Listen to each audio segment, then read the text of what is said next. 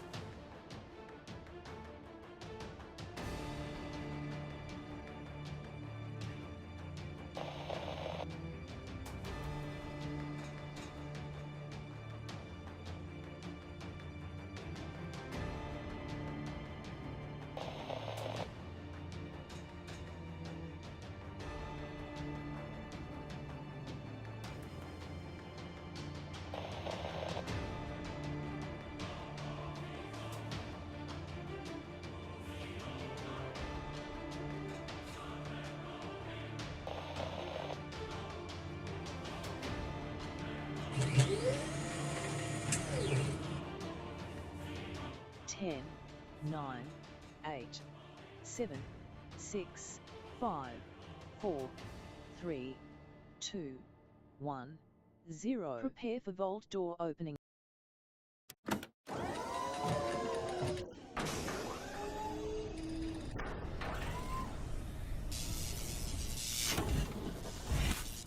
Hello and welcome everybody. Thank you for coming in, hanging out in the stream. I appreciate y'all chilling out in the channel. Has my voice returned to its sultry tones? I think it has. I have fixed the problem. No thanks to Microsoft and their sucky updater. Is my voice better, everybody? Let me know in the chat. Give me a thumbs up or a salute in the chat. If my voice is back to normal. Again, sorry about that on that last stream. That's you can blame Microsoft. That was 6, 7, 8 hours of my day sucked away. And then of course more hours today as I was fixing it today. Much better. There we go. It's still too loud. Well then go ahead and turn me down just a little bit then. I didn't turn the volume up at all. I think it's on your guys' end, but it's always been that loud. I am fairly loud, is anyway. I did check it versus my previous streams, and I am at the same decibel volume I was before. So, again, you might want to just crank my... Maybe you cranked it up a little bit before, so I just crank it down just a little bit, and I should be fine. So thanks for coming in and hanging out, everybody. Appreciate everybody in the stream. We're going to have a great stream tonight. We are going to get in and play, of course, well, let's get a ones in the chat. Oh, you already got them going on. Look at you go.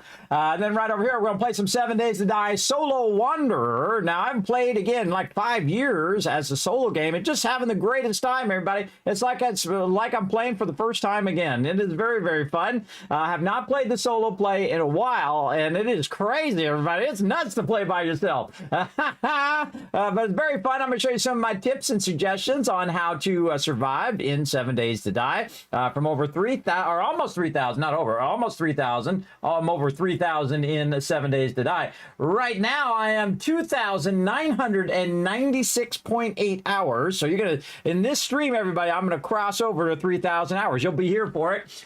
You'll be here in that epic moment when we cross over 3,000. That's nothing, everybody. I know people have 5, 10, 20,000 hours in a $10 game, everybody. A $10 game. Again, it used to cost $10. I think it's good at any price, everybody. I don't care if it's $80. This is better than most $60, $80, $100 games they have out now. Crazy, $100 for a game, everybody. Wow. That is way too much. I think it should be within, you know, smaller games, of course, 30, 40, 50, and then larger games, $60, $70 is, I think, the high end of what most people will pay. for those games. So if you go beyond that, it just breaks the bank. You got to think that's 1/4 of a console, everybody, or 1/4 of a low-level computer, 1/5 of a low-level $500 computer for just a game. You could, not buy 5 games and buy yourself an Xbox or a PlayStation or a low-level computer. One of those for sure. That's just nuts, everybody. That's just crazy. Let's see who's in the chat today. Dragon Wolf, massively early at 9:40. Look how early I was here working away on stuff. I usually I'm here about an hour before because I have a very complex setup. I got a lot of stuff going on at the same time. Want to make sure my audio was rock solid today. So if you do see any problems with the audio or the video or any of that stuff, just let me know. All right, just let me know. I appreciate y'all. Let's go ahead and give 1,000 Kiz caps to the chat for Dragon Wolf being the first person in the chat. Ditch in the chat. What up, Ditch? How you been doing, man? I saw your video took off. Everybody got thousands of views on your video over there on YouTube. Congrats, bro. Congrats. You definitely deserve it. See, look, you can be an awesome tutorial master as well. If I had more time, I'd do more tutorials, everybody. But I'm working on a bunch of stuff. I just don't have as much time, everybody. I'm an old man. I'm an old man. I wish if I was 25, I'd be crushing this game right now. I'd be crushing Twitch. I'd be way up there because I'd be working at it 16, 18 hours a day like I did in my 20s, and I'd just be grinding that sucker and really be doing a ton of stuff. But I do as much as I can. I can do a lot more than I used to be able to do, by the way. 9 years ago, I can barely sit at the computer for more than 30 minutes. And now, look at me now, everybody, playing these, 6, 8, 10, 12, 18-hour gaming sessions with you all. Very, very fun. And I'm very excited about doing it. So let's get into it. I don't know how long we're going to go today. We definitely want to get some 76 in this week, everybody. What I do is I go too long on Mondays, and then I'm too tired to do 76. We want to get some 76 with my crew also, which I love to do as well. I love to hang out with them over there and run around because Fallout is my favorite series of all time. But 7 Days to Die is absolutely one of my favorite games of all time. It's so incredibly great, everybody. It's so enjoyable. I get that magic feeling every time I'm playing it, especially when I'm playing with my team. I feel that's my favorite way to play. I love playing with my crew where everybody is getting the benefit. We had a problem over the weekend where we had crossed that threshold of 10 people. And 11 people, and learned that there's no way to get around that it reduces the XP to 0. I have my top speed looking on a mod or something that could help that. I even suggested it and gave it as a feedback. And I love how people reveal themselves, everybody. When you're older like me, you can just totally tell which people just only think of themselves and don't think of other people. So I gave that suggestion. Hey, have an option for an unlimited party for people who want to do that. And then also I can adjust the XP reduction when you have larger groups. And then somebody, I'm not going to say who, responded to me and said, there's no reason to have more than 8 people in a group. The people at the base, just do a separate party than the people at the base. Just leave them at the base, and then you take your 4 people and you go and you do the thing. And you can just tell that person's only thinking of themselves. It's so obvious. It's so they're so oblivious of how hard the people are working back at the base, right? They're back there doing the gardening. They're back there doing the ammo. They're making weapons. They're working really hard, everybody. They're putting 10, 20, 100 plus hours into doing all that base stuff, and they're really trying to help the group as a whole, and you're thinking, well, they're no big deal. They're unimportant. It gets me every time. But hey, that's that person's style of play. If they want to play that way, they can go ahead. I find that terrible. Unconscionable, as a matter of fact, to think of other people as unimportant because they're back at the base. Because they're back doing the gardening and doing the food and doing the ammo. They're not important enough to share in the XP of the group that's out killing the zombies. It kills me every time, everybody, when people just reveal themselves that way.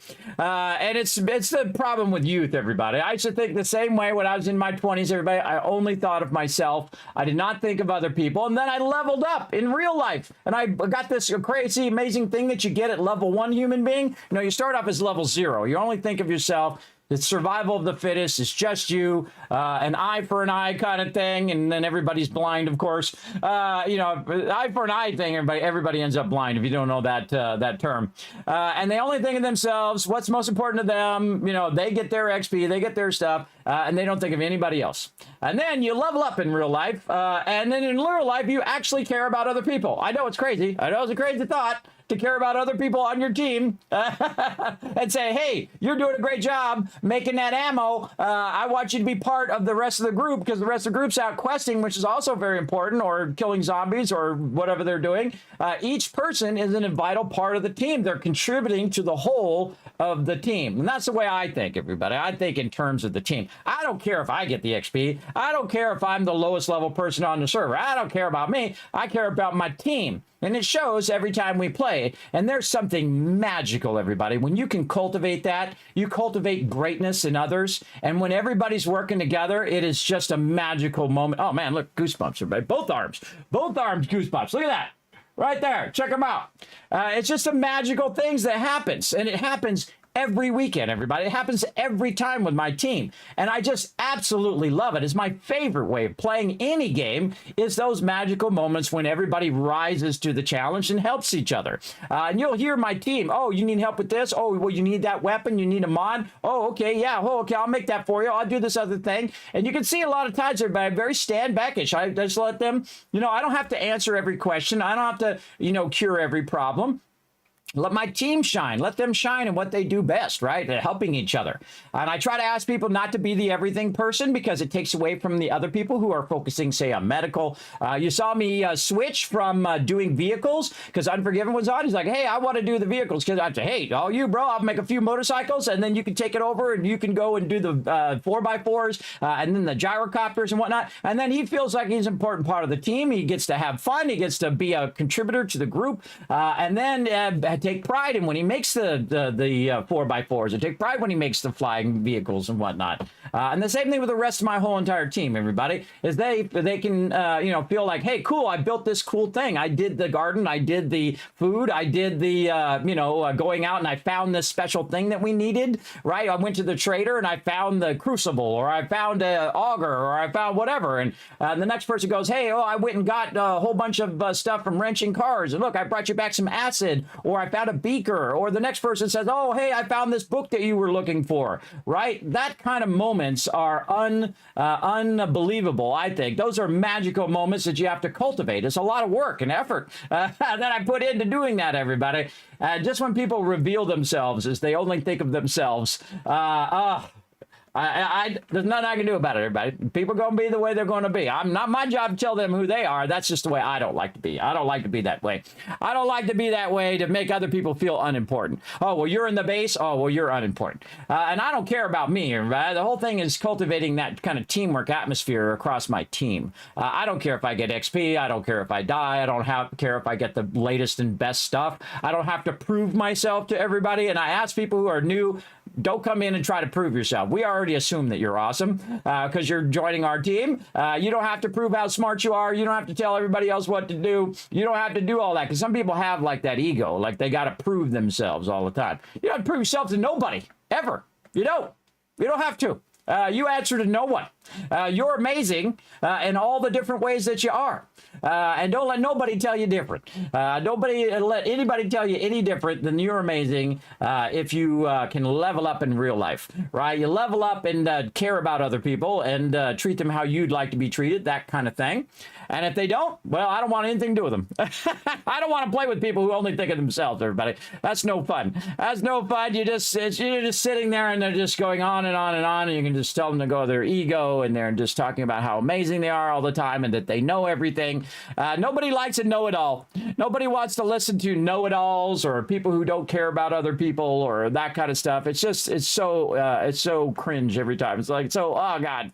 Oh God. Or the people who, like streamers sometimes, everybody, well, you owe it to me to subscribe to my channel because you're getting stuff for free or whatever. Oh God. Oh boy. They've never had to struggle for money, everybody. They have no perspective of the other person who's got, you know, $3 in the bank, right? And they can't afford to sub. And I don't mind you coming in and relaxing, taking it in, lurking my channel, never subscribing to my channel. I appreciate you coming in, hanging out in the channel no matter what. That's because I'm old school, everybody. We got old school up in here. I'm not that entitled kind of person. You know what I mean? Where I think you owe it to me kind of stuff. Oh, boy. Oh, boy, that stuff's still going on. That's been going on since my generation, everybody. Since people in my generation doing that, only think of themselves. That's pretty scary. So all I asked for was an option, everybody. Getting back to the beginning of that story, all I asked was an option. I didn't say force it on everybody else. I say, hey, if we could have an option on the server, you know, where I can choose to have unlimited party if I wanted to, and then I can set the XP reduction to whatever I feel is appropriate to, you know, balance the game and then have everybody in group together. I think that would be amazing. But that's okay. We'll just keep using the unlimited mod until they either add the option or they don't. And that's the thing, everybody. I always put it as a suggestion. I don't just say, oh, you must add this thing or I require you to add this thing. That's very entitled, everybody. You say, hey, this would be great. I think this would be a great option for the people who need it, and the people who don't want it, don't turn it on. I know, crazy, right? Everybody has their own options, so they can choose what they want to do. I know, it's crazy. I think it's hilarious to me, by the way. I think it's hilarious when people reveal themselves as very selfish like that. Very scary. All right, what's up, Raz? Thanks for coming in, hanging out. That's my little opening story for you all today.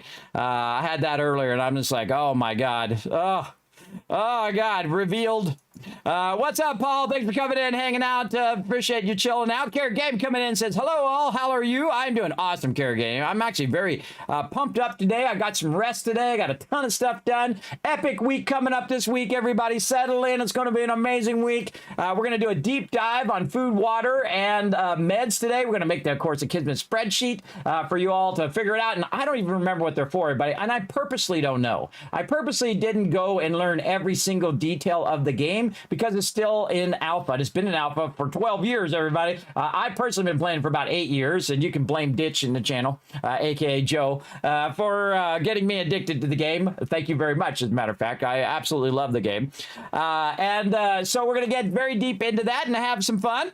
Let's go. Let's get it going. Oh, you did the poly thing. Well, there you go. I'm going to go ahead and give 1,000 kiss caps also for the first person that redeems that poly pop reward. It's kind of like a running joke in my channel, everybody. I did that as a test, and then it just like magically never goes away. No matter how many times I delete it, it just keeps coming back. So I just leave it in there, and the first person who does it, I just give 1,000 kiss caps out because I think it's funny, and that's how those things are born, everybody. Yes, very much. Much better. Thank you, Kara Gaming. Thank you for that feedback. Appreciate it. Lots of ones in the chat. Thanks for all those ones there, Dragon Wolf, Space Bungie. We got Paul in there with a 1, Raz with a 1. Jonkers very much throwing them ones in there. Look at that. You guys got a, what is that? 1, 2, 3, 4, 5 times combo. Boom, boom. Another couple thousand caps for having my back. Let me know everything's working. I appreciate that. Jonkers bringing in that sweet Kismet love train. Like it, like it. Gorg's also getting his Tycoon twist on in the chat. Those are among my favorite things I've ever done. You have no idea how much hard work that was, everybody. For that tiny little dancing emote right there, that is full size. That is full size. So I modeled it. Then I had a person actually make the rigging for it. That's the part that, you know, all the bones and things so you can animate all of the thing. And then I went in there and hand animated all of that. Hand animated all that. And then, of course, instead of it being full size, I made it into a tiny little animated icon. So I think maybe a little overkill on that. But I did make another thing. Now, the whole point of me making those things, by the way, everybody, was for my kids when they were like 8. That was like, 10 years ago. I started that adventure with that, and I was going to make like little kid shorts, like little things where I put like the love train in there, and then they all dance and do stuff like that for my kids. And so it took me 10 years to get it done. But I did eventually do it. It did eventually make its way in there. I don't know what it is about this left one, everybody. I don't know. Maybe it's just my earlobe. It pushes against the side of my earlobe on the left one. The right one's fine. It's the left one. Maybe my left earlobe is different from my right earlobe. I don't know. Maybe more sensitive. I have to adjust it from time to time. Otherwise, it pokes my ear. But overall, the sound on these things are awesome, everybody. I'm going to try them for about a month before I tell you what they are. And then if they are awesome, then I'll let you know. I'll put it on my website and stuff like that, of course, eventually. Hey, Kismet chat. Hope everybody's doing awesome. I am doing awesome, Dragon. Well, thanks for coming in and hanging out. The reveal wasn't surprising either. What reveal? I forgot what the reveal was. Tell me what the reveal was. You got achievement for dying in the game? Yeah, me too. You actually can die a bunch of times to get it. I see it, by the way. You can see it on Steam. All the people who have died or got certain achievements. I love that. It's pretty fun. You're not surprised by that? I know, right? Some people just don't. They only think of themselves. It's pretty crazy. Why I play with Kismet? Explained right now. Exactly, Dio. Exactly. You're an important part of the team. You're doing important work. You're in there doing, you're helping sort. You're doing the gardening, plus, going ham on mobs on Horde Night. That's an important part. Fantastic fatness. I love the name. Just subscribed right over there. Thank you very much for that sub love. We're going to replay that again when we get my other screen. They don't play on, my alerts don't play on this screen so I can talk. Love old school. Yes. Caring about other people, right? I know. It's crazy. We can tell you're pumped. It's infectious. I think that's the best way to play a game, everybody, is you play it because you love it. It'll be infectious to other people. It's kind of like smiling. You smile, and it makes other people want to smile. It does. It works pretty good, actually. It really helps people when they're having a bad day. I don't even say stuff to them. I just smile at them. Just smile, and you're radiating a little bit of love to them, everybody. I think it works great. Works pretty great. Hey, Robert James in the chat says, hey, Kismet, hello, welcome. Thanks for coming in. Yeah, getting them kids caps there, Junkers. Very nice. This is like my favorite thing to do, by the way, is talk to chat. I do it all night long, but I do want to play some 7 days. Dio coming in with the ginormous one. You can't see it over here, but in the chat, you can see she's doing some gigantic emotes there, which I like. I can unsmall it. There you go. The one in the FTP Discord. Yes, right. You like that ditch, how he just reveals himself as only thinks of himself and doesn't think of the people back in the base. Oh, it's so painful when people reveal themselves like that. I think it's pretty rough. Landrew, thanks for coming in, hanging out. I appreciate you. Hey, if he wants to play that way, more power to him or her. I don't know if it's a her or him, everybody. I don't know, and I'm not going to bother to find out because I can tell already the way that they like to play.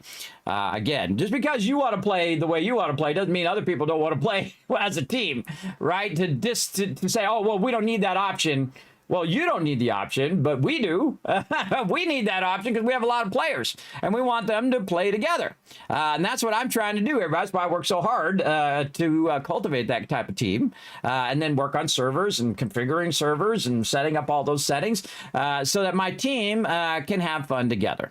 You can always play solo, or you can play, 2 or 3 man separate. But if you want to play in a large group, you got to think about the whole group and not just the, few people who are out just hunting and stuff. That's no fun. Hey, Foggy, what's up? Thanks for coming in. No fun for me, anyway. What's up, Foggy? Thanks for coming in and hanging out. Hems in the chat. Hello, Hems. You're in early today. You got today off? Thanks for coming in and hanging out. Trickmaster, what up, BMX Trickmaster? I used to have a BMX when I was a kid. Yes, I did a lot of tricks, and I also flipped off the handlebars a bunch of times. That's why I have big bumps on my forehead. I thought I was the trick master when I was a kid. There's a thing. It was probably like 3 feet high. This cement thing went by the play yard, and I got up there on my little BMX bikes, and I tried to go off of it and then land, right? I was doing this trick in front of all my friends, but I didn't pull up in time, and my wheel hit the edge of the cement. It was like rounded cement that went flat like this, and it launched me like a catapult. Boom, landed right in my head. Bam, right there. I had a big bump. I still have it to this day. Over here. It's right here. I still have it to this day. I landed on my head on the concrete and flipped into the dirt. And then, since, they didn't have phones in those days, everybody, other than pay phones, I had to get on my bike after that and ride home. Yes, and then I had to go to the hospital, and I passed out in the hospital from a concussion. Yes. But it was fun, and I would do it again. You know why? Because all of those things make you who you are, everybody. Every mistake, every wrong turn, every this way or that way or crazy thing that you've done in your life make you who you are. So don't regret those things, everybody. Lean into those things. Say, yes, I climbed trees, and I did this, and I did these crazy things, and that's who made me who I am today, because now I know not to do those things. Because those are very dangerous. There you go. Oh, you raced BMX when you were a kid? Your grandfather built a racing track on his land. Oh, I like your grandfather already. I like them already, big time. Yes, and I used to go out to the desert. We actually had BMX motorcycles too, and we had a go-kart. My parents had. We go out in the desert and we get crazy out there, but we have a great time. Me and my older brother. Not all there. I still my brother, still love him. A little crazy. A little crazy. Yeah, you're back up on Thursday. Couldn't sleep, so I decided to play Once Human, watching you on 7 days. There you go. Yeah, Once Human, very addicting. Look out for that one. Look out for that one. I got that one on the list. We'll circle back maybe. We'll see. We'll see if the team wants to play it. But right now, we're going to play some 7 Days to Die and get into a deep dive into food, water, meds. Let's go.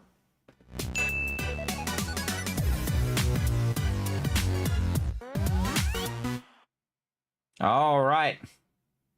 Let's do it. Spawn. Move me back in the middle. All right, so what we're going to do, everybody, is we did a deep dive on armor and all of that. Thought of some armor sets. Now I'm playing as the nerdy priest right now. Oh, well, no, I don't got, I got the full nerdy thing on. I'm playing as the nerdy priest, which I think is hilarious. So we're going to drop on down. I have the Kismet kill box up on the top. I got a quick and easy underground base here. Really easy to do, everybody, especially since the early part of the game. Let me get my actual priest outfit on here so you can see the nerdy priest. There we go. Which I think is awesome. Now, the benefits of this particular one is that you're getting more XP from your hat.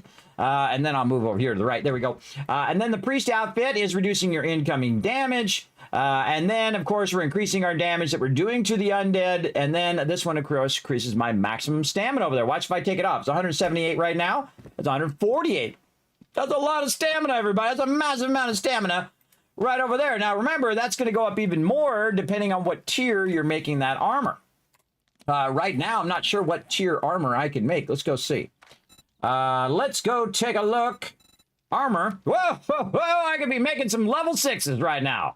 Oh, we're going to put that on the list. Make some level 6. Now, I always kind of write out a little idea of what I want to do each stream. And, of course, you know, I just let it flow as I feel like I want it to go. But definitely we want to get into a deep dive of food, water, medical, and do all of that. You can see right now I'm on Recog, almost there, 35 of 40. I've got some other meds that I can make. I often do not make the meds or make any of that stuff, and the reason why is I let my team do it, and I've been kind of waiting around for it to go release, right? And now that it's released, we can deep dive into all of those things because now it's more set in stone because they've changed it a lot over all the years.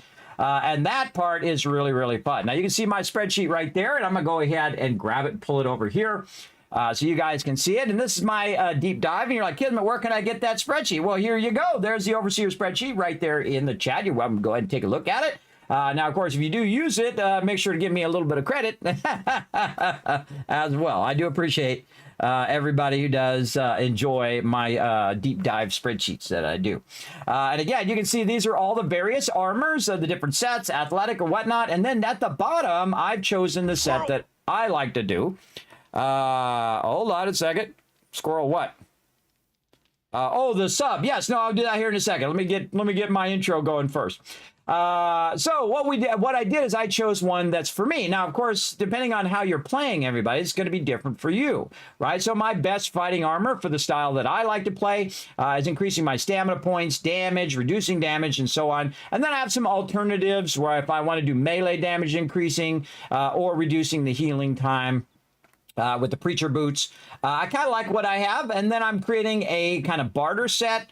So I'd have the enforcer glasses and reduce encumbrance, but I kind of feel like this is better as part of a looting set. So you're reducing your stamina when you're salvaging, you're increasing your resources when you're salvaging, increasing your loot stage, which is awesome, the rogue hat, and then reducing your encumbrance when you're actual looting.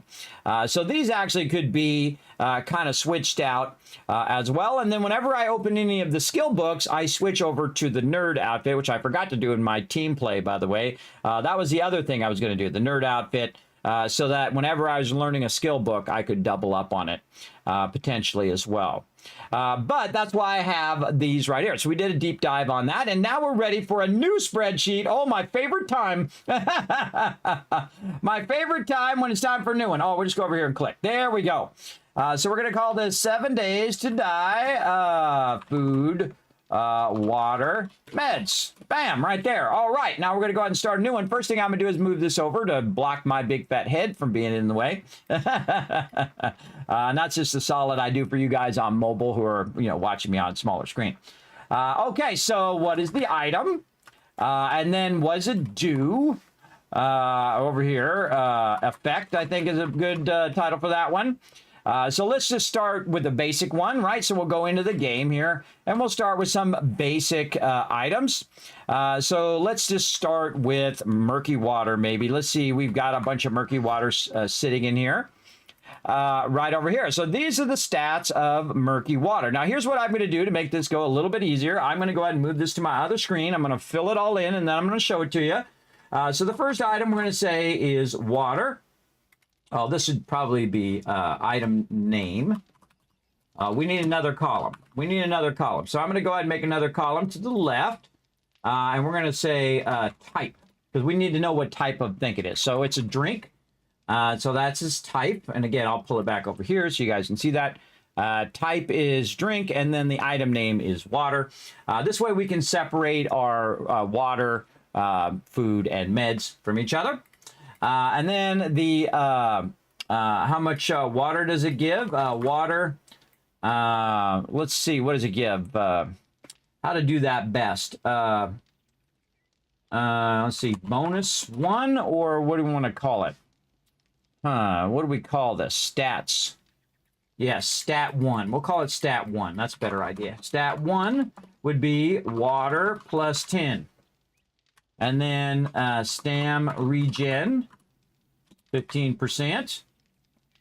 Over here. Now, see, the columns would be different based on what the item is. So if you go to water, you can see that the water has dysentery in it, and this one has dysentery 12% chance. This is going to have 0% chance, right? So those are different. But if you go to coffee, you're going to see that now it has cold resist. So that's going to be a different option. And then also there'll be a duration. Kind of feel like we want to put duration first. So let's go ahead and put duration in there. And then we make that one real small. And then stat 1, which we'll go ahead and center a bunch of this over here. I'm going to make it a little smaller here. There we go. We'll center all of these other columns. I'm just going to talk you through it while I'm doing it. And then actually we could just say stat 1, stat 2, stat 3 kind of thing. Yeah, let's just do that, because then we can change these stats further down the road, meaning that when we get to something that it's not giving you water, we could change it to whatever we want to do. Okay, and again, we're doing murky water right now, actually. We should do murky water first. Murky, because this is the one you get first in the game. So we're going to start with that. Now, I would go back later and alphabetize it, because it's easier to find stuff via alphabetize. Now, if it doesn't have a duration, I'm just going to put NA for it doesn't have a duration. And then health, -5. Oh, I didn't know it did that. I didn't even bother to ever even look at that. And this is what happens when you deep dive stuff, everybody. That you really get into it and you go, okay, what's this doing? So if I drink that, I have 12% chance of getting dysentery, which means I'm absolutely going to get it. That's my RNG, everybody. It's got a -5 of my health, which I didn't even remember that.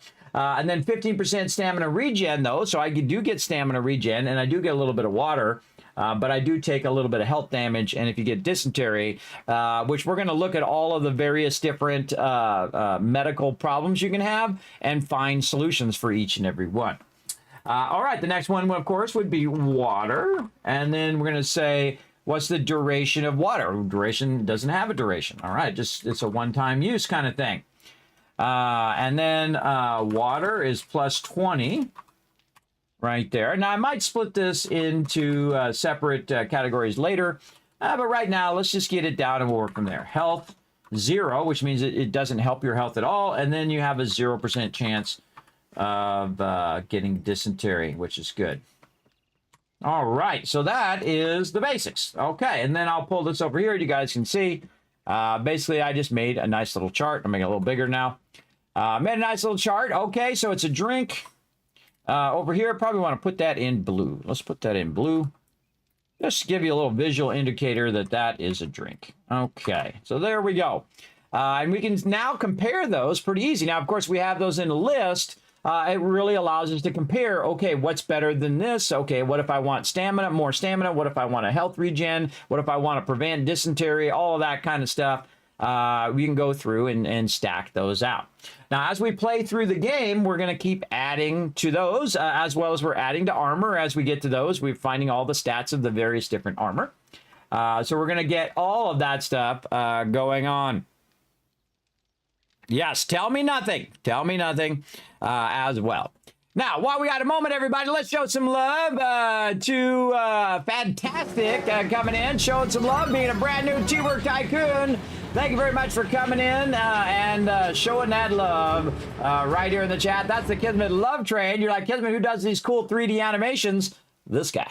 That's who does it. That's who does it all, everybody. I do all the work other than some modding of my chat, everybody. Anything that you see me do, like videos or animations or graphics or things of that, I do myself as well. Because, one, I can't afford anybody else to do it most of the time, though I do try to spread around some love to various artists, like for emotes and things of that nature. But mostly I do it myself because I also love graphic design. I've been a graphic designer for 30 years.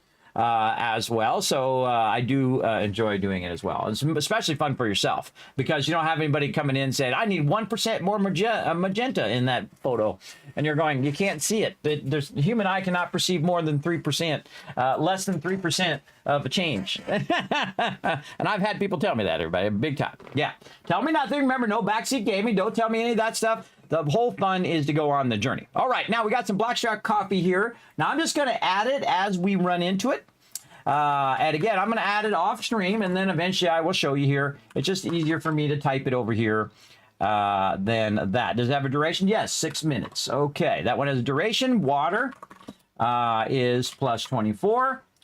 Stam regen is 25%. Ooh, that's much higher than 15. Cold resist is 10. And again, this gives you a deep insight because you can see them all at the same time. It's kind of like seeing a map, right? If you're just seeing a section of the map, you get one view of it. But if you can see the whole map, then you're like, oh, okay, I get how far away this is from that and this is from there. It really does give you a deep insight. And that's why I like making spreadsheets. Now you're like, well, Kim, you can just look it up online. I could, but I'm not going to.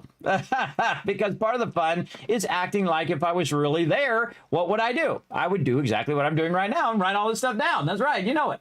All right, and then we're going to make another section, and that section is going to be food. And we might give that a nice little light brown over here. And again, I'll show you that over here. See, I'm adding another section for food.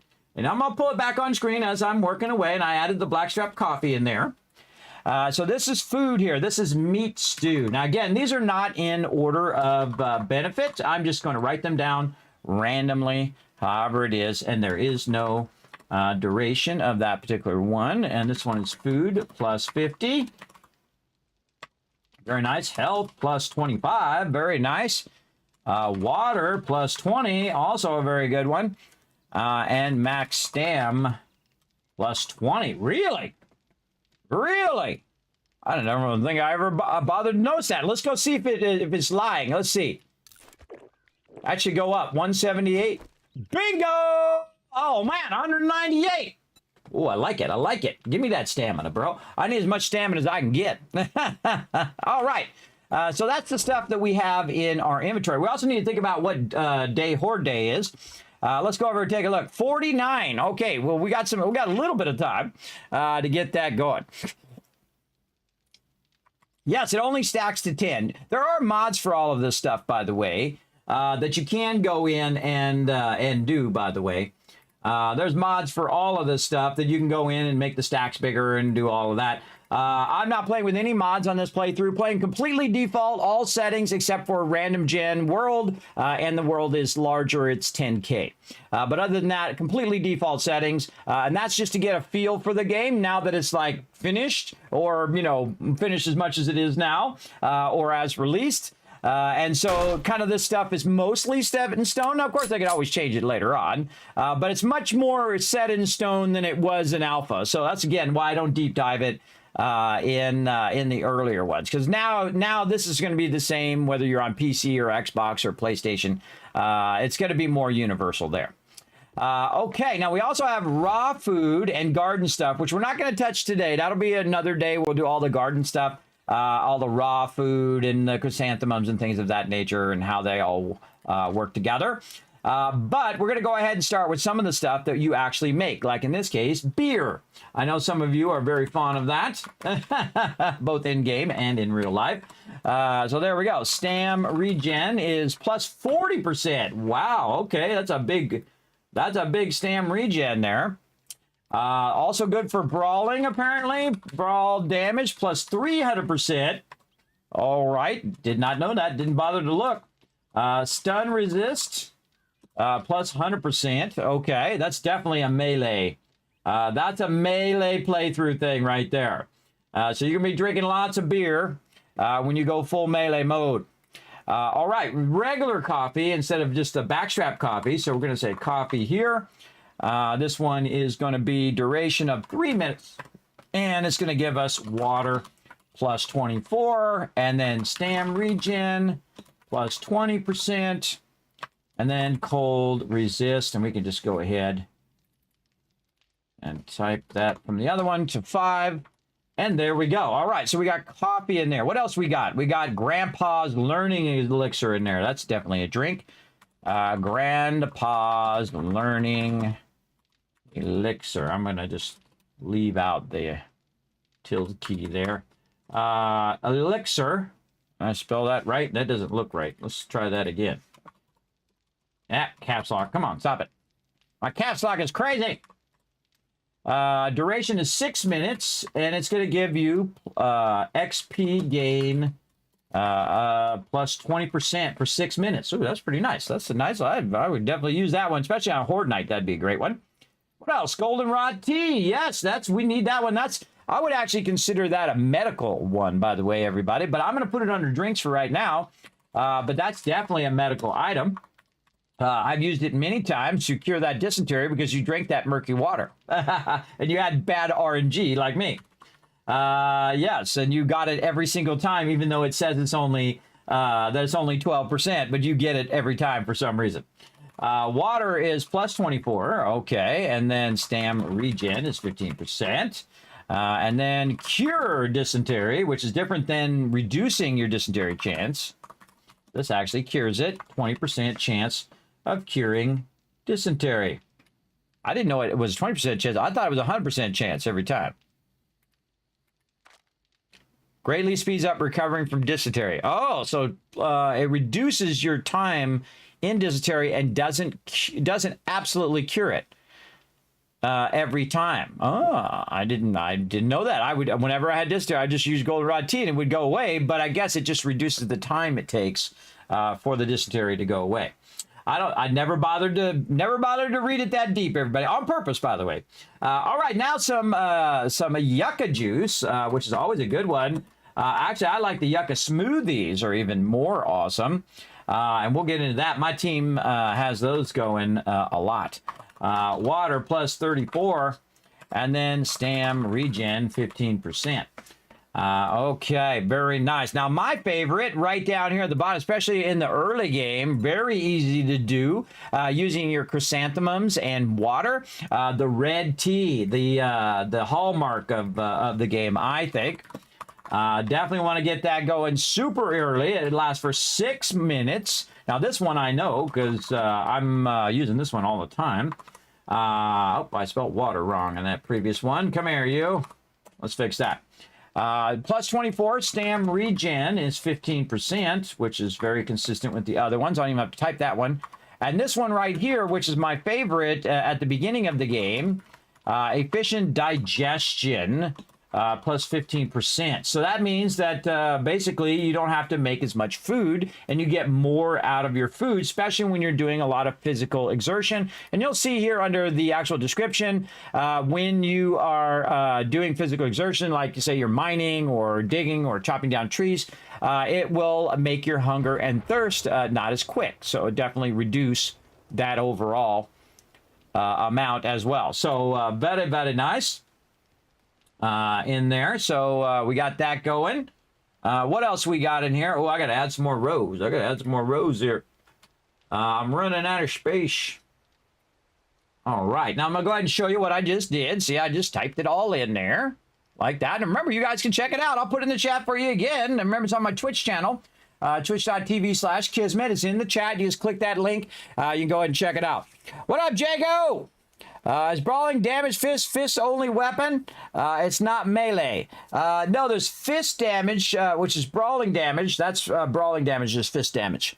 And then melee damage is when you have like those like things like the universal things with the little screw and the knife, those universal pocket knives, you know, where you got like 100 things on it, utility pocket knives.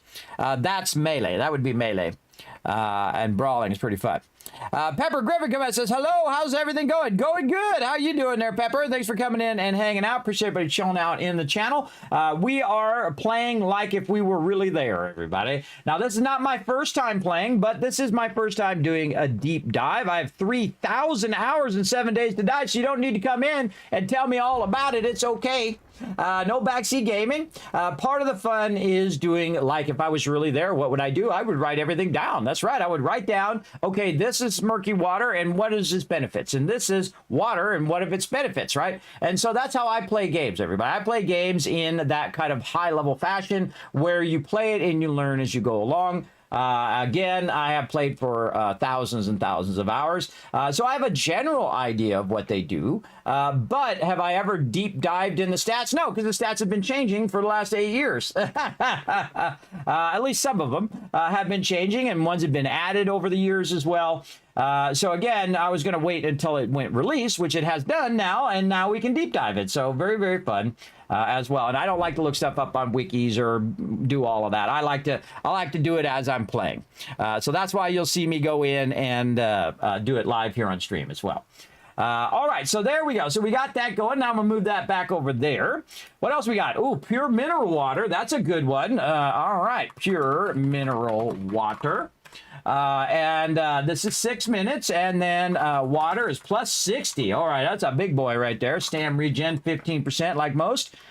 Cured dysentery. I did not know it cured dysentery. I have not looked that closely. Very much you can use goldenrod tea or pure mineral water to try to cure your dysentery. Awesome.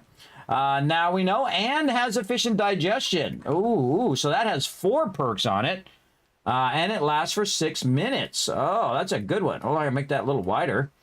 And so efficient digestion is very similar to red tea in the fact that you have better food and water digestion while you're exerting yourself. Cure dysentery 20%, which I don't really need because I try not to get dysentery in the first place. I think that works a little better. I'm just throwing it out there. You guys decide what you want. All right, Mega Crush. All right, let's add Mega Crush to our spreadsheet here. And Mega Crush is 6 minutes. And it's going to be water plus 60. And then Stam regen 15%. Again, very thing. Oh, run speed. Ooh, I like me some good run speed. Plus 50%. I feel like I want to do all of these at the same time and just have crazy buffs going like that. I'm very much in Fallout and other games like 7 Days to Die and Ark and all of those. I'm very much a slacker when it comes to food and water and those kind of buffs. I typically play without all those buffs. Now, if you're playing something like World of Warcraft, everybody, your whole entire team is relying on you to have your buffs properly squared away. So I do know how to use buffs, and I have used them at the highest level in 40-man dungeons. And we used to run dual 40-man dungeon raids back in our World of Warcraft days way long ago, and in other games too. And so you do got to have your buffs squared away for that reason, because you don't want to not have your flame resist and be the person who's taking the flame hit from the dragon or whatever. If I'm still alive. I get it, Trader Rec. You don't have to keep telling me that every time. All right, another thing I would consider a medical item would be the jar of honey. So let's put that down, jar of honey, right over here. And of course, it doesn't have a duration. And let's see, this is food plus 8, which is not its big use. Health plus 2, which is also not very much. But hey, a little something, something. Max Stam bonus, no. Why even put that on there? Max Stam bonus, no. Why even have that if it doesn't do anything? That's funny. That's funny. All right, and cure infection is the most important thing. 5%. All right, so that's going to help your infection up to 5%. So if you have more than 5% infection, there are really 3 ways to fix it, right? You can use jar of honey and wait till it runs down, then use another one. You can use antibiotics or eat some glass. I'm not kidding. You can actually eat glass in this game and kill yourself. Yes, you can die, and that cures all of your ills, everybody. It does every time. It also helps with your food and hunger, too, if you're out of food and water. We've used it very effectively in our team play as well. Now, I do play with my team. Sometimes we have up to 12 to 20 people on the server. I think the most we've ever had was 20. In the past, I think last night we had 11, which is a lot. That's a lot of peeps working together, which I love to see. Now, all of these other foods right here, we're going to circle back to those, everybody. This is going to be under gardening and food crafting. So we're going to circle back to all of these other foods. But these foods are like, they add a little bit of health and food. And, they some of them give you other stats, which is the one that gives you, oh, I can't remember. I think it's this one. What is it? There's one of these that gives you 3. Oh, right there. The country cock gives you food, health, and water, but not much, as you can see. Again, that's this one just gives you food and health, where this one actually gives you a little bit of water as well. Some of these give you a little bit of water. Oh, there we go. Chicken soup, same thing. So you get a little bit of water from it as well. But we'll come back to those when we do like gardening and kind of what I consider to be raw food, because this is raw food that you use well, some of these are. You use raw food to make other items that are better, other food items. And so we're going to get to the food items, and then we're going to circle back and do all the garden stuff another day. We're just going to start with all of that. Now, I made a little bit of everything so that we can utilize those. Now, let's go in here and see what we got. Glue, do not eat that. That's not good. A lot of red tea, very nice. What do we got over here? Nothing? Okay. Anything else in here? No. Okay, good. Now, this is raw water in here, and you can see I got just a smidge of water going. And over here, you can see I've got a lot of murky water. Now, I don't bother to do the all right, I'll go over here. I don't bother to do the water purifiers. I feel like for 6,000, I could get something better than actually doing that, because I can literally just walk down here, take my murky water, and you see I'm stacking it up here, and just convert it into water. It's very easy to do at the very beginning of the beginning of the game. You can see I'm also using an advanced technique where I actually have my dew collectors underwater, or underground, not underwater, underground. And the same thing with my farm. You can see it goes, that's 15 levels up. And of course I have 2 levels of farms as well. I have the upper farm and the lower farm here. And basically it's bringing the light from in there. So I dug a hole all the way down here and then put some bars there so it could transfer that light through the bars. And you can actually have your garden and your water underground, and it is incredibly OP, everybody. This is so OP to have an underground base. In fact, it's so OP that me and my team do not do underground bases anymore because they're just too easy. I could turn the game all the way to its maximus mode, the hardest it could be, set it to 10-minute days if I wanted to. We usually do 20-minute days. I'm doing default days on this, about an hour long, but we could still absolutely crush a game, because within the first 7 days we'd have an underground base and no zombies. You see any zombies bothering me down here? No.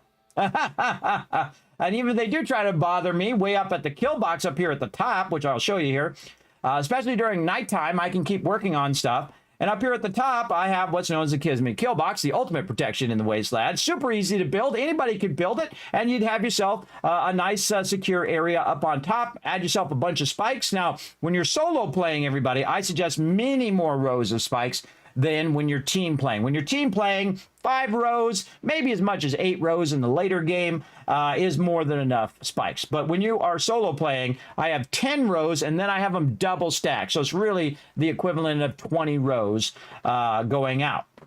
But I'm testing some things with the double stacking and sinking them. The problem is that the people have the zombies, instead of them walking on top of the spikes and destroying the spikes as they're trying to get to me, they're just walking right through the middle of the spikes, which they're not supposed to do. They're not supposed to be able to get all the way here without actually destroying the spikes, because that's what you would have to do as a player. As a player, you would have to basically try to walk through those spikes. You could jump over the spikes and go that way.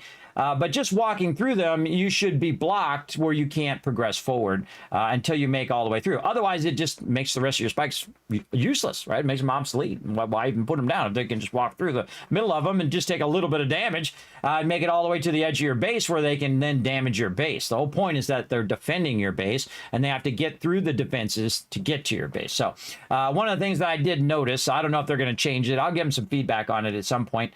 And let them decide, and because it's their game, they can decide whatever they want to do. I'm not telling them what to do, but I just give them suggestions, let them do what they want to do. So you can see I picked that up. And then over here, we have our garden going, and of course, we have our lower garden and our upper garden. Again, this is 9 high for the 2 different levels. Now, of course, my patrons are going to get a copy of my thing. Oh, I didn't open it up. Hold on, let me go over here. I always forget, everybody. I forget to open up my little design because I got it in my head too, so I don't really need to reference it. But oh, hold on, let me move this over here. Over here, there we go. And we will open up our modular solo base. Here we go. Yes, okay. And I'll give you a little sneak peek of it, but I'll show it on stream when I'm done. And that is right here, everybody. You can see I pre-designed it in a program called Illustrator. And actually, I'm using a new program, which you saw was not Illustrator when it came up. It's actually called Affinity something else. Affinity Designer. Affinity Designer number 2. Now, I have used Adobe products since they began. That's right. Photoshop 0.09. Before it was 1.0. Illustrator 1988. That's right. Way back in the day. Pioneered all of that, everybody. Used the first programs that did graphic design. Used the pre-press systems, which cost $250,000 to $500,000. More than my money, but somebody else's money. I used their systems as a pre-press and graphic designer, the highest tier that you could be at. And I pioneered all these programs. But Adobe's been doing some shady stuff, I found out. And so if you do shady stuff, I don't want anything to do with you. I don't want anything to do with them, even though I have used their product for 30 or 40 years. I love their products. But if you do shady stuff with your customers, kids are going to peace out. That's it. And if you guys want to know more about it, you can search it up, but I'm not going to go into it. I'm not like a drama stream where I go into every little bit of drama. Though, check your Intel processors too. I tweeted about that as well, everybody. And I'm going to try this program out for about a month. I just added it, I think, last week. And I've been trying it out and see if I like it. Very much is like Illustrator and Photoshop. It did cost, I think it was on sale for 50% off. So instead of like $160, it was like $89. Now I pay $70 a month for the past 10 years for the Adobe suite. So if you take that, and just assume we have 10 months in the year. Let's just not cut the other 2 off just to make the math easy. That's $700 a year times 10 years, that's $7,000 I've paid to Adobe to use their software. This software only costs one time. That's right. It costs you right now. It's half off. So it costs you, say, $90 forever. That's it. You only pay the $90. You don't pay the $7,000 like I did. Imagine how many times I could buy that program over and over for the $7,000 I spent on Adobe products. Right? But I use those Adobe products, and they are exceptionally great. And they're the industry standard, obviously. But if you're going to be shady about your canceling process and all of that other stuff, I'm all, I'll go try an alternative. And then the price that I would have paid, the $70 I would have paid to just have the Adobe products for 1 month, I now can pay, and then I get to keep the program forever. Like it used to be, by the way. I used to pay hundreds of dollars for programs, like $600, $700, $1,000, $2,000. I paid $4,000 for Maya. Yeah, I paid a lot of money when I had money back then, everybody. I got to buy the cheap stuff now. But when I had lots of money, I could do that as a designer. Plus, also, it's part of the business. So, you can write it off on your business and whatnot. But this right here is just as good, and it is cheap, and so I highly recommend it. But I'm going to try it for about a month. If I see any issues with it or anything like that, or if they act shady, then we'll see. But right now, absolutely excellent. Excellent program. Very much reminds me of Illustrator. It's easy just to dive right in if you already know Illustrator, or if you don't know anything. Easy to dive right in and try it out. So, again, that's Affinity Designer is what I'm using. Then there's also one Affinity Photo as well. So you just pay the one-time fee. So if you can't afford to use the Adobe products and you are looking for, there's a bunch of free products out there as well, by the way, everybody. The funny thing is, everybody, I spent $4,000 on Maya, which is like the highest end program that I would want to use because it does everything. It does, you know, movie level stuff, animations and whatnot. And I learned it and it was a very awesome program, except for the way that Blender has their setup. And the fact that it's free, and the fact that it is designed like an artist would look at it and not such an engineer technical person. Maya is amazing, and it has every tool you possibly would ever want in there. And plus, you can get tons of plugins for it. But it's designed in such a way as an engineer would do it, and not an artist who's just coming in and wants to make something and design something and animate something and whatnot. It's very much, it's so technical. It has so many programs and sub-programs and all of the tools and all of that stuff, and you have to know what menus in this, and it's got 50 menus of stuff. It is very technically advanced, and I consider myself very technically advanced, but even for someone like me who's been around in computers for 40 years, it is still a burden, I think, to have to go through that much menus and whatnot when you just want to jump in and do small stuff. Now, if you need it, awesome. Now, I wish I had that $4,000 back now, but such is the way it goes, because I don't use it at all now. I don't use Maya at all. I use Blender for everything. You see my opening animation? That's all done in Blender, the Kismet Love Train, all of that stuff. Now, the Love Train, just a little caveat, the Love Train was originally done in Maya, and then I exported it to Blender, and now I do everything in Blender. It's free. Go get it, download it. Get your 3D on, everybody. It's pretty awesome. Also, I have some videos on how to get started in Blender. I almost forgot. My YouTube channel. So you can go over there and check it out. I have a graphic design playlist, so you can learn about Blender. You can learn about basics of 3D. You can learn about the basics of design and proximity and space and colors and all those other fun things. All on my YouTube channel, youtube.com/KismetVP. So feel free to check that out. There you go. What about an alternative to After Effects? Do you know some? Yes, Thermos. You know what it's called? And you know what it costs? $0. It costs nothing unless you want to get the pro version. I have it right down here. Let me grab it right down here, and I will load it just so you can see that I use it here. I actually have spent thousands of dollars. There it is, DaVinci Resolve. It is totally free. That's right, on any platform. You can see, look, I'm making all my videos there, everybody. Yes, it is totally free. I have different things for 1080p, for shorts, for different other things that I did, like announcements, stream cut downs, 720 videos, which I use actually sometimes for effects because I don't need it to be 1080 because it's just going to be down in the corner and stuff. So DaVinci Resolve is totally for free. Now, there are some pro features that you might need, and that costs $280, I think it is, and it's a one-time cost. You pay the $1 forever, you get free updates. Yeah, that's how programs should be, everybody, like that. That's how I'm willing to support that big time. Now, here's the thing, everybody. I've had Final Cut Pro since it came out.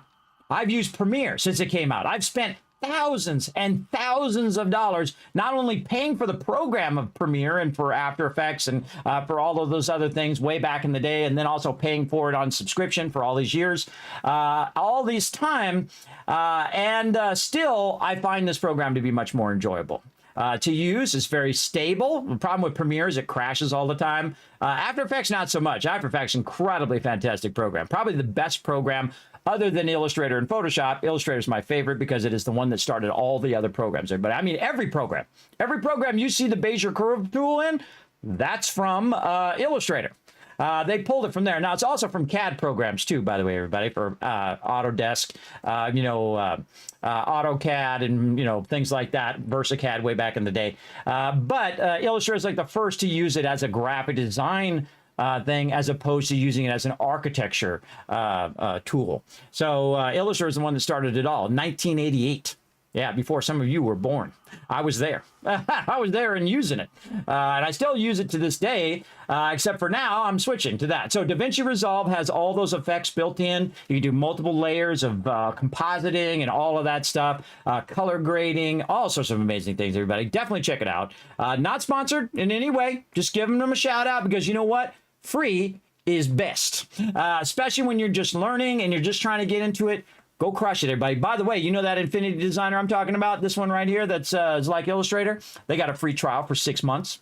That's right. You go download it right now. Try it out. Give it a go. Same thing with Affinity Photo. You got some photos you got to edit. You got some things you got to color correct or do whatever to. Go get it. It's free. It's free. You can try it out for 6 months. Now, I know I'm going to use it. So, and there was a 50% off deal. And I can tell you, I've spent more than $89 on software. I've spent tens of thousands, hundreds of thousands of dollars on software over the 40 years that I've been doing it, everybody, for a very long time, since the 80s. Yes, very much long time. Spent a lot of money on that and a lot of money on computers, too, over the years as well. But it's a tool, everybody. That's the way I look at it. It's like a phone or maybe even something that holds your water like this. It's a tool for an end thing. So again, I never found one so good as After Effects. After Effects is exceptional. It is probably one of my favorite, or if not my favorite, effects program of all time. I have done stuff that has 900 layers. Yes, a lot. I've done a lot of After Effects compositing. And actually, I do a lot of fun things as well. Candybee's coming in. What's up, Candybees? We're talking a little bit about graphic design software while I'm actually running the clock on my Fortnite, which probably should have paused. There we go.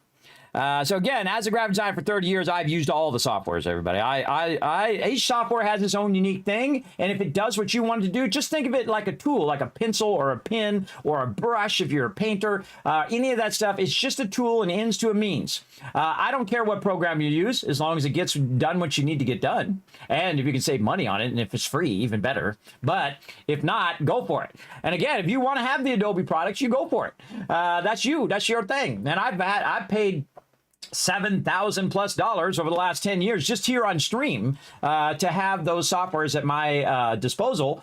But if I see an alternative and I can just pay $80 or $90 for that alternative, and I don't have to pay that $70 a month I've been paying, guess what? That $70 is almost the paying for the Affinity Photo is almost 1 month's worth of payment for the Adobe products. And I can use the free DaVinci Resolve to do After Effects and do compositing of different angles and different sizes of different formats, and then just output and let that stuff render, and it renders fast. If you want to do titles and have it auto do all your titles and your closed captions, the Pro version has that, as well as a bunch of just absolutely massive amount of plugins and stuff. And that's one of the great things about After Effects and Premiere and all this stuff is all the plugins and whatnot, just like mods for games, everybody. That's the way it is for graphic designers. We've had those kind of plugins for many years. Maybe you want water, you want to do water simulation in Blender.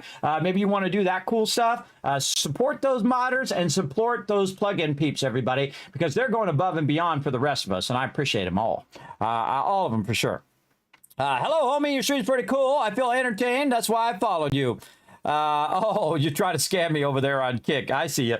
I see you're doing your scam stuff. Hold on. Let me go ban them, everybody. Hold on. Scammers.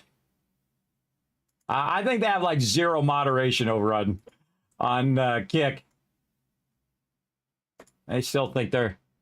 I don't know, it's like a bot that comes into my chat that tells me, hey, I love your stream. I just followed your stream. Why don't you come over and talk to me on Discord while I try to, steal all your personal information? Ignore all of that stuff, streamers. That's a bunch of scammers. There you go. Watch out for them scammers. You're welcome. You're welcome, Themerus. Cool, thanks. You're welcome. Yeah, a lot of great programs out there. Blender for 3D. Again, DaVinci Resolve is free for video editing. Affinity Photo, Affinity Designer 2. There's other ones. GIMP, which is another great one, which is a photo editor like Photoshop. Just look for free alternative to insert name of program. Free alternative After Effects. Free alternative InDesign, right? I should just teach a class on how to search Google effectively. Man, I'm the Google searching master, everybody. I can find an answer to a problem just like that because I know how to search and I know what the keywords are that puts in. I know a lot of you do as well because, man, you need it. You need it in today's day, especially when your microphone gets all messed up for no reason. You didn't touch anything. You didn't do anything. You just updated your program because Microsoft came in with an update, and then all of a sudden all your stuff's screwed up. Now you got to go and see if someone else has the same problem as you and say, hey, my microphone sounds weird. How did this happen? Oh, well, Microsoft did this. And then you fix that, and then it's fixed. So there you go. What will you use for building your website? I actually use, I used to use a program from Adobe. Man, I forget the name, but it's defunct now. They canceled it. It was like Go Live or something like that. I think that was the name. Yeah, Go Live. So it was like a InDesign kind of program. InDesign's like a graphic design program, like you're making magazines or you're making covers for stuff, or or you're making a garage scale flyer. I mean, there's different levels of things that you would do in there. I mean, there's the highest level pre-press in design, and then there's like garage scale flyer. There's like there's like a scale. But it's like that program, but it's for the web. And so you could go in and you could kind of design it like a designer would. So a designer would put stuff where it would go. See, in web design, the problem is it's very clunky compared to the 40 years that, graphic design's been around and been digital. So it used to be all by hand. And I've done hand graphic design. It's called stripping, not that kind of stripping. It's actually called paste up as well. They called it stripping before stripping meant the other thing that it means now. Because you're stripping film together. That's what it was all about. You're stripping film and text and graphics. You're doing all that manually by hand. But there's I use WordPress now. On my current site, I had to relearn it all and use that. It's pretty clunky, McClunky. Just like in Star Wars, McClunky. Yeah, you guys get the Star Wars joke there. Who got that Star Wars joke? Put a 1 in the chat. He changes the one thing, everybody. He says McClunky. So yes, yeah, Dreamweaver, very much a programmer's web designer, but I use WordPress because that's pretty much most of the sites are on WordPress now, and it's part of my hosting package. It's built in typically to a hosting package, so if you have your own site like I do, Kismet.gg, you can go in there. Actually, I can just pull it over here. Hold on, let me just show you. Over here. There we go. So what you can do is it's kind of modular based. So what I'll do is I'll go in and I'll put this top part in like this, and this will be one piece. And this it doesn't automatically go and put these numbers in here, by the way. I typed those numbers in. In fact, they've gone way up since I did that. I think I'm at 29,500 and something, and then I just crossed over 3,000 people on YouTube and whatnot. And Twitter, I don't know, and Discord, I haven't looked in a long time. So, and so I manually type those in, and then so I put in the logos. So they're like, it's like grids or different boxes. So this is where image goes. This is where a text goes. And then I want this text to be bigger and bolder, which is the bottom one, right? And then these are just 2 text boxes here, or 2 image boxes, and then 1 big image box. You see, I try to keep my homepage very clean, everybody. I don't like big, flashy, how the internet used to be. Very clean, very simple to the point. What is the reason why somebody's going to my site? They want to see my schedule. They want to see my social media, or maybe they want to help out on Patreon, right? Those are my primary focuses of page number 1. Now, maybe you want to see my PC specs. Well, I got a separate thing right there. Just click PC specs and off you go. Well, if it loads. Sometimes the internet, you gotta think I'm streaming to 5 different platforms right now, everybody, at 1080 HD. So I'm really pushing my internet connection to its maximum amount. I have fiber optic connection, everybody. It's costly, but worth it, I think. All right, come on, let's go. There we go. And it's not because my page takes a long time to load, everybody. That was just the internet lag.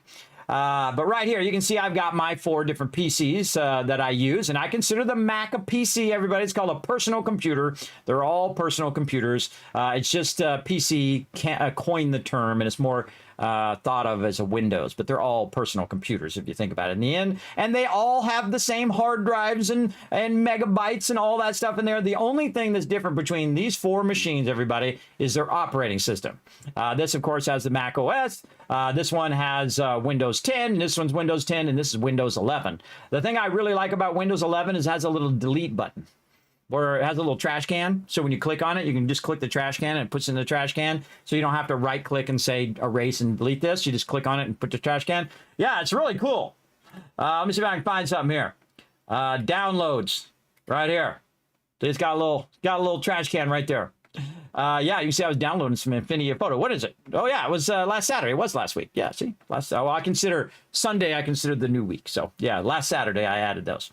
So yeah, so you can just go and see my PC. So again, this is just an outer box, and then you set it to be rounded on the edge in WordPress, and then you say you want a dividing line. This is a text down here, so you have like a text module, and you type in the text module. This is like an image module. You put the image in there, and of course, you set all your different web fonts and all that stuff.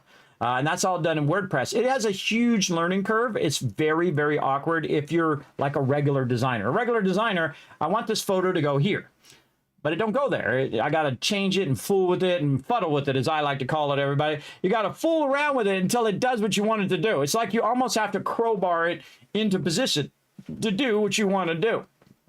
Now, we're getting on a side topic here, everybody, but that's what I use, WordPress.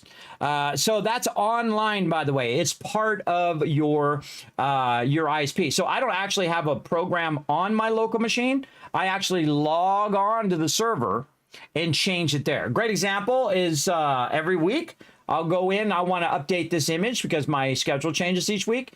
So I'll go into WordPress, I'll edit this page, I'll click on it, and I'll say upload. Then I'll choose the photo, it'll upload it on there, I'll say save, and then it makes it go live onto the web page, and I'm done. That's it. That's it. That's all you need to do. And usually like once a year, I'll come back and update these numbers. These are really for people who want to work with my stream, sponsors and people like that. They'll do something called a reach. That means for all you streamers out there or content creators, that means how many people that you can reach. If you're an established, they're just saying if you're an established creator. That's pretty much what they're trying to say.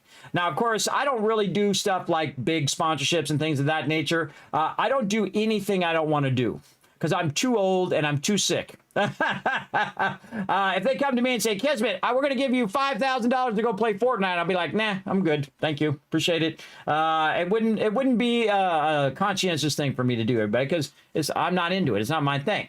Plus, also, the building makes me very dizzy. Just watching people building, it makes me dizzy because I have a constant vertigo all the time. It's not Fortnite's fault. It's my own fault for existing, I guess. But there you go. And there's a bunch of other stuff in there, everybody. By the way, you can go see my whole entire studio. You can see what I'm looking at right behind the scenes there with my 6 monitors running, and then all the programs I've used in the back. You can see there's Blender. You can click on that. It'll take you right to Blender. Bam, you click that. Takes you right there. There you go. Bam, Blender. Maybe you're like, Kismet, where'd that DaVinci Resolve go? Right here. Click that. Bam. Right to DaVinci Resolve. Used in Thor, by the way. Very cool. As you see, you can just go and click that, and it'll take you to every single thing that's on this page. And you're like, well, Kismet, who did this website? This guy. Hundreds of hours right here, everybody, going through every single thing that I've got in my studio. And you can go ahead and click on each and every one of those and find either it or an equivalent of it over there, like all the Elgato stuff, everybody. Elgato's the gold standard in content creation. I don't think they get enough love for it. They have exceptionally great hardware, but even better, exceptionally great software. That's where they shine beyond anybody else, especially when it comes to like video production with your cameras. The Stream Deck is the best thing I've ever bought. It is the greatest thing. I use it all the time. I use it for stuff like this. Whee! Here we go. Whee! That's just a button away, everybody, and I can slide around. I also use another in conjunction with another program called Polypop, which allows me to do effects and all sorts of fun stuff. And you want to see Polypop, everybody? Where's that at? Let's see if we can find Polypop. There it is right there. You just go click on that. Bam! Take you over to Polypop. You can add all sorts of 3D effects. It's actually a game engine that it uses, and you can tie it to your OBS and do all sorts of killer stuff to it like I do on mine. So there you go. They're really great people over there, by the way. I know all the peeps over there at Polypop. They are awesome. Again, none of this is sponsored, everybody. I'm just hooking you up, especially these guys right here. Stream Elements, incredibly fantastic. I've been with Stream Elements since the beginning. They are amazing. So go show them some love. Again, all that stuff right there for you to see on the website. Because I think about who is the person coming to the website and what do they need and how can I give it to them as fast as possible? Because you got things to do in your day, don't you? You sure do. And you just want to go in there. Hey, maybe you want to see some of my videos. And maybe you want to see some of the latest videos here or over here. These are the latest videos right now. Solo Wanderer, showing it live. Highlights and it updates automatically. Quick start to 3D there. Maybe you want to see me doing learn to play stuff, unboxings, mega builds, Actually, that one's in the wrong category. That one should not be in Learn to Play. I got to fix that. Graphic design basics. Maybe you want to see me in my little vlog, run around and do some chatting about my health and how I lost 50 pounds and all of that kind of stuff. And my journey I've been on for the last 9 years of having really bad vertigo, sleep apnea, and insomnia, as well as being partially deaf in one of my ears, which is causing my vertigo. Really, it's a middle channel ear problem where I'm dizzy all the time. But vertigo, people can understand because, okay, it makes you dizzy. But really, there's a big, long, blah, blah, blah, blah, blah name for it. So there you go. So yeah, so you can see all that stuff in there, and you can even see 20 years worth of background of my Teamwork Tycoons. That's right, my team as we play games together. You can see all my most decorated members playing Lineage, playing Lord of the Rings Online, playing World of Warcraft. It's a massive group, everybody. As you can see, Star Wars The Old Republic, Guild Wars 2, and of course a history timeline of all those times we did it until my machine died and I lost a couple years there, which was a bummer.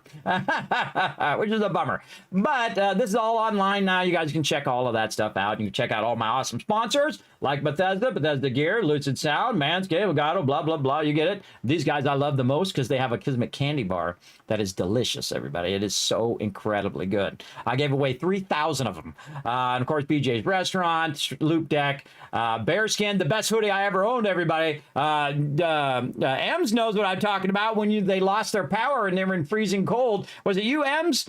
Was it you or was it Dio? I get confused. I'm sorry, I'm old. So there you go. Maybe a WordPress tutorial stream. You want a WordPress tutorial stream? Ooh, that might be a good idea. That might be a good idea.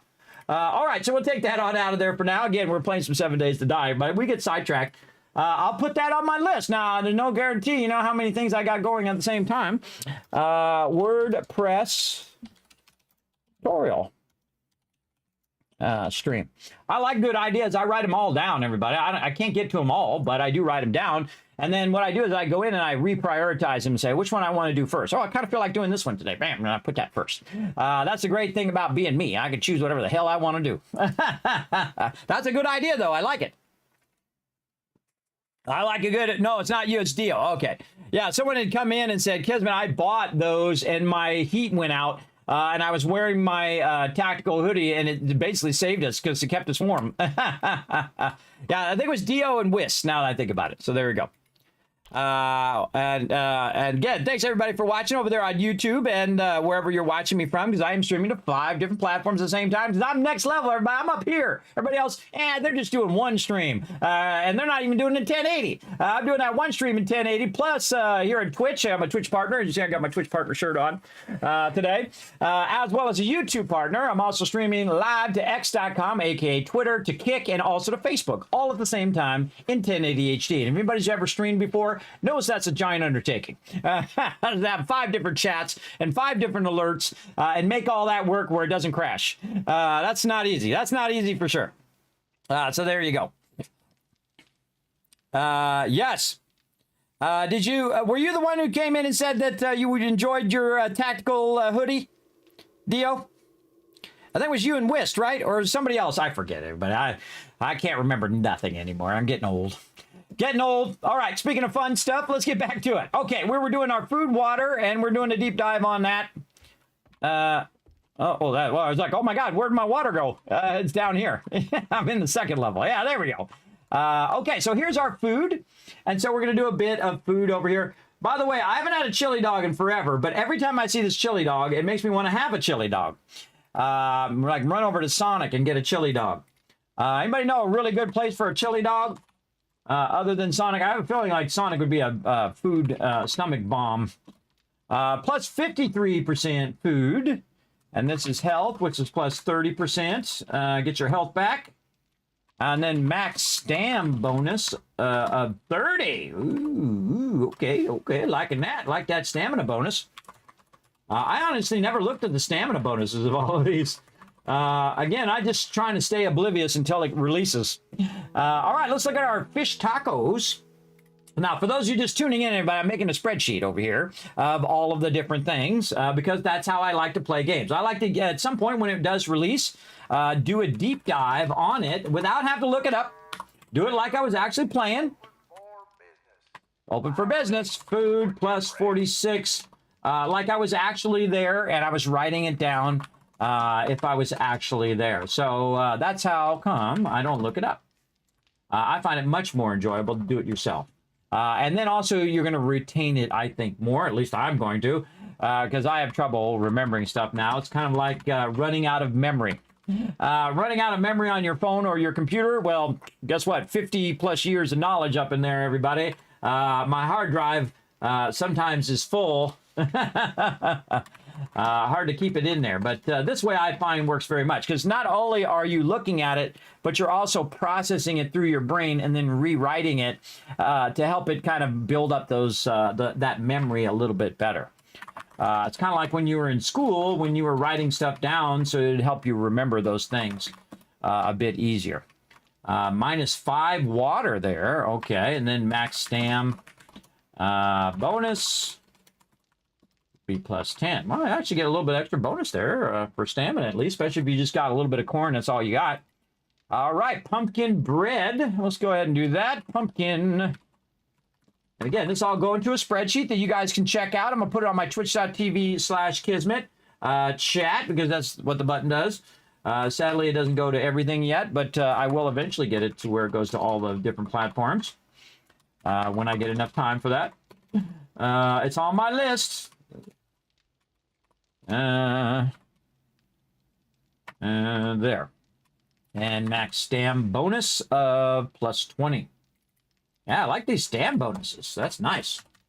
That's really nice. Okay, so those are the things that I've made so far. And there are plenty more to do. We got more drinks over here. We do. Grandpa's Awesome Sauce. Let's put that in there. Grandpa's Learning Elixir. Grandpa's Awesome Sauce. Okay. Awesome Sauce. And we're sneaking up on Horde Night here too. I gotta get to doing that eventually.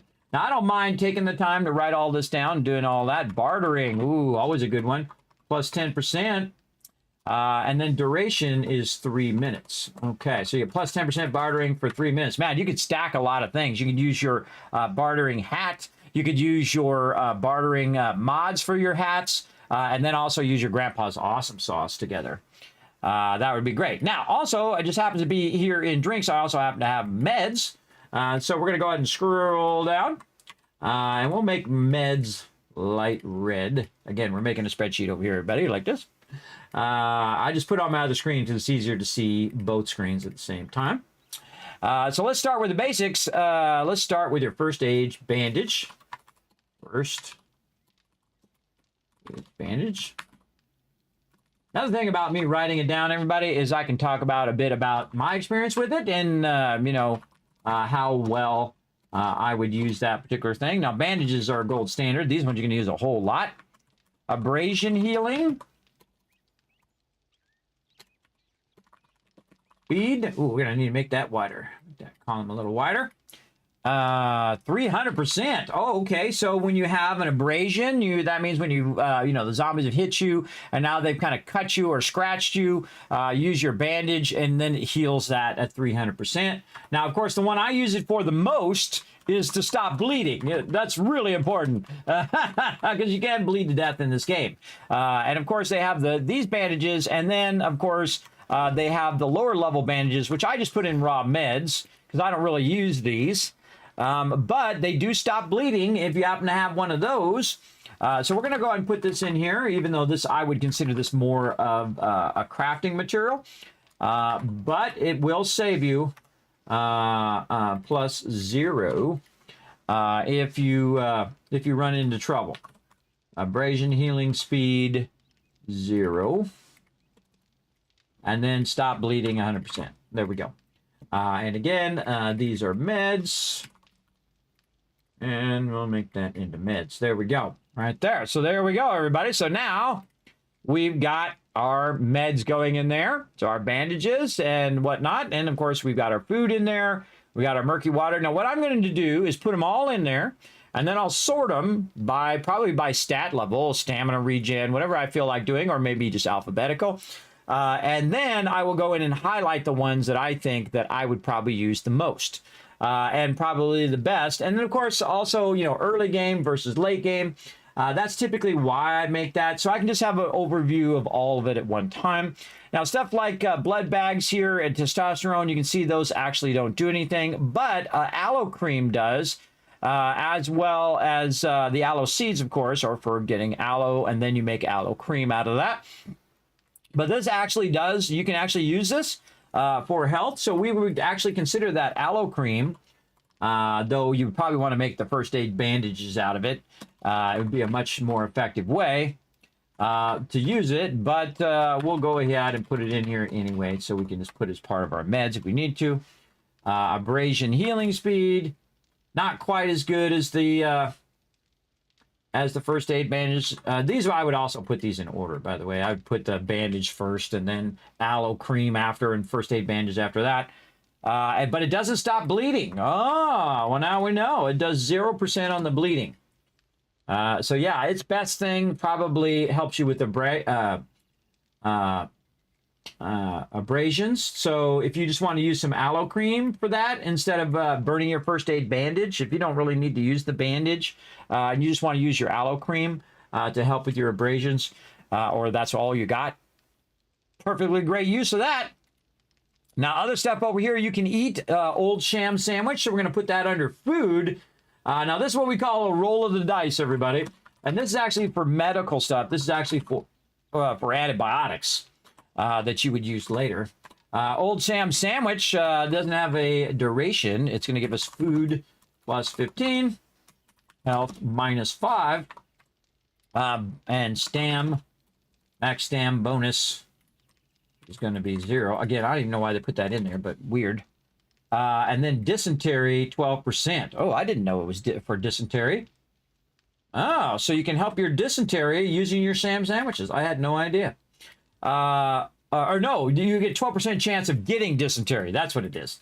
Sorry, I had that backwards.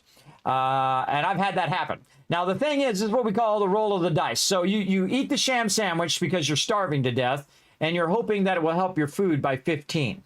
But if you hit that 12%, you're going to get dysentery, which is basically having to go to the bathroom. Like, you know, we got to go number 2 all the time. It's not good. It's not good. Dysentery is something you definitely don't want in game or in real life. For sure, for sure. So that could potentially cause dysentery. But if you're starving to death and you need food, I'd just die. That's what I would do. Not in real life, but in game. So there we go. Because it's not worth it. It's not worth it, I find, most of the time, though I have done it many, many times and just went for it. Just for fun. All right, more meds. Let's do some more med stuff, and then we've got to get into building this base, because guess what? Horde Knight's sneaking up on me. Day 45 now. Day 49. Ooh, we got to get busy. We got to get busy here. All right, so what are the other meds that we have, and what do they do? Let's go take a look. We've got our painkillers, which are very useful. Painkillers. Right there, NA, and then this is going to give us health plus 40 in here. Now, by the way, everybody, most people watch my stream because they like to watch me build, and we are going to be doing some more building today, so don't worry about it. We're going to say 100% stun resist. Nice. And then cure concussion. That's, of course, his medical's thing. One of the stun resist I would consider a buff, and then the cure concussion would be after you already got the concussion, because you didn't do the painkiller first, and that's why you got a concussion. And I have used this recently on this particular playthrough, and it is super powerful. In fact, I would have not died a few times had I used my painkillers ahead of time. So we are sometimes learning the hard way, aren't we? Plaster cast. Let's see. So this one is for a broken arm or leg. What does it do? It heals quicker. Heals broken bones. I'm just going to rewrite what they got a big long blah, blah, blah, blah, blah sentence. Heals broken bones faster, right? Or quickly. We'll use their terminology. Heals broken bones more quickly. So it reduces the time. Now, if you combine this with a physician perk, what it does is it instantly cures it. So that's pretty awesome. So heals a broken arm or leg quickly, then a splint, but does not protect against further injury. All right, now, of course, we'll go do splints. Now, it used to just have splints. They added plaster casts later. These are probably one of the most famous things in the game. Yes. Let's see. Heals broken arm, leg, but not protect against further injury. So, heals a broken arm or leg, but does not protect. Does it heal completely, or does it heal quicker? See, it doesn't say quicker in the description. Honestly, I can't remember. I'm going to put a question mark there, and the next time I break my leg, which is going to be in like 2 seconds from now, because I break them a lot, and sprain my leg a lot, we'll go in and we'll check it. Don't tell me. Part of the fun is me trying to remember and going through and exploring that stuff. The journey is the most important part, everybody. That's what's fun. Don't bother to say, hey, Kismet, this is how that works, and this is how that works. Don't do it. That's backseat gaming. Don't do it. We're just having fun, trying to rediscover all this stuff and learn it a bit deeper. Carry capacity. All right, carry capacity. Plus 50. Wow, okay, that's a lot of carry capacity. Run speed plus 10%. And then water minus 30. Ooh, we got to take a big water hit on that one. And then duration is 12 minutes. There we go. I like putting the duration first because I feel like that's the more important thing to know about that. What's this? We've got vitamins. Yes, these are good. These are good. And then the duration is 12 minutes, and it is disease resist. Again, these would be what I would consider buffs for sure. 100% against disease. So you're not going to get diseased if you take one of those first before you fight mobs. If they hit you, you're not going to get diseased. It's also going to cure fatigue, which is one of the drawbacks or debuffs that you get in the game as you get fatigued. And then you use your vitamins, and then you're stronger. You're ready to rock and roll. Sort that a little better. Why is my sorting really weird? Or was that sorting weird? And then, what's the other one? Recog, which is a very expensive but awesome thing. Its duration is 6 minutes, and it reduces range, or it gives you range damage, not reduces, range damage plus 50%. So if you are a range damage person, this is going to be all you. Water minus 30, so you can take a water hit, and again, duration 6 minutes. Again, we are writing down all of our meds in a nice spreadsheet that you all can feel free to check out. Okay, so we wrote down that. Now, is there more than these? Absolutely. There's a bunch more stuff that we can make and we can cook right in here. What things have we not added? We didn't do baked potato. So let's go over here and find some potatoes. Or actually going to be in raw food over here. See, we have some potatoes. Yes. Okay. Let's just go down the line, and we're going to make some stuff today and check out all of its stats. Let's cook a baked potato. My favorite, bacon and eggs. I'm surprised I didn't have any in the food box. I think I used it all up. I don't know if we have any bacon and eggs. Do we have any bacon and eggs? Do I have? Yes, I do. All right. So you take some eggs and you take some meat, and we're going to make some bacon and eggs. There we go. We'll make some charred meat. We'll make some grilled meat. How about a blueberry pie? Let's see. We need blueberries and cornmeal. What do we got? Blueberries. There they are. We've got cornmeal. Yes, we do. Quite a bit in there. And I've got purified water in there for some reason. That should belong in the other thing. But there we go. What was the other thing? I guess I could have just tracked it. It would have made it a whole lot easier. Right over there. Raw food, if you didn't know, animal fat is part of raw food, and then some water. There we go. Blueberry pie time. Let's go. Let's make a blueberry pie. Let's make a boiled egg, boiled meat. We're going to make a little cornbread. What else can we make? How about, we already did chili dog. We did tacos. We did grilled corn, right? We did that already. Yes, we did. Grilled corn. Where's that? Grilled corn right here. And then hobo stew. What do we need for that one? Let's track it. We need some rotting flesh. We got over here in the garden. And then we need some corn over here. Now, I've not done this cooking at this extent in forever. I can't even remember the last time, if that ever. I've never done it like this on purpose. To just wait until at such a time that the game releases, and then we'll deep dive it like we're doing now. Okay, so we're going to make all of those and see what they do. Because here's the thing, everybody. When you're making them, it doesn't actually... It tells you a little bit about what they do, but it doesn't tell you the stats. I think there should be a button right here that tells you the actual stats. Like after you click it, when it's cooked, it should tell you this. It should have the actual stats in there before you cook it, so you know why to cook it and what you're cooking it for. Right, a little stats button right there.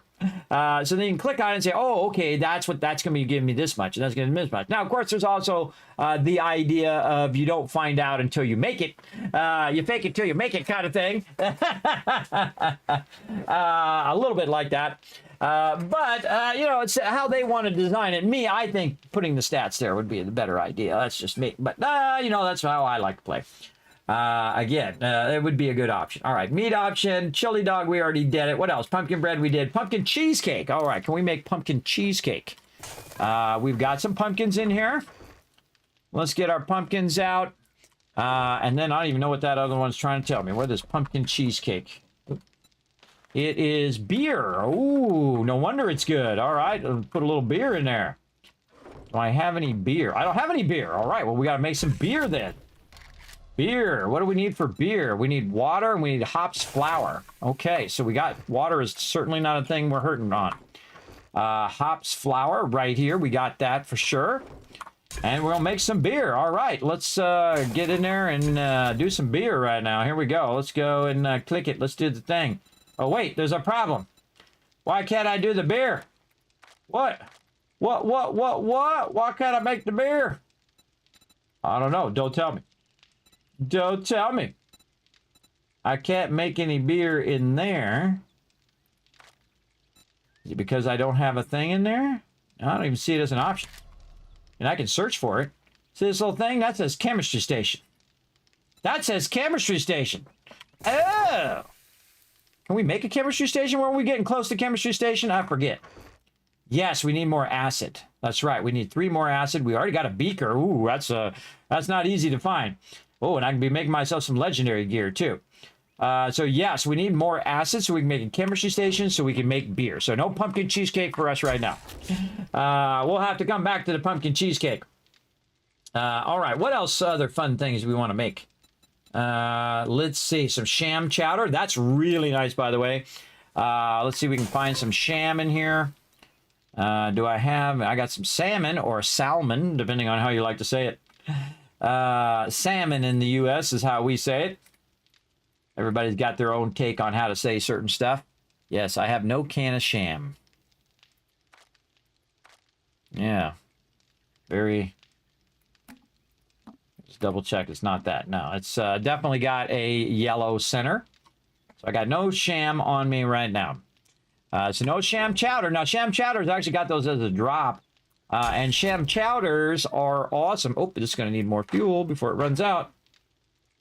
Let's go ahead and give it about 4 minutes. There we go. If you notice, I just put a little bit of fuel in there whenever I'm doing food. Absolutely. So can't do shepherd's pie, maybe? Can we do that one? Let's track that. And now we need a little bit of lamb rations. Yes. And then some peas. There we go. By the way, it'll be the first time I've ever made that. Again, the first time ever, right there. Boom, you guys were here to see it.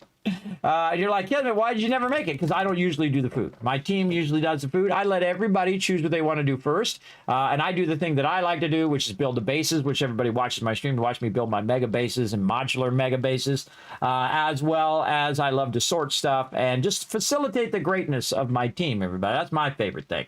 I don't just think of myself. That's pretty selfish, I think. All right, but that's just me. Hey, if you want to think of only yourself, you go ahead. That's your life. Those are your life choices, for sure. Steak and potato meal right over here. Let's cook that. All right, so we got steak and potatoes. What else we want to try? Again, I don't like to take someone else's stick, everybody. Meaning that I don't like to take away their fun. If they want to go and do that thing, oh, we need some cornbread. So we can do the thing. All right, we got to make cornbread. Let's make 4 cornbread. Now, here's the thing, everybody. See this right here? The steak and eggs, we can stop that. We can stop the cornbread. And we can just slide over here. and put some more fuel in this one. And do some cornbread in there. And then steak and potato meal right there. How long did it take? 2 minutes and 4 minutes. It's like 6 minutes. And let's give it a couple extra. And then we can let that run in there. Then we don't have to let it run in just the one. That's why I have so many of these. Because eventually I'm going to be queuing these up tremendously. Where you queue them up for 20, 30, 40 minutes each, which is a lot.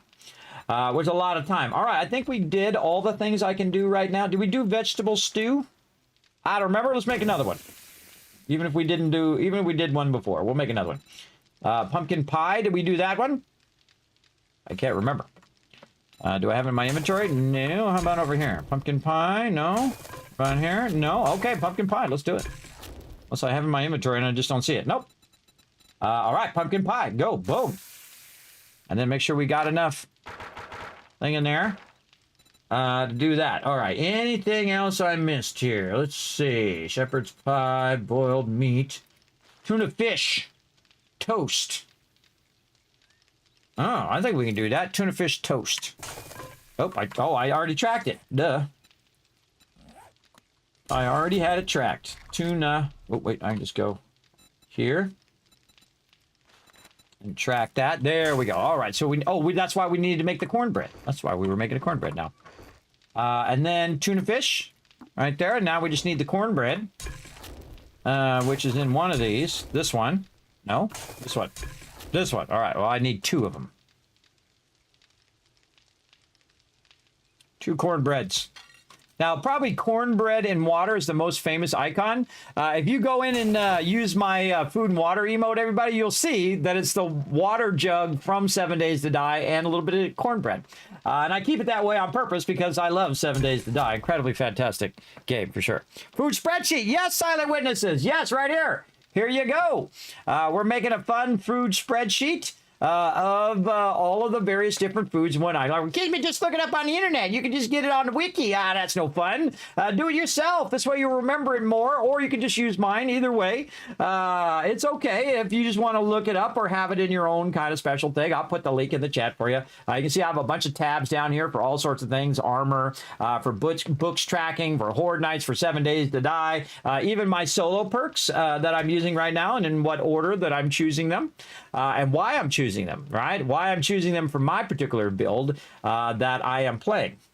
So we're doing food, water, meds tonight, and it's very fun. I like to do it because it's like revisiting the game, and I have it off on my other screen. I'm just kind of filling it in as we're cooking stuff. All right, we're waiting on some. Oh no, we got the cornbread. We got the cornbread. All right, let's get in here and let's have it make. Oh, this ran out of fuel over here. Let's give it a little bit more fuel. How are we doing over here? This is 3 minutes. Got 4 minutes there. This is got 43 seconds, and that's got 40 seconds till that's done. Let's go ahead and get our tuna fish toast going over here. Now, if you see it not light up, everybody, it's most likely because it doesn't have fuel. And let's go ahead and cook that one as well. So there we go. So neat. Well, thank you. Thank you. I do. This is how I like to play games, everybody, and not just look it up, but, you know, learn it as you're playing. And I find it very, very enjoyable, for sure. Again, we're just going to get all the various things here, and then we're going to put them on our list. So we already did meat stew. So let's go ahead and go to the next one here. We're going to do baked potato. All right, baked potato. Let's put that on there and see what we got. Baked potato. I also love to make maps, too, but that's really, really fun. Big fan of that as well. Plus 10%. And then health plus 5%. Again, I'll show you all this when I'm done typing it out. Max stam bonus. Stam bonus is 10. All right, so you get a little bit of stamina bonus from baked potato. Baked potatoes are very easy to find. You can go around and find them and then cook them, and then just to help you survive in the very beginning. Obviously, you'd want to upgrade over time. Like, to my favorite in the beginning is actually bacon and eggs, because they're really easy to go collect a bunch of eggs from all the bird nests. And then collect meat from the very rare animals. Very rare to see the animals anymore in the base game. And I am playing totally vanilla, the base game. This is a solo playthrough. So I'm not playing with my team. I play with my team on Saturdays and Sundays at 10 p.m. Eastern Standard Time. We have a great time, by the way. We have a really great time. working together. And that's what my team's all about, working together and letting everybody shine, doing the thing that they love to do. That's what's really fun. All right, so bacon, eggs. Look at that food, though, by the way. But that's 36 food. You can do it right at the very beginning of the game. It's going to save your life, absolutely, just from having that ability to boost your food very early. All right, charred meat. Now, again, this is what I consider kind of, oh, my God, I'm going to die. Let's just make some quick charred meat because I can't make any bacon yet because you do progress through the different foods over time. And so you definitely want to survive. So if you want to survive and then, of course, get your stamina and health up. Notice that my stamina and health is above 100%, and that's because the longer you survive, the higher that is. And if you die, it goes down. So you do have a penalty. Now, remember, you can always adjust all the settings. Whether you want to turn off the death penalty, you absolutely can. You can turn that off. Do you want to have a bigger map like me instead of a 6K? You want to have a 10K? Bam. Do you want to be randomized? You can do that. Do you want to have limit to just 2 people on the server if you want? You can do that. You can limit all sorts of things and boost XP and adjust all the settings however you like. And that's what truly makes the game amazing. Is that you can adjust it and play the way that you want to play. And I give them huge credit for that.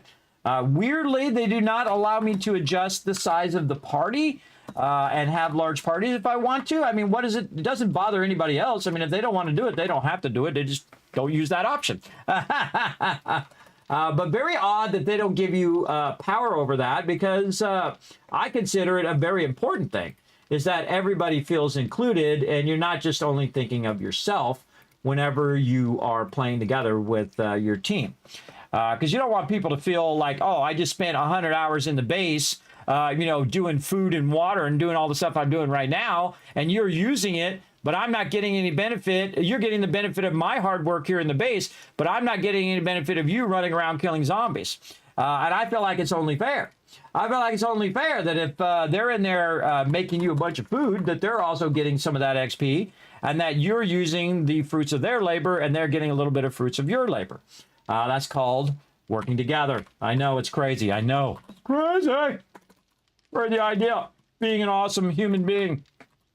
I know. It's an old school notion, everybody. An old school notion of helping each other out to survive the zombie apocalypse. Like, you don't have enough issues. You don't have enough issues. You got a bunch of zombies coming up trying to kill you. And your own buddies are leaving you behind to, sit in the base and make them a bunch of stuff. That sucks. That sucks big time. Boiled egg. Now, again, it's your game. You play it however you want. For me, that's just my take on it.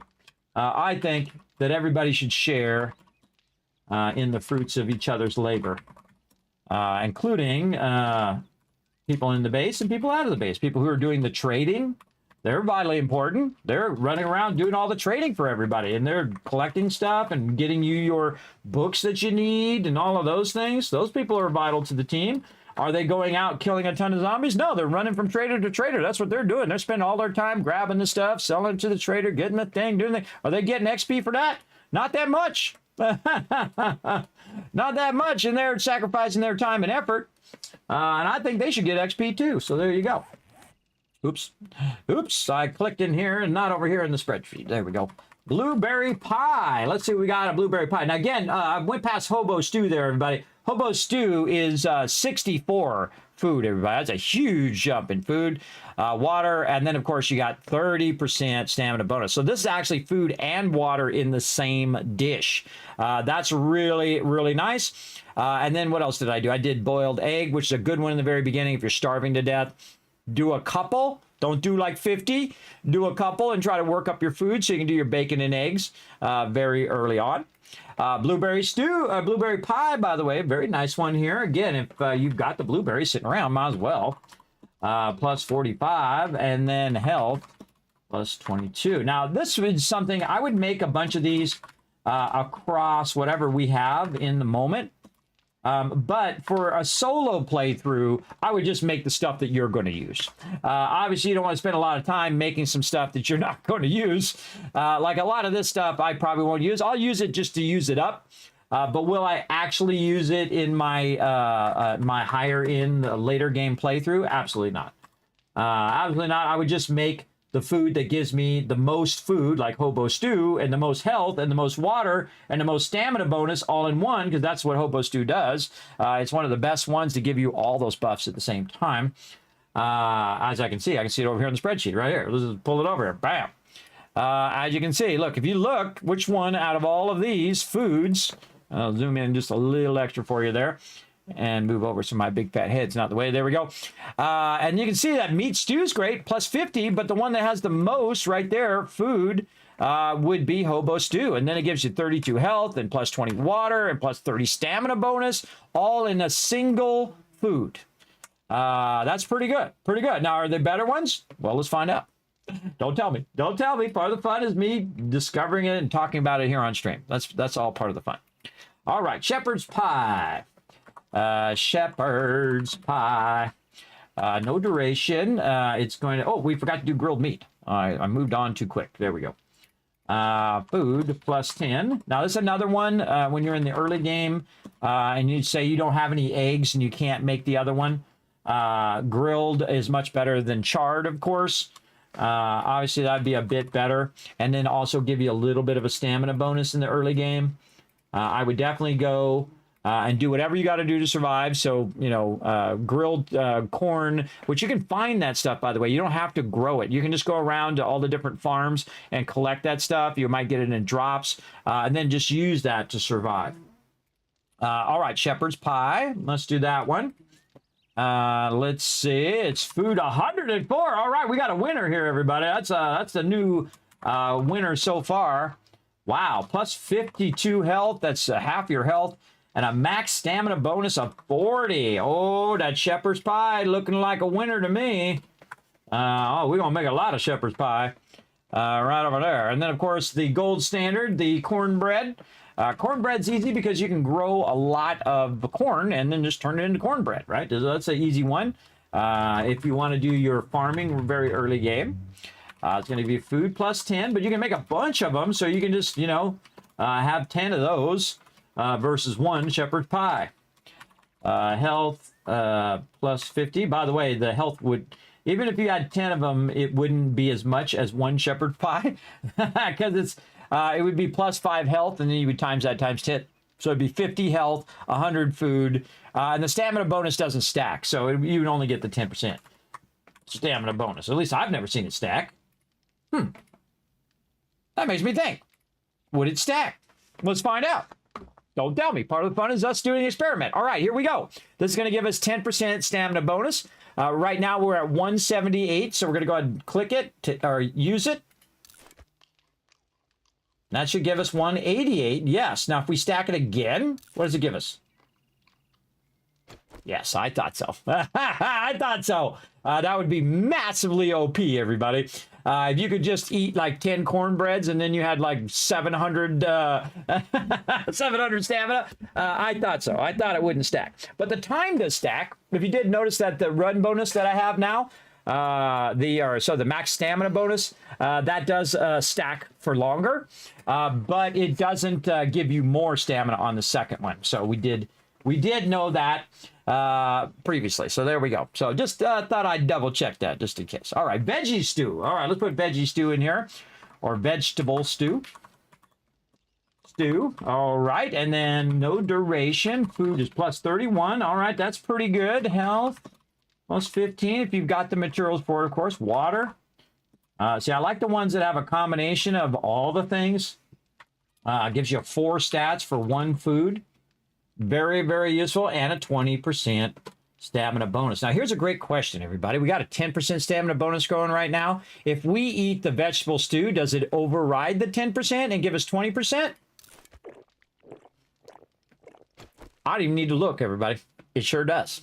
It sure does. It just overrode it. And now, of course, we have 20% or 20 points more stamina down there. So it does override it. Now, the shepherd's pie is pretty sweet. Now, there are some that I can't do, which you would think, since I haven't unlocked them yet, that those would be the higher level ones, right? Like these ones down here at the bottom where I can make a can of sham from the secret Shamway recipe, which is rotting flesh, by the way, bone and animal fat. And then you can make gumbo stew. Now, what's the stats of gumbo stew? Well, we could look them up online, but I would rather try to make some eventually. But to make it, I need to get my food up to 100 to do that gumbo stew, which we'll get there eventually. And then one of the ones that are super powerful, everybody, is spaghetti. Spaghetti is nuts. That one I feel is probably the highest end of all the food. And of course, my team's already making some because they kick butt. And again, don't tell me. We'll come back and we'll check all that out when we unlock that. So very fun. All right, so that took you through some food, some water, some meds. I think that was a good deep dive into a lot of the ones that I currently have. And of course, as we get more, we will check them out as we go along. Now, here's what I'm going to do. I'm going to go to my raw food here. I'm going to double press this button here. It's going to put most of that raw food back in there. I did not know rotting flesh was raw food. Now I know, so I'm going to put some of that in there. And we'll put our tuna back in there for when we can do that. And then we'll go to actual food here. Double press that, or just go ahead, put all those in there. And I'll use them up over time. Like we just go ahead and use this one. Now, again, does my buff go down, by the way? My buff did not go down because that one does not give me a 20% buff. So it actually stayed the same because it was still from the previous one. So if you do use a higher level one, the smaller ones don't make it go back down, which is how it should work, which is great. All right, and we'll put those lamb cuts back in there, and we'll keep our food all nice in there. I don't think I need my coffee in there. Well, coffee would in theory, could be considered thing, right? If we're going to make black slaps tea. Oh, let's go over here and just do water. All right. Oh, we didn't make some of this stuff in here too. We could have tried to. Oh, we can't do the beer one yet. Water, yucca juice. No, we had all of those. And this one is coal, which I always find coal in my mineral water. I guess that's the mineral in mineral water is coal, apparently. But do I need coffee to do the black strap coffee? No, I need coffee beans. So I don't really need coffee to be in my raw food. I don't know how I got it in there in the first place. I probably stuck it in there because I went duh. And do I need goldenrod tea in there? No. Do I need honey in there? Yucca juice. Eventually we want to make yucca smoothies. I don't see yucca smoothie in there. But I know it's a thing. Let's see, yucca smoothie. It says it's a hammer. How do we make yucca smoothie? Smoothie to help you survive severely cold environments. We need snowballs for that. Don't tell me. Where can we make that? In the yucca smoothie. We make it in the bench? We make it in the bench. I did not know. Oh, I got a chemistry station. I made one last time.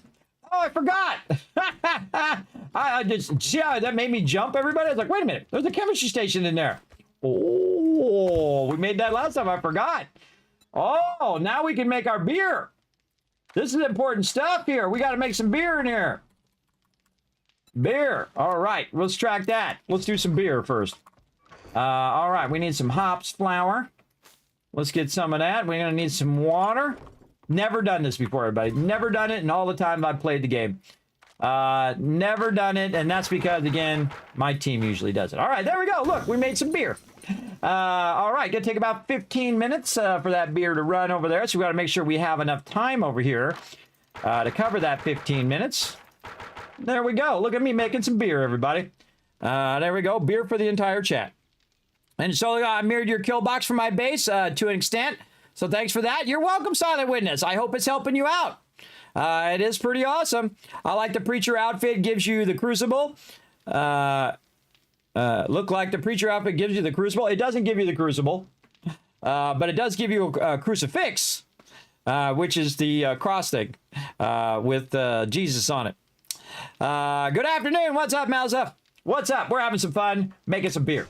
Now, just so you know, everybody, if you're new to my stream, I've played the game for over 3,000 hours. So it's not that I couldn't have made some beer all this time. But again, usually my team does all that stuff because they enjoy doing it. So we need to remember to get some snowballs. Let's put that on our list of things to go and try to find the some snowballs in the winter biome. Snowballs over there. You make snowballs? I don't know. Again, some of the stuff I don't know on purpose, everybody. I think you'll find out when we go over there. So yeah, Yucca Smoothie, incredibly powerful, everybody. Probably one of the best drinks in the game. Incredibly, incredibly awesome. But we're going to go and hunt that down for our smoothies. Okay, so we did that. We did all of that. We know how to make beer now in our chemistry station. Now, of course, the most important thing I need to make in here is glue. And then gas, and then eventually stacks of gunpowder. This, once you get the chemistry station, everybody, you have just next leveled your game. You absolutely have. It is so incredibly powerful for everything that you do. So I would start with some gas, though. See if you've got some shell laying around. Did I put some shell in here? I have none. Ooh, we got to get some shell. Did I even make a motorbike yet? I don't think I did. I think I'm still on bicycle. Did we get to motorbike? Again, that was like 4 days ago, but I forget. Did we get to the mini bike? Yes, we did. We did get to the mini bike. Did I must have it somewhere. I think I already made it. Hold on. Let's go outside and look. I think I already did. Let's go look. I think I see it on my radar there. Oh, I did make the mini bike. Okay, good. Again, I have a bad sleep apnea and insomnia, everybody. So sometimes I forget what I've already done. You got to think also I've played the game for thousands of hours and hundreds of playthroughs. And so sometimes I forget what I've done this playthrough versus my team playthrough versus some past playthrough. So I've done the mini bike. I did the mini bike. We did the chemistry station. Man, we are styling. We are styling in this playthrough. Let's go. Okay, so we don't have any shell for gas. How about glue? We need super corn, which we definitely don't have that. We need bone and we need water. Well, guess what I've been saving all this bone and water for, everybody? Where's my bone? And that is for glue, because glue becomes duct tape, and duct tape is life. Duct tape is what you want, everybody. Set it and forget it. Let that sucker run. Actually, I could do more. Hold on. More water. Now you know why I backlogged all this water in here. All right, let's stop that. Let's do all the water. Let's use all the bones. There we go. Ain't no reason to save it. Now you notice I put the extra one right there because we'll use that later. Water I don't keep in here because there's not enough slots. But there we go. All right, now the other thing, the thing I never make is paper, but I don't know, I might make it at some point, is gunpowder. Now we need coal and we need nitrate powder for that. Now do we have any coal? We got a little bit of coal.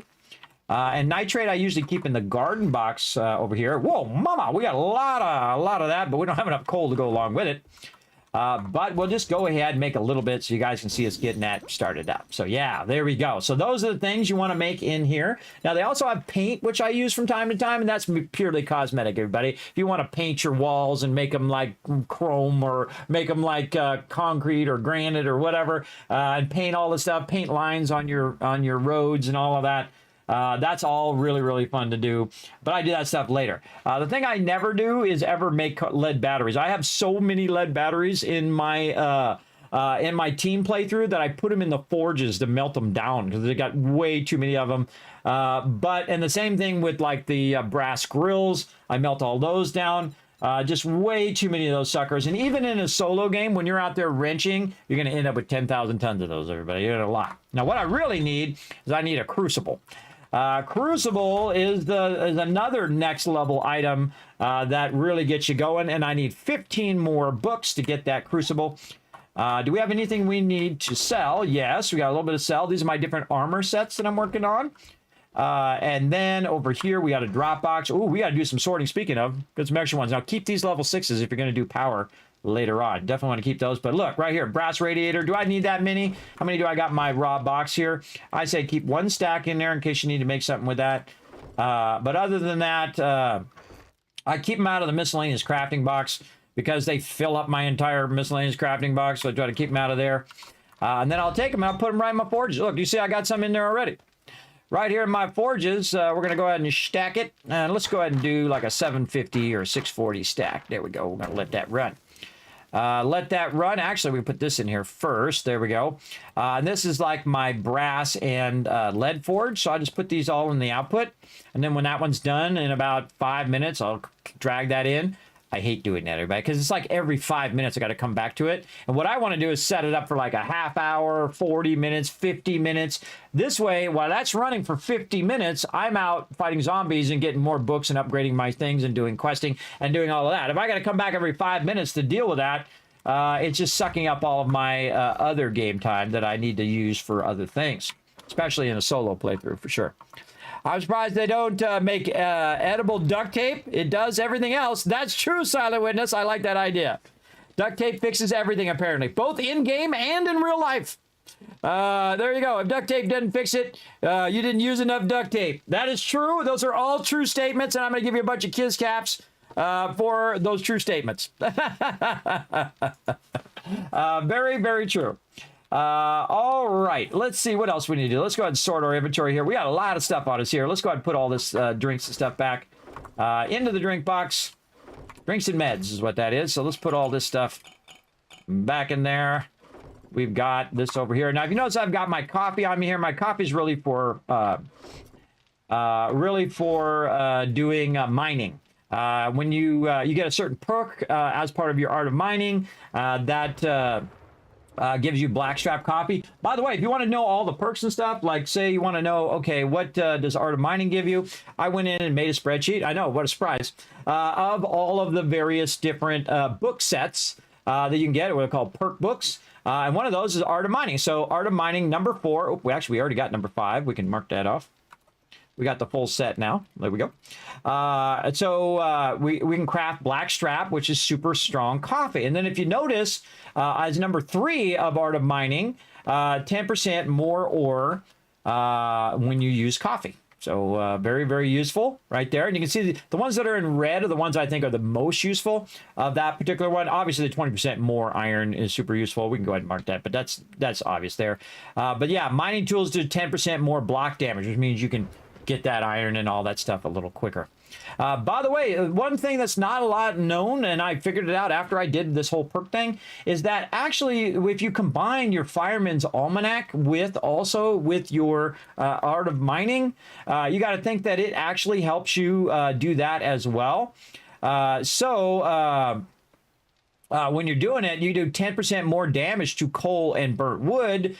So when you're doing your axes, that's going to help a lot as well. Fire-based weapons burn 10% longer. Also very useful, and then increases your axe speed as well. So again, when you're doing your collecting, you just don't need to use your miner set. You can also use the Art of Mining. I would definitely get the Fireman's Almanac as well, because obviously you want to do collecting of wood and things of that nature. And that helps a lot, especially when you are doing coal collection in there. Now, see, when you're doing coal collection, you're doing it with the auger. So you're mining, but this is part of the fireman axe thing. That's what I'm trying to get across, is that when you're doing coal, that's what you're doing, right? You're doing your auger, your actual mining, but the fireman one, which is supposed to be toward axe collection, is also for coal collection. So there you go. There you go. Kismet hooking you up. All right, now let's get into it over here. Now, one of my favorite things I've done in the game, everybody, is put the little flame thing on my hammer. If you don't know what that is, everybody, I highly recommend it. It is awesome. It is my new favorite thing. Putting the burning shaft mod on all your tools and all your melee weapons to use them as a torch at the same time. So I can just sit here with my hammer out. And you can see that's much lighter in here than if I had my wrench. Now, sadly, the wrench, you can't put the burning mod on it. But the actual regular wrench, that's actually called the ratchet. The regular wrench, you can. You can put flame on there, and you can one-shot mobs with that heavy wrench. Just bam, wipe them out, as I was doing here on stream, which is very fun.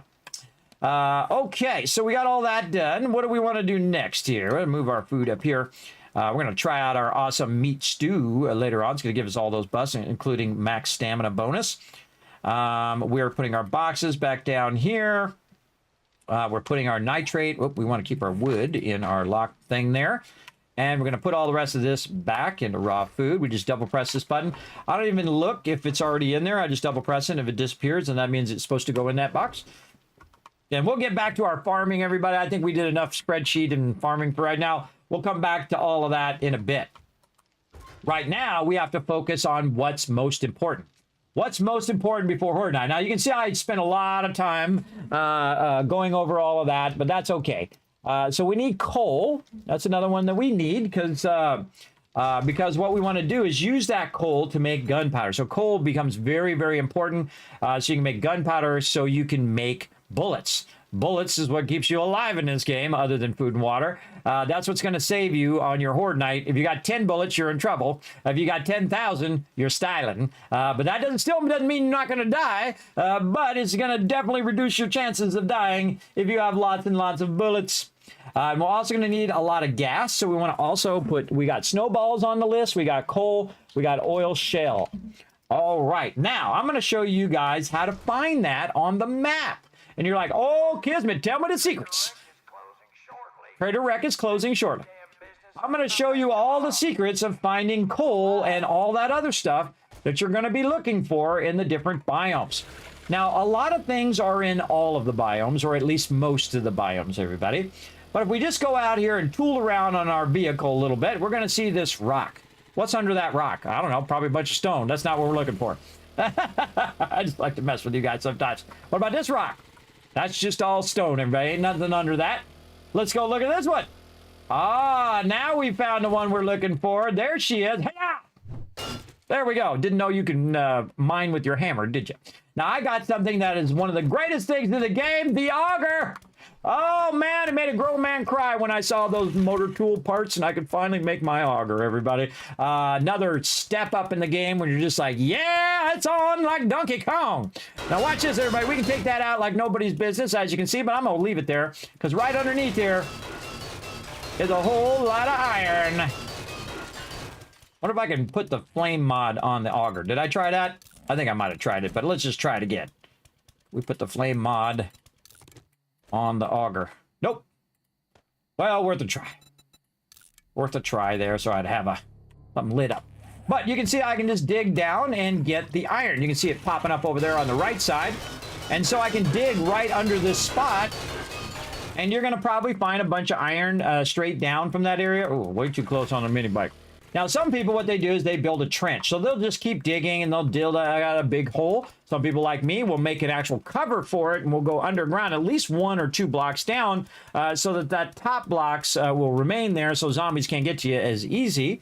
And then some people, like me, will go to bedrock first and then work your way up from bedrock until you find that iron, and then you cut it from the lowest part and work your way up. Now, why would I do that? Well, less zombies going to find me if I'm 50 blocks down and come after me than if I'm 5 blocks down.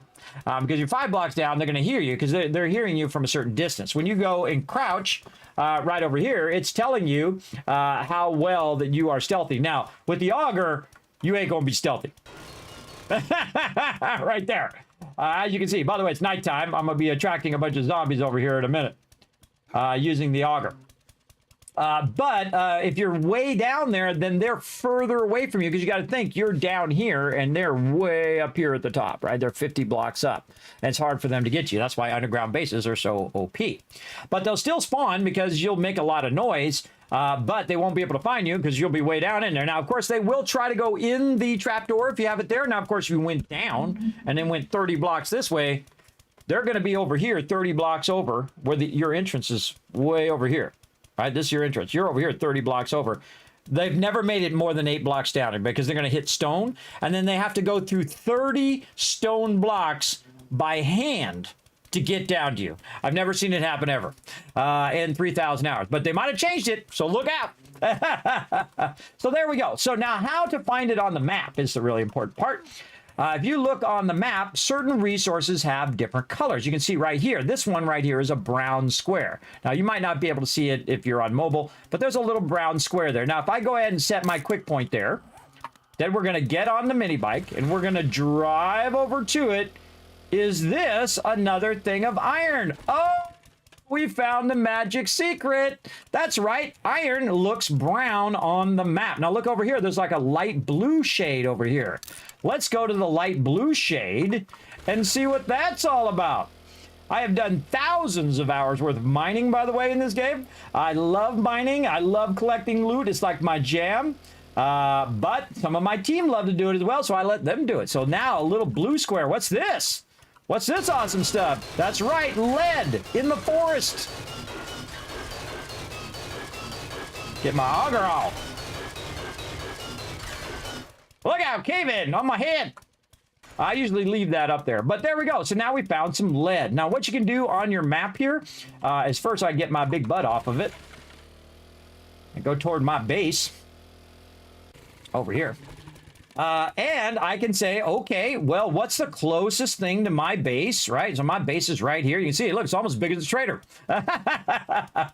You can see it's right here. So where is some more iron? Oh, there's some iron right there, right? Behind the trader. There's some iron over here. But the closest iron to my base is right here. So I can go ahead and say, save waypoint, and I can just say iron. Bam. And then the closest iron, lead to my base is right over here. So I can say, okay, this is lead.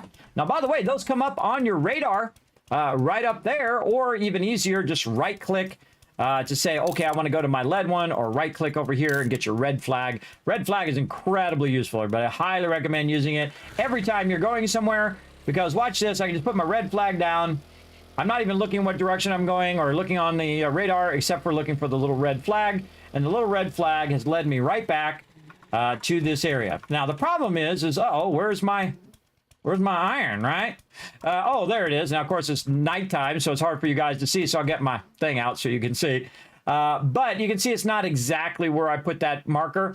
What I would do is just make a little thing that's above ground that shows you that that is your that is your mine, right? Like I like to go ahead and, you know, build out a mine that's at ground level, usually has a big kind of circle like this. Now, I'm not going to take the thing out because I have something even cooler than going out and finding it out here, which I'll show you here in a minute. But I'll make a thing there, and you can even make like an upper truss if you want to, something like this, you know, make it fancy. An upper truss here. Something like this that just makes it so incredibly obvious. You're like, okay, that's where my mine is. I can see it. It's over here. Like this. There it is. Pretty obvious. Don't make you guess. Now, when you're driving, do you even need your thing now to see where your thing is? Nah, you made it really easy to see, right? You can just, even in the dark, you can find it. Very, very obvious there. Now, I don't need it. But you can totally do that, or you can make some fancy thing up there on the top. Remember, it's your game. You do whatever you want. Me, I don't need it. And I'm going to show you why. Because I don't always need those things, everybody. What I do is I go and I try to find the stuff. All right, where's my base at? I'm going to mark my base so I can find my way back to my base. There we go. What I do is I just start digging downward and see what I find. Especially under my base. Now, it just so happens that I have an awesome base with an awesomely lucky, because remember, it's all randomized when you random the map, an awesomely lucky amount of loot underneath my base. So I'm going to go right here. Now, be careful. You can destable your base. Your base can fall down into the ground. Now, I have an underground base. I don't build underground bases anymore, even in solo play. And this is a special run just for all of you, just so you can see an underground base and how good it is, especially if you're just beginning the game, everybody. If you're just starting the game, underground bases are super OP. We're going to help you get a good start so you can learn how to do your forges and all your other stuff in the game. And then you don't have to worry about zombies as much, especially if you put spikes around your kill box like me and build an elevated entrance like I do. I run across the spikes and then I jump to get to my ladder. I don't put a doorway on the ground level because they're going to just try to go right for that doorway. And you can see I have an underground base. Now, also underneath my base, way in the backpack here, guess what? I can just start digging into the stone. And guess what I got over here? That's right. I've got up here above this area, I've got iron right there.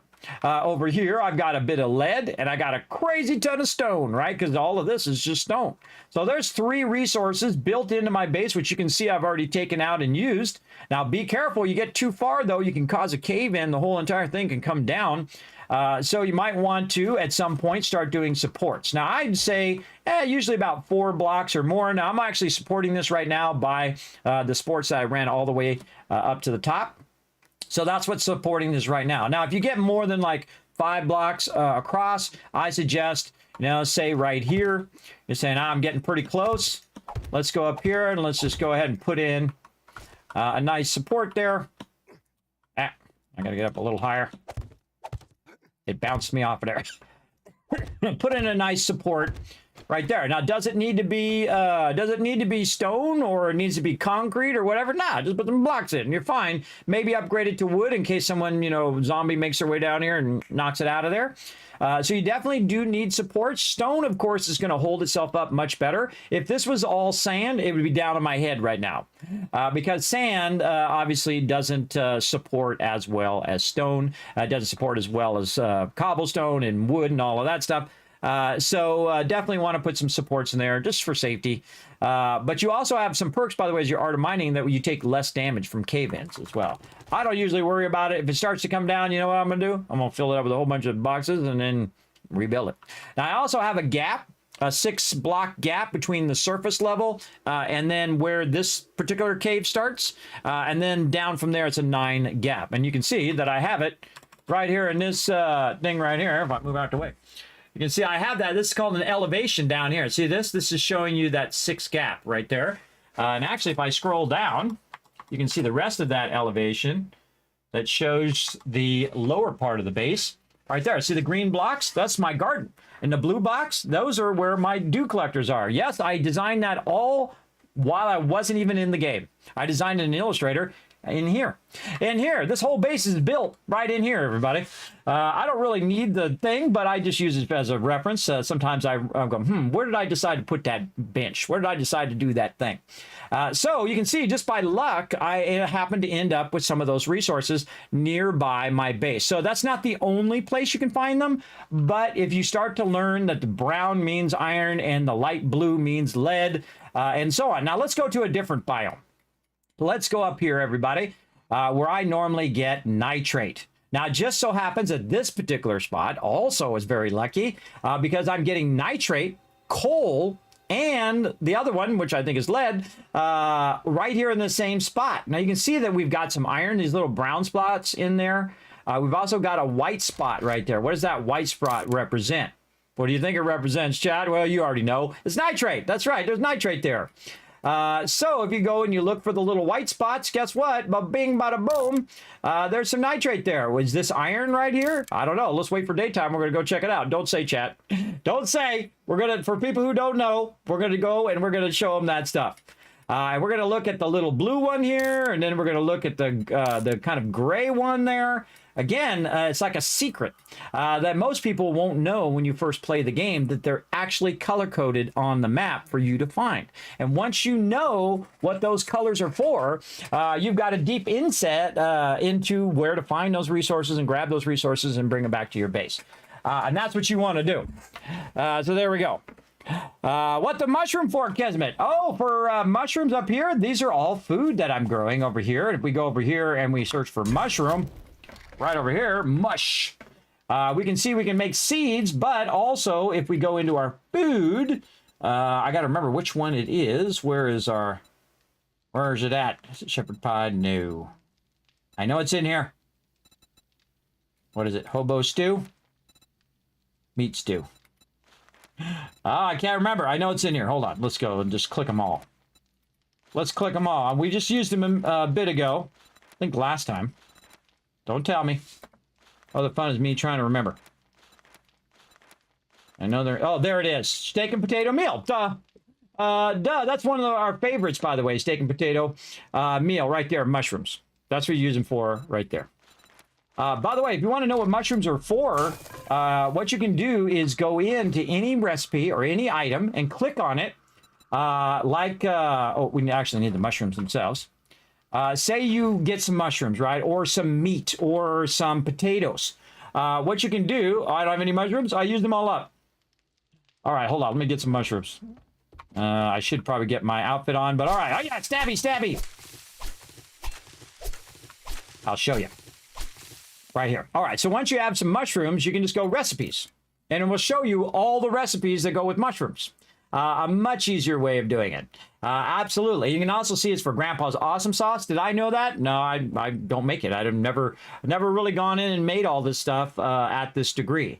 Because typically, again, my team does all of that. So if you want to know the recipe for anything that you find in the game, just click on it, click the recipe button, and it will tell you everything that it does.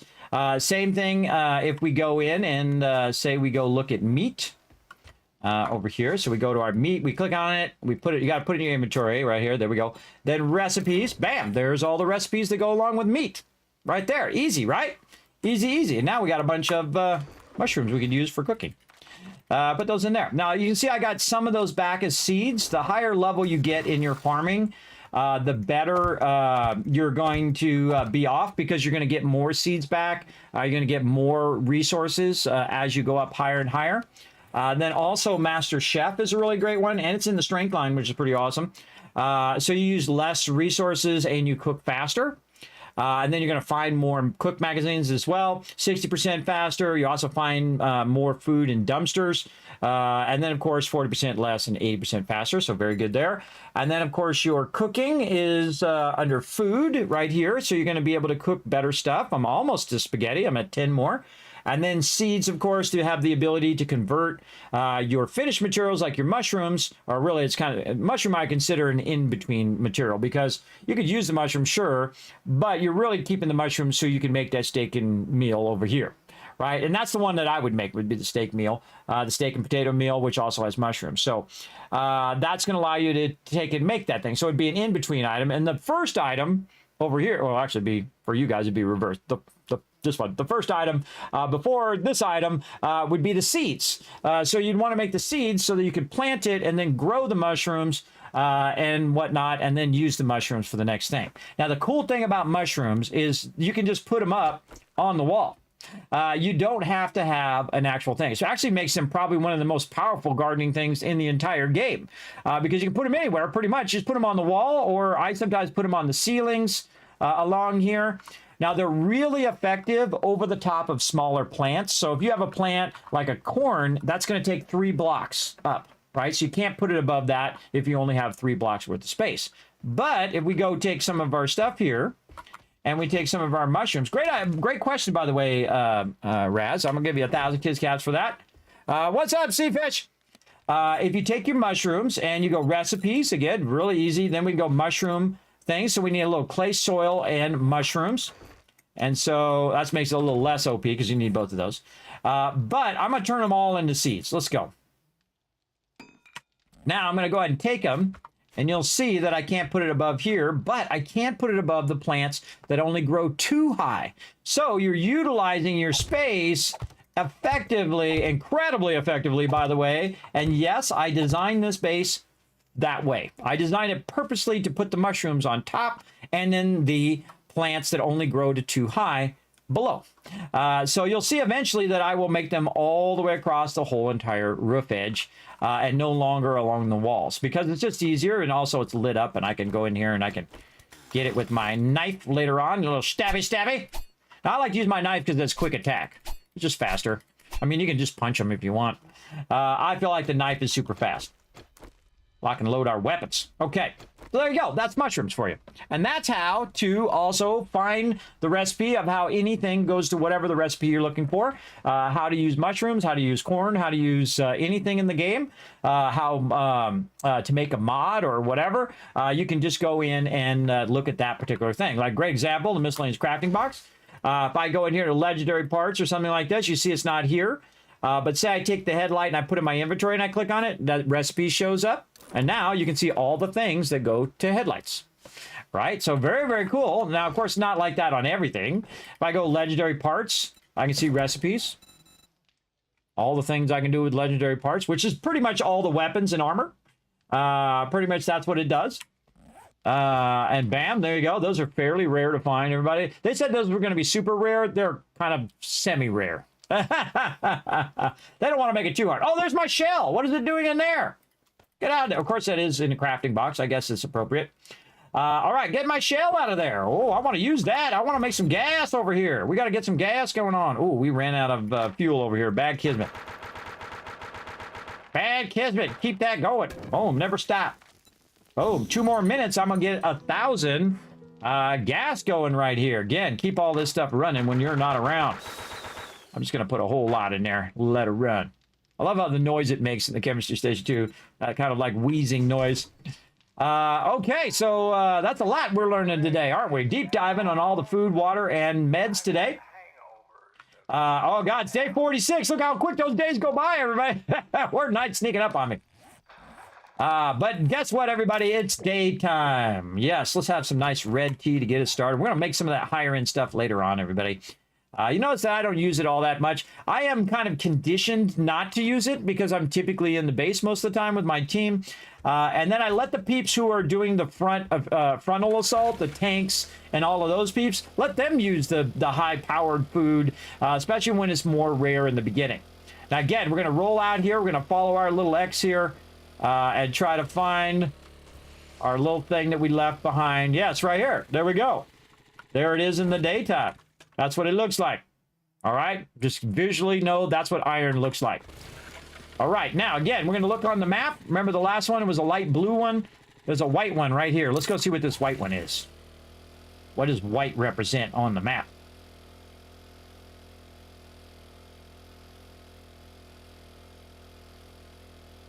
Right here. Oh, it's under this tree. Hold on. We got to take this tree out first.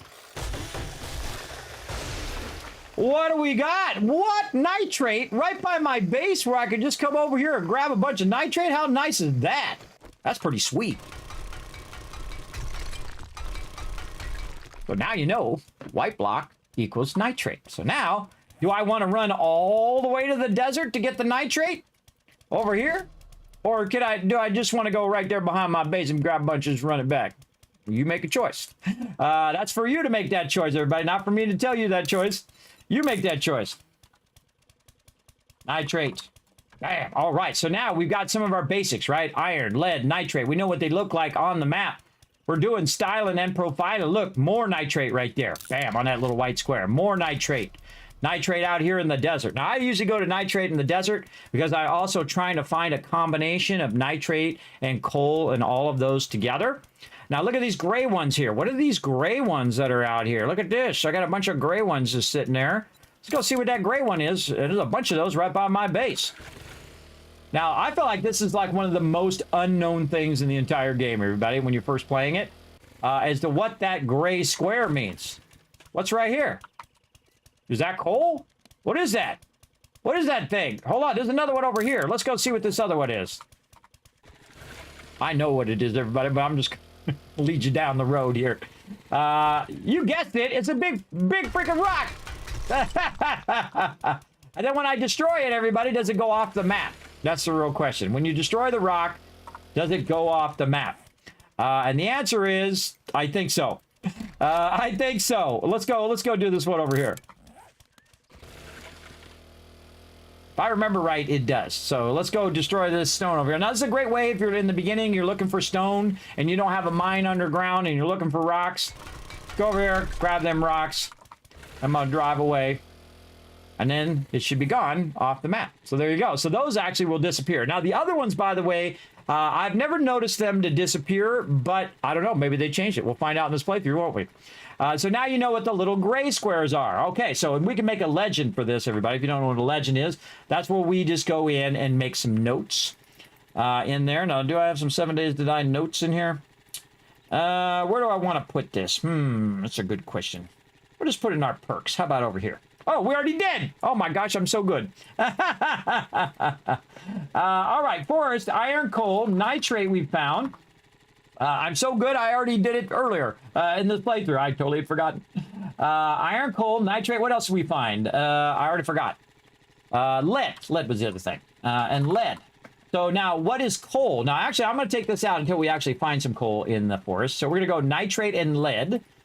Shell and nitrate in the desert. Right? So shell. That was the other thing I had over there. That's right. Shell, nitrate, and coal. Now, the real reason why I go to the desert is the shell, not the nitrate. The nitrate obviously is in the forest and you can find it nearby. So again, this is what's one of the fun things about the game is discovering this as you're playing, what all those little things mean. And again, you see we have a bunch of brown ones. We have white ones. The gray ones are going to be rocks. So do we have any other colors here in the desert? Oh, I don't see any. I don't see any. So we got nitrate, we got iron, and we got stone. Let's see. I see any others off the top of my head. I'm not going to tell you until it happens in game. Ooh, look at this cool thing with the bridge and everything. Oh, look at that. Look at that base. Turn that into a base. Now, Every time we play, by the way, we'll play one time like we make our own custom base, and then another time we'll play and we'll just take over a location. Like we'll find a giant location that we haven't taken over before, and take that over. Oh, there's another one down here. Pretty cool. One that we haven't done previously, by the way. Okay, so we learned that. Now let's go and try to find the winter biome. Now we got the bird biome over here, which we'll check out in a bit. But honestly, I don't even know where my winter biome is. Huh? Is it down this way? I don't know. I don't know. Let's look that way. Let's go for a little ride and find out.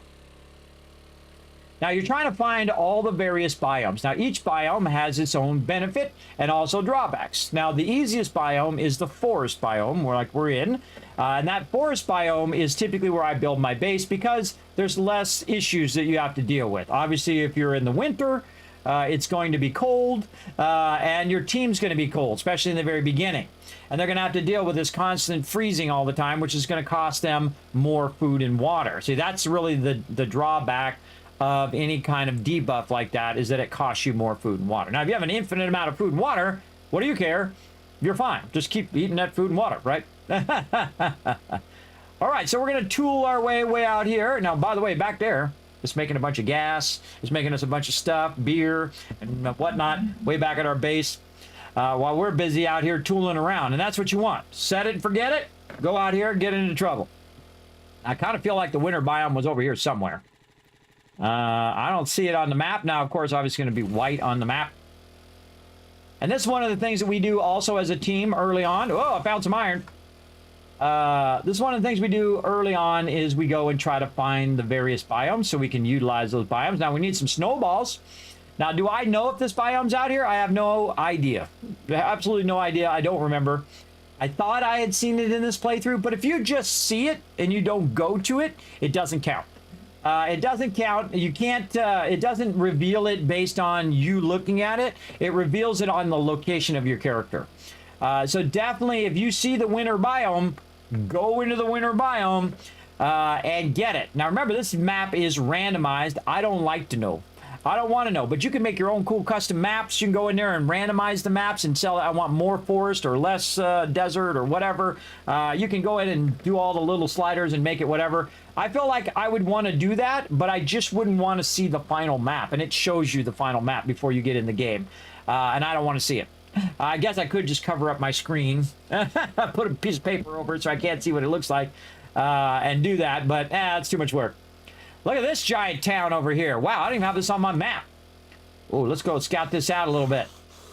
Now, I highly recommend at least scouting an edge. Whenever you see this, make sure to go all the way over there. Again, look at my map. I'll zoom in on it. Now you can see that there's actually a location there that I hadn't gone beyond this point. So I'll just kind of scout out the length of the map like this a bit. Just to remind myself, hey, there's a city over there. Now, I can go through and mark, okay, there's a Shamway, and there's a Working Stiff Tools and all of that. That's also incredibly useful. But am I going to do that? No. No, I'm not. I'm going to keep going this way and hope I run into the thing. Now, also look way off in the mountains, right? You're looking off in the mountains, looking for any snow out there. That's another great way of trying to find that winter biome. I'm just going southwest. I don't know. I'm just leading my instincts. Using my instincts to tell me which way to go. I'm also doing some exploring. Now, make sure you got lots of gas. Oh, God, I got no gas. Did I bring some gas with me? I did. All right, good. Let's gas up. In case we get some baddies on us. We got to run away. All right. Ooh. Bunches. Look at that. Look at all that loot in there. Oh, see, I come through here. I'm just thinking, man, I could loot all that. And I will at some point. Oh, there's a passing gas over there. Again, you can mark the passing gas and say, okay, I'm going to come back. I'm going to loot that passing gas later. Other great things to mark is this right here. Mark that because that is rotting flesh in there, all the dead bodies. You go in there and you cut them up. So now you're going to get your passing gas going. And the exploration part of it, oh my goodness. Is that it or is that just sky? I don't know. It's hard to see there. Another town. Look at this. And again, the whole not knowing, I think, is my favorite thing. Oh, this is desert out here. I can see the desert. See the desert just between those trees there? So that's a bit of desert out there. Apparently, it might be the other direction. Or it might be this way further out. We'll see. But I'm going to go ahead and swing in just a little bit like this. Again, you're going to see it get revealed that there's some sort of town there. I don't need to do the whole thing. I just kind of get the edge of it. And then say, okay, I got the edge of that. I know that I'll come back and explore that whole town. I'll explore this. Now, I'm going to explore it later when I have a faster vehicle.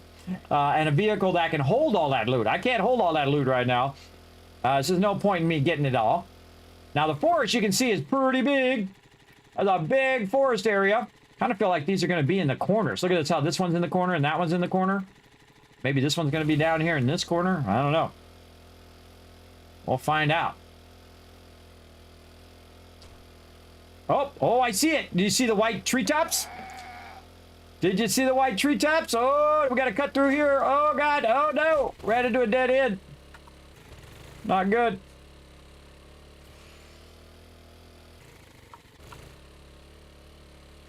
No way out of here. Got to go back in, out the way I came in. There we go. Luckily, no pigs got me. I'm not talking about cops. I'm talking about actual pigs. Or boars. They're dangerous. Yes, there's that winter biome. We found it. Yay. I did not know it was this way, but I just randomly guessed. Randomly guessed. Oh, and it's right next to the desert. Oh, ho, ho. Oh, you know where I'd build my base, everybody? If I didn't build it by the trader, I would build it right here. Right in this exact spot. Right here. This in the forest part of it, though. This whole entire area right here would be a big old base for my team, and I've done it before. Because these are the 3 best biomes in the game. And I'll show you why. Hey, lumberjack guy, get out my face. Whoa, murder kitty! Let's run into the murder kitty because we're crazy. Take that, murder kitty. I'm out of here. There's a murder kitty. Let's see if I ticked him off. Oh, yeah, I made him angry. I made the murder kitty angry. Run away. Hide behind the truck. Run away from the murder kitty. He's still after me. Run. I could just kill him, everybody, but it's just funny to run away from him. Run away. My nerdy priest has got to run for it. Murder kitty. All right, murder kitty went back.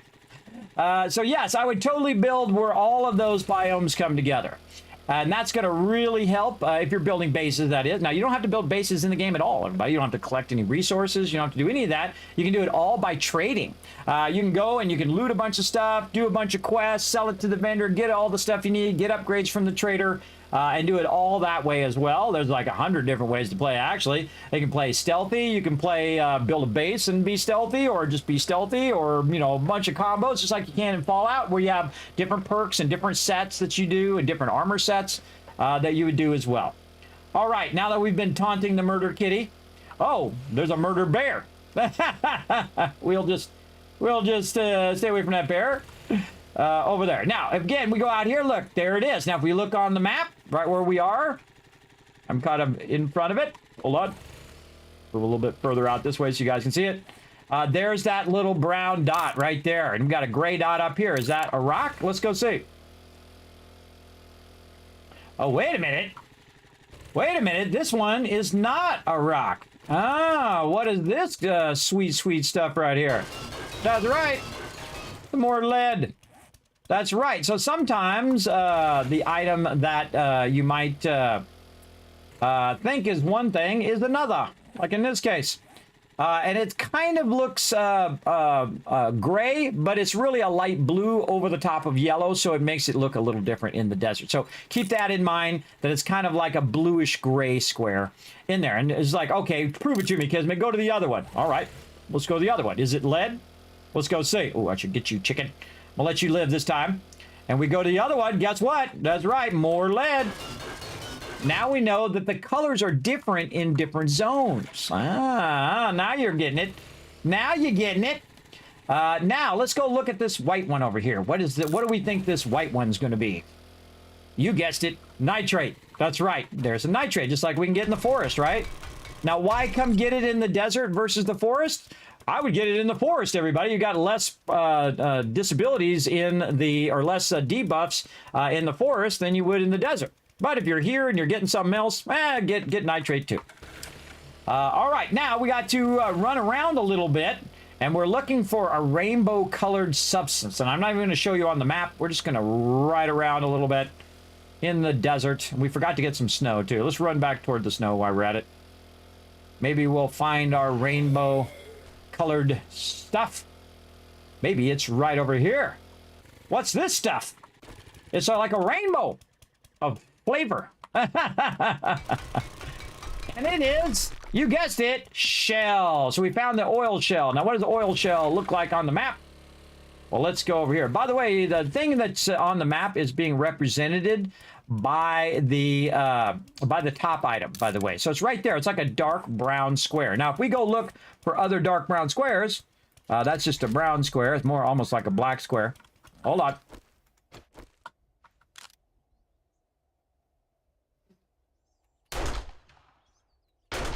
You little... I swear I'm right on them.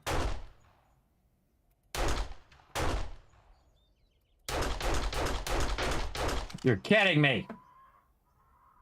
Whatever. Whatever. Keep your gun loaded. There it is. Finally. Get them birds, because guess what?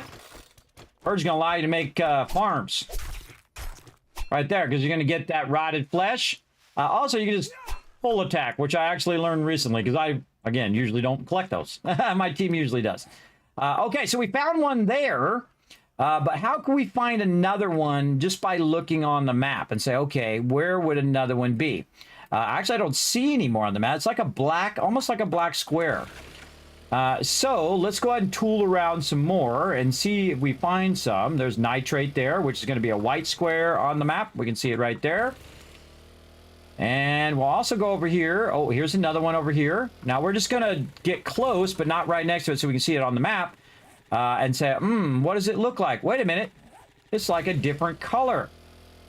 In fact, there's two nodes here. Oh my goodness. Now that's one heck of a spot, everybody. You got two nodes next to each other. That's you in heaven. You got three nodes, even better, but two nodes, very good. Very good. So now we're going to look at it on the map, and you're going to notice that, wait a minute, this is like a light brown. Why does that? Why do I not see the light brown over here? And that's probably because you have both iron and the shell in one place. And sometimes they overlap each other, and you can't see. So this is a light brown. Oh, I should be writing these down for everybody. Why am I not writing these down? Okay, hold on. Light brown equals iron. White box. Note sometimes different. Oh, wait, I should just do this separate. Note sometimes the colors are mixed in other zones. Light brown equals iron. White box equals nitrate. Lead equals light blue sometimes. Sometimes. There we go.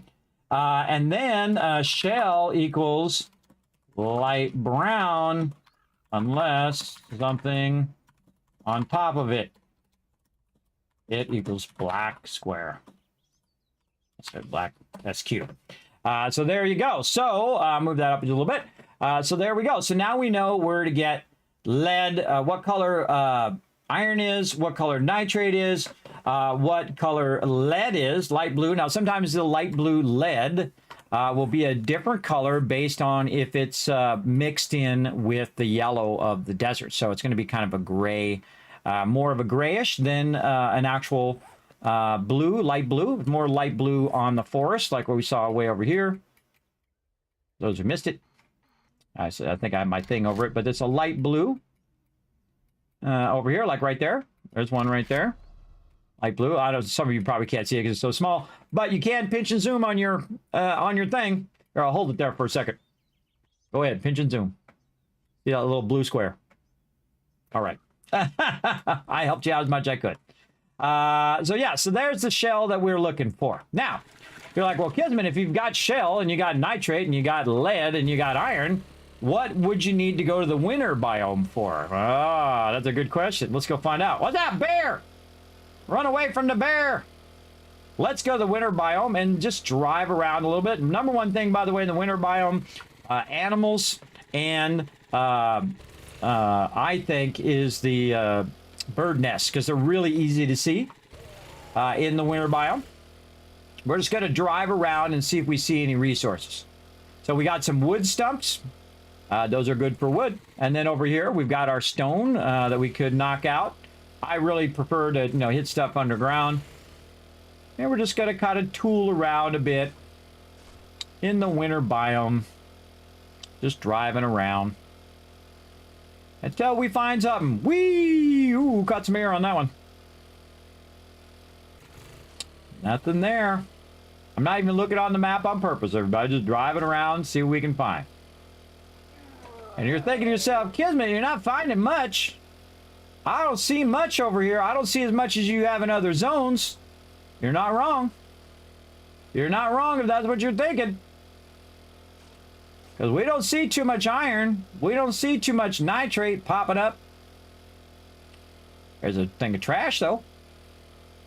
Let's go over it. Maybe it's just the area we're in, right? We're not finding much because we're in this certain area. Oh, wait a minute. Oh, so there is iron in the winter biome. There sure is. But you know what it looks like, right? You know what it looks like.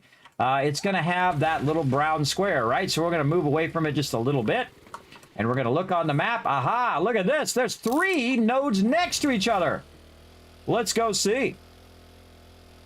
Because that would be insane if there was 3 nodes next to each other. In fact, one of the best in the game, right there, you're going to find just a smidge of iron. You're going to find a whole lot of iron under that sucker, everybody. So that's what you're looking for. The triple whammy right there. So yes, iron in the winter biome. Now, part of the fun is just going around and exploring. Now, we got some squares over here. We know these little gray squares are most likely just stone that we can get. But the most valuable thing, I think, especially in the old version of 7 Days to Die, is the snow. That's right. We're going to go ahead and just cut out a bunch of snow with our auger here.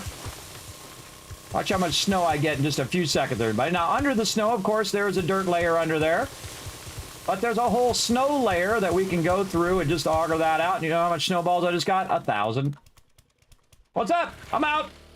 Later, sucker. Sorry about your lawn. I just took out his lawn there, everybody. So yes, the snow is the most valuable thing, I think, in the winter biome. Now, look at this thing right here. What's this thing right there? What's that hole right there? That's the hole we just dig in the map, which I think is pretty cool. Now, there's a little black square right here. Whoa, what's up there, lumberjack? Oh, he got me. Oh, and he hurt my arm. How dare you? How dare you? Don't make me run you over. We're going this way. All right, what's this right here? What else we got in the winter biome? Oh, now we're coming to it. We got some coal, everybody. Yes. And now we know what coal looks like on the thing as well. You can see it right there. It's that nice little black square. That's right there in the winter biome. And sometimes you get lucky. And when you have all the biomes next to each other, you could get coal and shell and lead and iron and nitrate all at the same time. In the same mine, in the same area, right underneath your base. And that is why I build bases. I would build a base right there. Right there where all those things come together. Oh, I hear a bear. Let's get out of that zone. Ah, there we go. Murder kitty! Bring it down! Take that, murder kitty! We'll get that murder kitty. That's my gun. Ah! Murder kitty! Close one. Chainsaw. Nah, let's get that meat. Take that, murder kitty. All right, we're out. With my AK.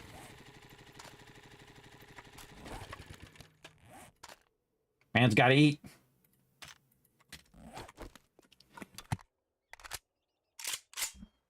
Man's got to eat, everybody. We'll see if I die. I got any buffs? Now's a good time to use some buffs. Red tea. Maybe a little bandage to help my arm. Nope, not gonna help.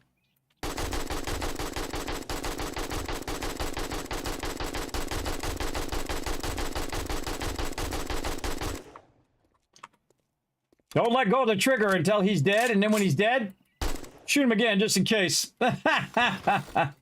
All right, now speaking of meat, boom, that was 33 meat right there. Get this too. All right. Rawr. Oh, you're so scary. I'm gonna come in and stab you in the face.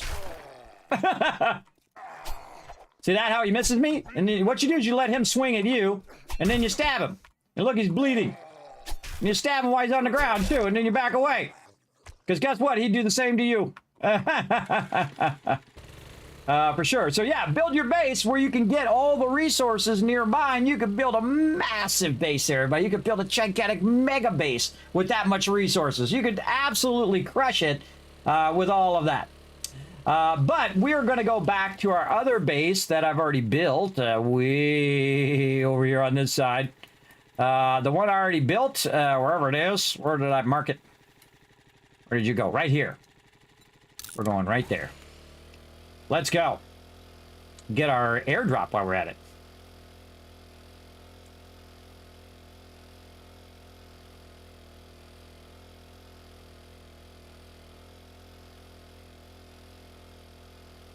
Now, a lot of these resources are in multiple biomes, but the really important thing is for you to look at them. Oh, I forgot to put the thing in there. Black square equals coal. As you'd think it would be, right? You'd think that'd obviously be the color of a black square. What do we got here? Another trader wreck? Or is this my trader wreck? No, there's another trader wreck right there. Oh, I didn't even know that. I'm going to put a little house. Trader wrecked 2. Huh. Second trader wreck. What up, trader wreck? I'm out of here before you get sassy. You will find multiple traders. Now, Trader Wreck is in the forest biome. He's going to be in the forest biome, and each trader is in different biomes as you go along. Wow, that's a lot of good stuff. Well, let's take that with us. Airdrops are awesome. They used to have it where, by default, you didn't have the marker. So you had to just kind of wander around and hope you run into it. I always turn the marker on our server, and then eventually they have it now by default on. So you can find those airdrops. Night Raz, thanks for hanging out. What's up, Gorks? Thanks for hanging out on the channel, everybody. Hope you're having a good time. Does the auger still generate heat? Yes, it does. It absolutely does, as you saw by my thing going 100%. The auger, the chainsaw, those are the top 2 that generate a lot of zombie attention. And that's what I think they should have called it instead of heat. I think it should have been called attention. Because when you're doing forges or you're doing all of that stuff, basically it creates a heat map around you and how many zombies will spawn and how many screamers you'll get and all of that. It's basically like an invisible heat map that you can't see. Now, of course, they have a bunch of console commands where you can go in and even see what the zombies are thinking. Absolutely. See what they're thinking, what they're attacking, what are they going after, all of that cool stuff. If you want to do that. I don't use console commands. I play the game as intended, mostly. Except for I wish I had unlimited party so I can do whatever I want, because my server, and I want it to be the way I want it to be. But other than that, it's almost a perfect game. And you're like, Kismet, what would make it perfect? Right here. The ability to lock your items in your vehicle, because now you got it in your inventory, but why didn't they add it to the vehicles? Because that's where you mostly put your stuff, in your vehicles, more than your inventory after a while. You'll have vehicles full of stuff, including stuff that you want to keep in there, like your meds and your ammo, extra meds, all of that stuff, in case you get into trouble. But you don't want it on your character, because your character is collecting resources, right? So you want to keep it on your vehicle, like your 4x4, and use, say, 4 or 5 slots towards saving that stuff so that you can stay out longer. So you don't have to keep coming back to your base or to the trader all the time. So you can stay out longer if you get hit, if you need a splint, if you want to use your steroids or whatever else you need to use to counter all of your conditions or prevent the conditions in the first place. you absolutely could do all of that. But we're going to tool way out here to the whole other side. And we found the winter biome now. And by the way, that winter biome will now be on the map. And so now you can see the winter and desert biome when they come together. I always find that specific spot. Now, there is one more location, everybody, and that is the wasteland. And I kind of feel like since the desert was in the left and the burnt biome is in the right, I feel like I've got the one that, you know, it's all in the corners. I've seen them do that before, so they randomized one that had the different corners, so I bet you the wasteland is down to the right. I bet you it's down there. But those are the three best ones in the beginning, and then the wasteland is great for the in-game. You can go there early if you want. You can go straight there if you want. Just do all your quests and find the wasteland biome. I'm going to do that by questing. Now, there's also a trader in the winter biome as well. I think we went to Trader Bob already. Did we go to Trader Bob? I can't remember. I think we went way out here. Yeah, yes, we did. Trader Bob already went to him. There he is. Way over there. And again, there's different vendors in each biome now. They're not just randomized like they used to be, which is great. Oh, look at this right here. Look at this. In the winter biome, more iron right there we can get. In fact, there's so much, everybody. There's a lot. You got to think that all of this ground that you see is below it is 40 to 50 blocks down. And then on some mountains, it's going to be like 80 blocks down if you're at the top of a mountain. Everywhere. All of this, everybody. You could dig all of this out. That's right. You could tear down every building. And you can make a giant mega tower if you wanted to. It is your world. You can do whatever you want with it. And that is one of the brilliant strokes of genius of this game. That is you who decide whether you want to wrench that car or keep that car there and let it respawn. Or build out. You want this road, or maybe you want a road to be twice this size, where you can come in, dig it all out, make the road twice this size. Maybe you don't want it to be asphalt. Maybe you want it to be concrete. Make the whole thing out of concrete if you want. You can make it 50 lanes wide if you wanted to. Make a big, gigantic freeway that goes all the way around the whole thing. Well, actually, it's flat map, so it would go from one side to the other. Oh, wait, I'm going this way. It's a flat map, so it's like a rounded flat map, or actually they made it square eventually. Now it's fairly square. It used to be rounded, where you'd hit a certain edge and then you get radiated if you go too far beyond that. Now it just gives you a warning when you hit the edge of the map. Now I got a big map, everybody. This is a 10K map. All the other settings are default. And this is a randomized map, so I don't know where stuff is. I don't want to know. Don't tell me. I can usually guess because I've played so much when it randomizes. But it does a great job of you not knowing. You don't know where the big cities are. If you find big cities, those are going to have higher tier locations. And those higher tier locations give you better rewards. All right, now here we go. Here's a little place that I made. You can see it's right on top of the nitrate because I needed some nitrate. But look over here. Oh, what do we got there? Yeah, that's right. A little bit of shell right there, right? Now, if I go down over here, you don't see any shell over here, do you? But if I go in my little mine that I made here, without the auger, by the way. Now we got the auger. And I made a little shaft there so I can climb down the ladder. And I get my thing on so you can see I climb down the ladder and I open up the little door and I go in here. Guess what? There's that nitrate, right, that we collected earlier. But guess what's behind it? Yes, just randomly, without even having the thing at the top, there's a bunch of shell here because this is the outside edge of that shell that we just saw that's in that direction, southeast, right? So we go like this and we go up and we look and we're going to see... Oh, I hear a zombie. Come on, jump, guy. Okay, feel free to not jump. Be awkward. Get up there. There we go.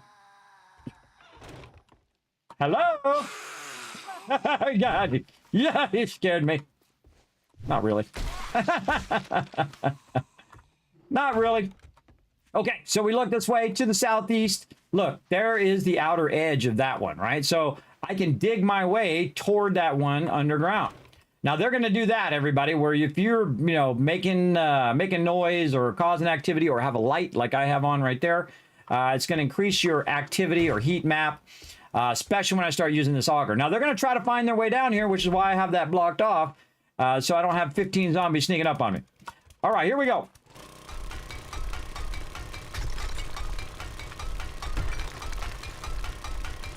Now, one of the things you want to do, though, in the new version, is before you get going doing a lot of this, I'm just going to do a little bit. Before you get going doing a lot of this, one, good to have a light on your helmet or whatnot. Now, I got my nerdy helmet on right now, right? And you're like, oh, Kismet, what are you doing? Why did you bring your mining set? Because I totally forgot. Because I wasn't going to do that much mining, but I'm just talking about the different zones. But we're going to do a little bit. And so you don't have to have the mining set to do it, everybody. You can just do it. If you got the auger, there is so much of it, everybody. There's so much massive amount of stuff. You don't have to have the miner set, but it does help a lot because you're going to get more resources for the same amount of time. But I'm just going to get a little bit of it here. Right over here. Now, also in this same spot, what we had right over here was a little cluster of coal as well. I think it was over there. No, it's right here. Right here, I also have coal. And you're like, well, Kismet, you're not even in the winter biome. How did you get coal? It's called luck. So I have coal, I have nitrate, and I have shell all in the same mine. That is called lucky, everybody. And it usually happens on the edges of biomes. So when you have your desert right here, now, of course, I can go over here to the burnt area, and guess what? They're going to have a bunch of resources in there, and we zoom in on that. We can see the little white squares, right? So we know that's nitrate. We got blue there, which is most likely going to be some lead. Gray is going to be stone. If we see any black squares, we don't quite see a solid black square. We see a bunch of little stuff there. These are all going to be like little pieces of wood and stuff. I don't see a big black square that we could use. Iron there. Again, there's like a mixture of all of the various resources across multiple biomes. Now, some are very specific for a biome or a higher chance of them in a biome, like desert is pretty good for nitrate and obviously for shell. So shell is probably the number one thing in there. But again, they're mixed everywhere. And you might be underground and bam, you find the thing that you need, right? So we're just going to get a little bit more shell. The few seconds of me doing that was 1,300 shell that I got and 370 coal. And I'm just showing you as a sample, and we'll get serious about drilling later on. Right now, we got to think about Horde Night, so we don't want to spend too much time running around. We got to think about Horde Night coming up very, very soon. Now, Horde Night will happen whether I'm at my base or not. When that time hits the time, bada bing, bada boom, it is time for Horde Night. Now, again, you saw that I have that nitrate is at the minimum, or that shell is at the minimum distance from my base, right? So that's the minimum distance in which I could find that shell. And again, if we go in there and look for a little light brown dot, I don't see one, but it might be right there.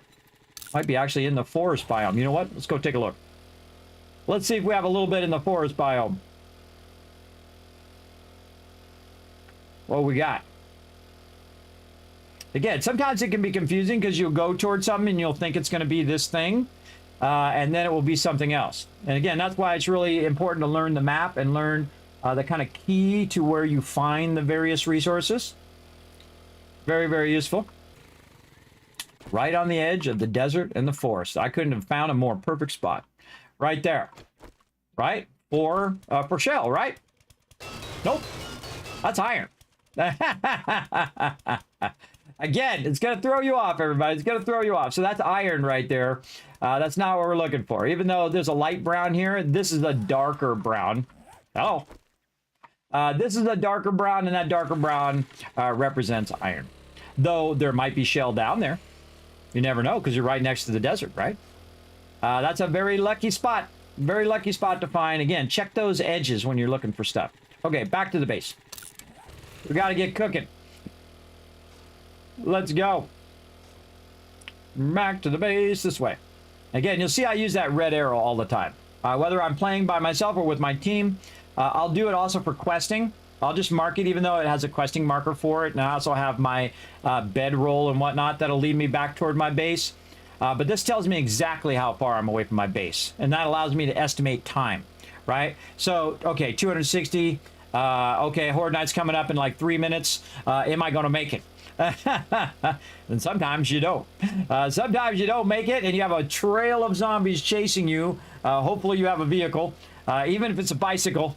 You have a trail of zombies chasing you while you're trying to run back to your base or get up on top of some building or find a secure location you can save yourself before those zombies get you. because they will overwhelm you for sure, especially in the later game. For sure, they're just going to be all radiated coming after you. All right, let's go back to the base here. Down we go. Whee! If you notice, I just leave them open because it's hard for the zombies to jump and get on that ladder and get up there. So I left that gap there on purpose. Okay, we got to get out and do some questing as well. We're going to check our board over here where I wrote down all the Horde Nights, day 49. Now, we got a little bit of work to do on the base. But while we're here, you know what we should do? We should make some more gas. You got it. Right here. We're going to make some more gas because we don't need a lot of gas. Go, baby. Make me some more gas. Gotta love that sound, everybody. That would get super annoying after a while, though.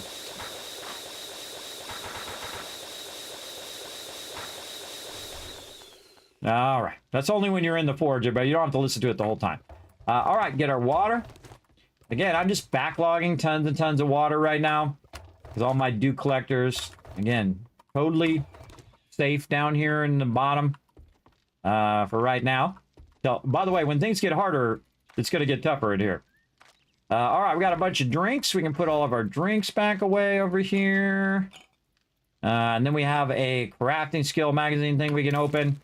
Now, I don't want to learn these yet. What I do is I switch for my nerdy armor, because the nerdy armor has a chance to get an extra skill point for when you're getting it. So you definitely want to, I'm going to wear that temporarily. Then I'm going to go ahead and just use these just in case I get an extra one. And then wear my priest outfit again. Now I got a farming bundle as well. Let's open that one. Oh, wait, I got more books. Oh, wait, I already know all the southern farming books, so I don't need it. But what it does, it gives you different seeds. Now, you might have a chance when you get these garden bundles of getting super corn. Now, super corn is like the most valuable thing in the game, I think. And the reason why is because you don't have to collect bones. You can grow your duct tape. And when you grow your duct tape, you win. Because that's what you need for just about everything in the entire game, everybody. So grow that duct tape. Now, these are magazines that I don't need. I can sell to the vendor. These are some seeds that I can use for my garden, so I'm going to throw those all in there very nicely. I've also got a bunch of other stuff that I collected randomly. Over here, we've got more of this. Make more glue from our water. Let's get some more water.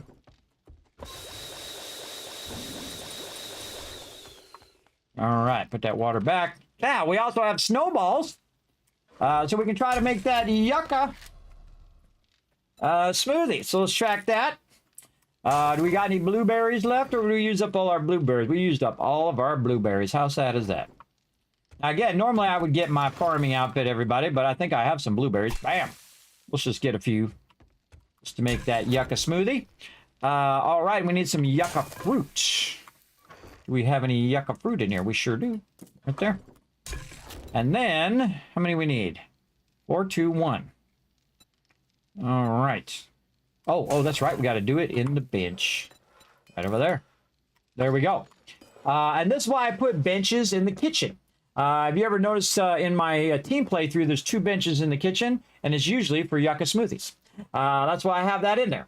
So he can just run those yucca smoothies all day long, or she, whoever's working on it, can just run those all day, and then our peeps have tons of yucca smoothies they could use. We'll take a look at what yucky smoothies give you here in just a moment. Okay, so now I would consider snowballs raw food. We'll put all that raw food in there, including our mushrooms. And then we got a bunch of other random resources here. We got to do a little bit of sorting as well, because we've been slacking on our sorting here. Let's get this done. Put that all in there. We got some raw bike box. We're going to put all that in there and maybe sort that nicely. Over here, our raw resources. Man, another level 4 pistol. How many level 4 pistols I got? I got a level 2 pistol in there. Put that level 4 in there. And take the level 2 and sell that one. All right, we got some garden plots as well. We could definitely use those. I know right where to put them. Right up here on the 2nd floor of our garden. Right along this outer edge.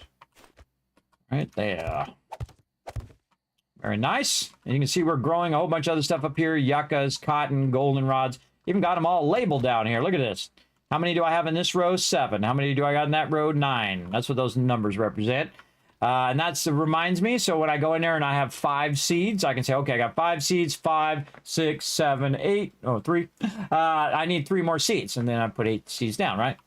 That's what those numbers help me figure out. Okay, so we got that done. We have a bunch of more raw food that we can just go right over here. Egg is part of raw food. Blueberry is raw food. And we got some mushroom seeds that we could just take and put them right up there. Very nice. Utilize that seedling space. All right, back to the garden. Over here, we have so much to do, everybody. So much to do and only so much time. Let's get it started. All right, more gunpowder. Let's get that going with a bunch of nitrate over here. Gunpowder. Go. Now, of course, later on, you'd want to do stacks of gas and stacks of gunpowder and stacks of those things because it uses less resources. Also, if you go into physician, by the way, over here in the intelligence line, the physician here, when you get into the later ones, notice that it does 20% faster in the chemistry station. So it's going to make your stuff faster. And then the further you go down, oh, look at that, 40% faster. Very, very cool. I like how your medical thing allows you to dismember enemies with batons better. Because of your deep knowledge of the anatomy, maybe? I don't know. That's going to be my guess. I think that's funny. Wait, there's some of these we didn't run. What the heck? We didn't have enough water. Run more glue. More glue, baby. I don't save those bones for a rainy day, everybody. Use them up. In fact, I should probably just put them in my water, so that'll remind me to do my water later. All right, and then all the stuff back in the various boxes where it goes. This goes in here. Raw ammo. All right, what ammo do I want to make? Let's make some ammo. Let's go right over here. We're going to make some 7.62.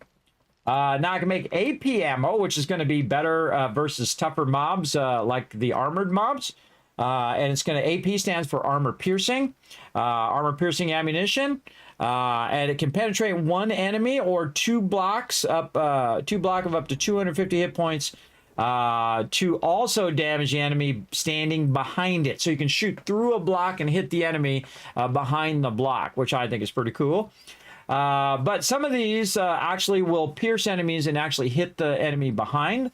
Like if you go to high power one, does more damage but costs more resources, can be crafted at the workbench. Now, is high power better than AP ammo? There's another one we should do. We should do an ammo thing. We're not going to do it tonight, but we'll do an ammo worksheet as well.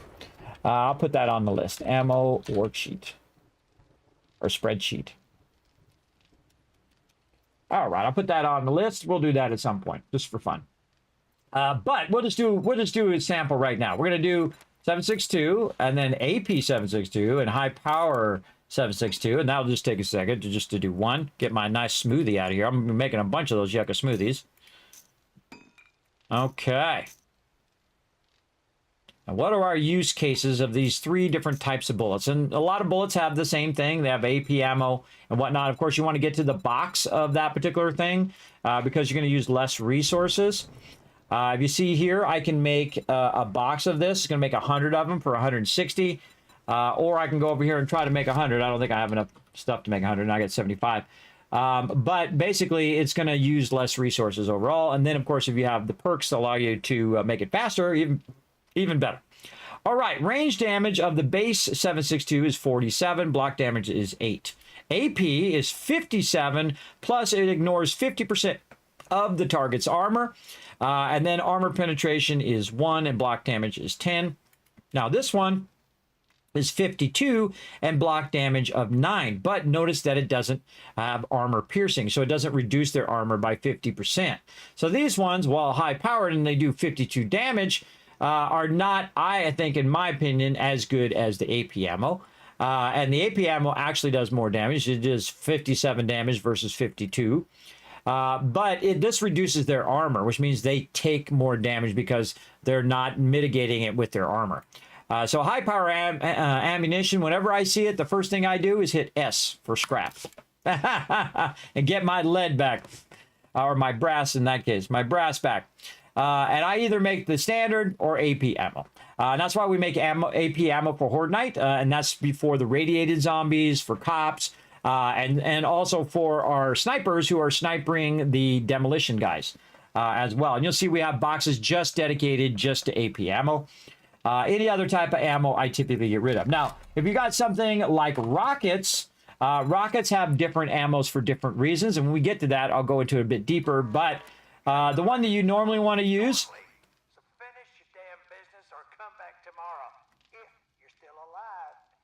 All right, the frag ammo is the kind of stuff that does damage to mobs, right? So you want this to have this one so it doesn't damage your base. Now, if you want to blow up your own base, well, then there you go. Use your high explosive rocket, which will just be blowing up your own base or whatever you feel like doing, or blowing up houses or whatnot. That's great for just running around blowing up houses in the zone. Or if you're doing PvP, I guess you can blow up other people's base with it. I've never done that. That's not my thing. But yeah, the frag ammo is what you want. Now, the same thing in grenades. You have grenades, right? Which is this one. Pull, pin, throw, arm with right mouse, throw with left mouse. Contact grenade. Contact fuse grenades are volatile devices that explode on contact when armed. So this one is like a timed grenade. So you click the thing and it starts counting down like a fuse. And then you throw it and then it'll count down and blow up. Contact grenade, you click it, and then you just throw it at the mob, and the second it hits the mob, bam, they blow up. So that is really useful. Absolutely. The contact grenade is probably one of my best favorite grenades to throw. Now, you also have Molotovs as well, since we're talking about ammo. Where's my Molly's? Molotov cocktails. There we go. The same thing with these. Right-click to light them and left-click to throw them. Now, these don't really have a lot of descriptions until you actually make them. All the descriptions are after you make the stuff. Not sure if I have any. I do have some right here. You can see the fire damage, 250, duration 16, and explosive radius is 3 blocks out from where you threw it. Same thing with pipe bombs. Explosive radius is 1.5, so much closer together. It does 5 damage, but it does 253. This does 250, so it does a little bit more. The fuse of this is set by you. So you click the thing and it starts to burn down to the thing. You better throw it. This here is 4 seconds. So you can count 1, 1,000, 2, 1,000, 3, 1,000, throw it, and then 1 second later, boom, it's going to blow up. And a lot of times, if you time it just right, you can throw it where it's in the air. And it's in the air, and then it hits all the mobs that are nearby. I personally prefer the rockets and the contact grenades myself, but we'll get into ammo and weapons another time, where we'll get into, you know, pellets and the differences between a level 4 and another level 4. Like I got a level 4 right there, right? Level 4 pistol. But if I go and compare it to my level 4 pistol, see this does 53 damage. And you're like, well, Kismet, that's because of your mods. That's true. But if I take all the mods out, like this, and I compare the base gun, this one, 42.6, and this one, 42.3. Why are they different? Is it because they're not repaired? Well, let's repair both of them.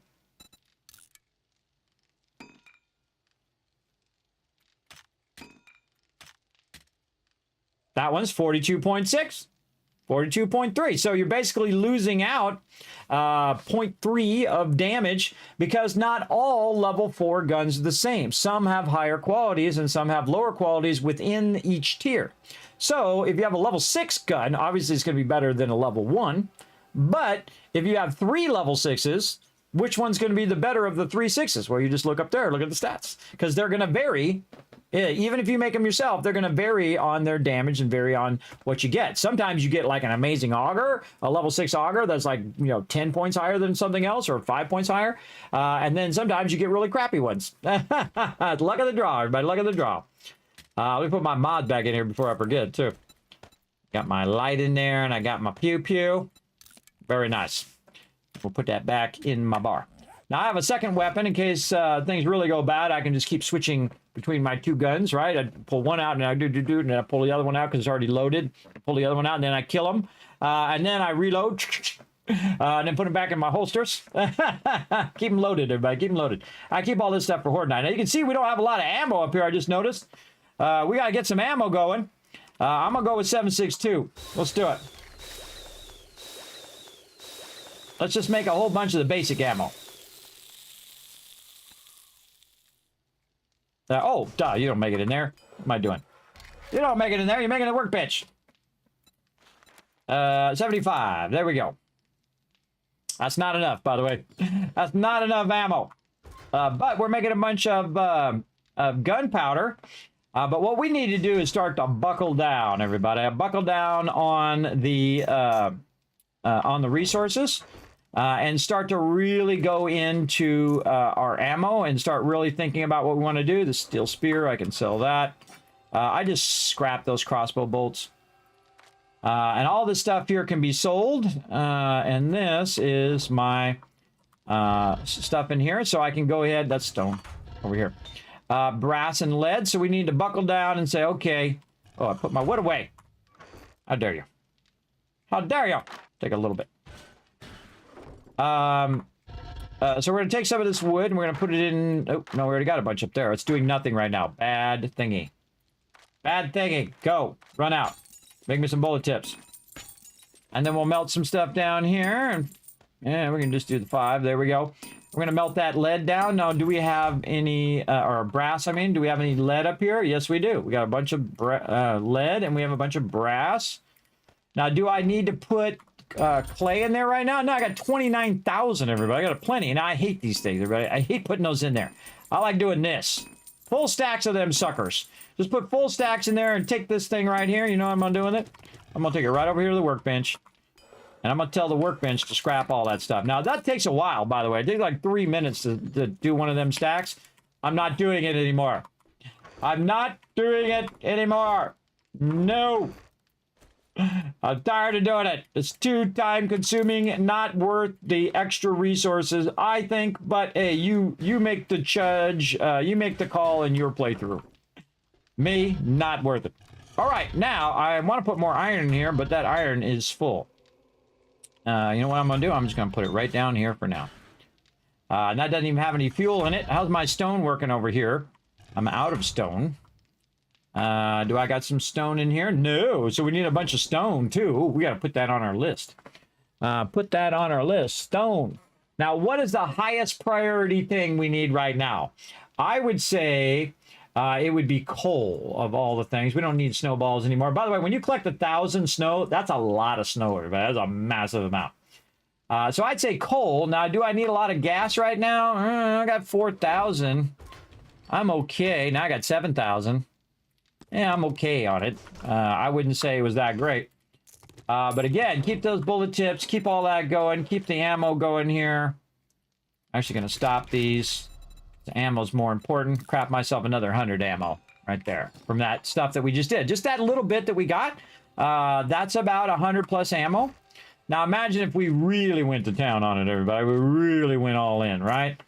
Especially when we're collecting a lot of lead and all of that. And you'll see my team do that, everybody. My team will go in and they'll collect a massive amount of all this stuff and let it run. All right, now I'm going to put this stuff... Or actually, here, let me stop this.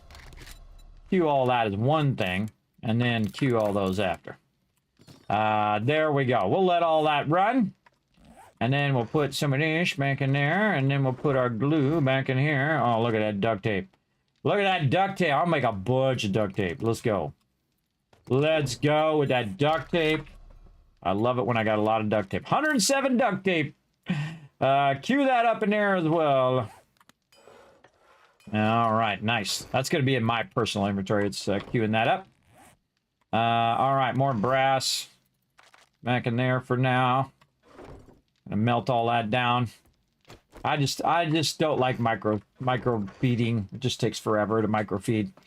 All right, now do we have anything we can put? Man, we got a lot of great mods on there. We got a lot of great mods on there. Oh, good ones there too. And I wish I had that radiation remover one though. That would be super useful. I can't think of anything else to put on there, and I can't put anything else on there, so it doesn't matter. Hammer, same thing. Don't have one high enough I can put more stuff on. So not really helping me, but I do have a lot of sweet mods in there I could be using. What about armor? How's my armor looking right now? Let's see. What do we got? We've got our armor treasure hunter mod, our cigar. We got all of those slots taken up. Now, we could make some better armor, can't we? Yes, we can. Yes, we can. I think we should start with our loot armor. This armor's okay. Or should we start with our armor that is this? Well, we should start with armor kits first. That's the first thing we should get to.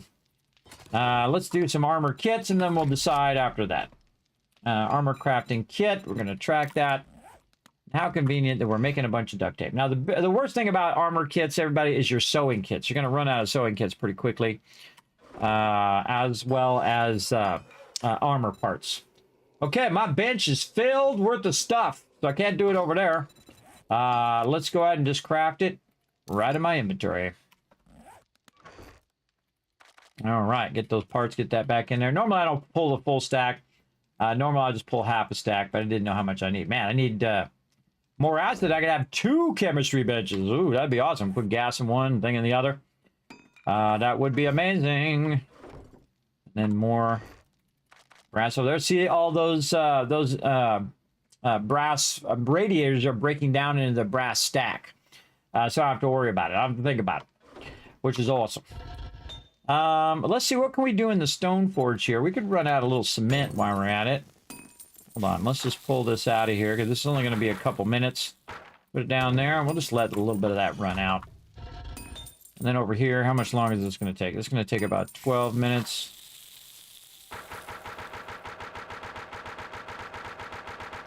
Let's say 25 minutes. Now, if you're going to walk away from the base, everybody, limit your forges. Because that's what I'm about to do. I'm about to walk away. And put that... It's still going? Wow, still going. Okay, so that's going to run for a while on my inventory. Now, it's nighttime right now. I can work on my stuff. I maybe get my water. Water's really easy just to grab out of here while you're thinking about your other stuff. I could do my food. What I really need to do is get resources. I need to really get serious about getting some serious gunpowder going on, or I'm gonna die. All right, and I still have to let the gunpowder run. Now, I got till day 49. Is day 47.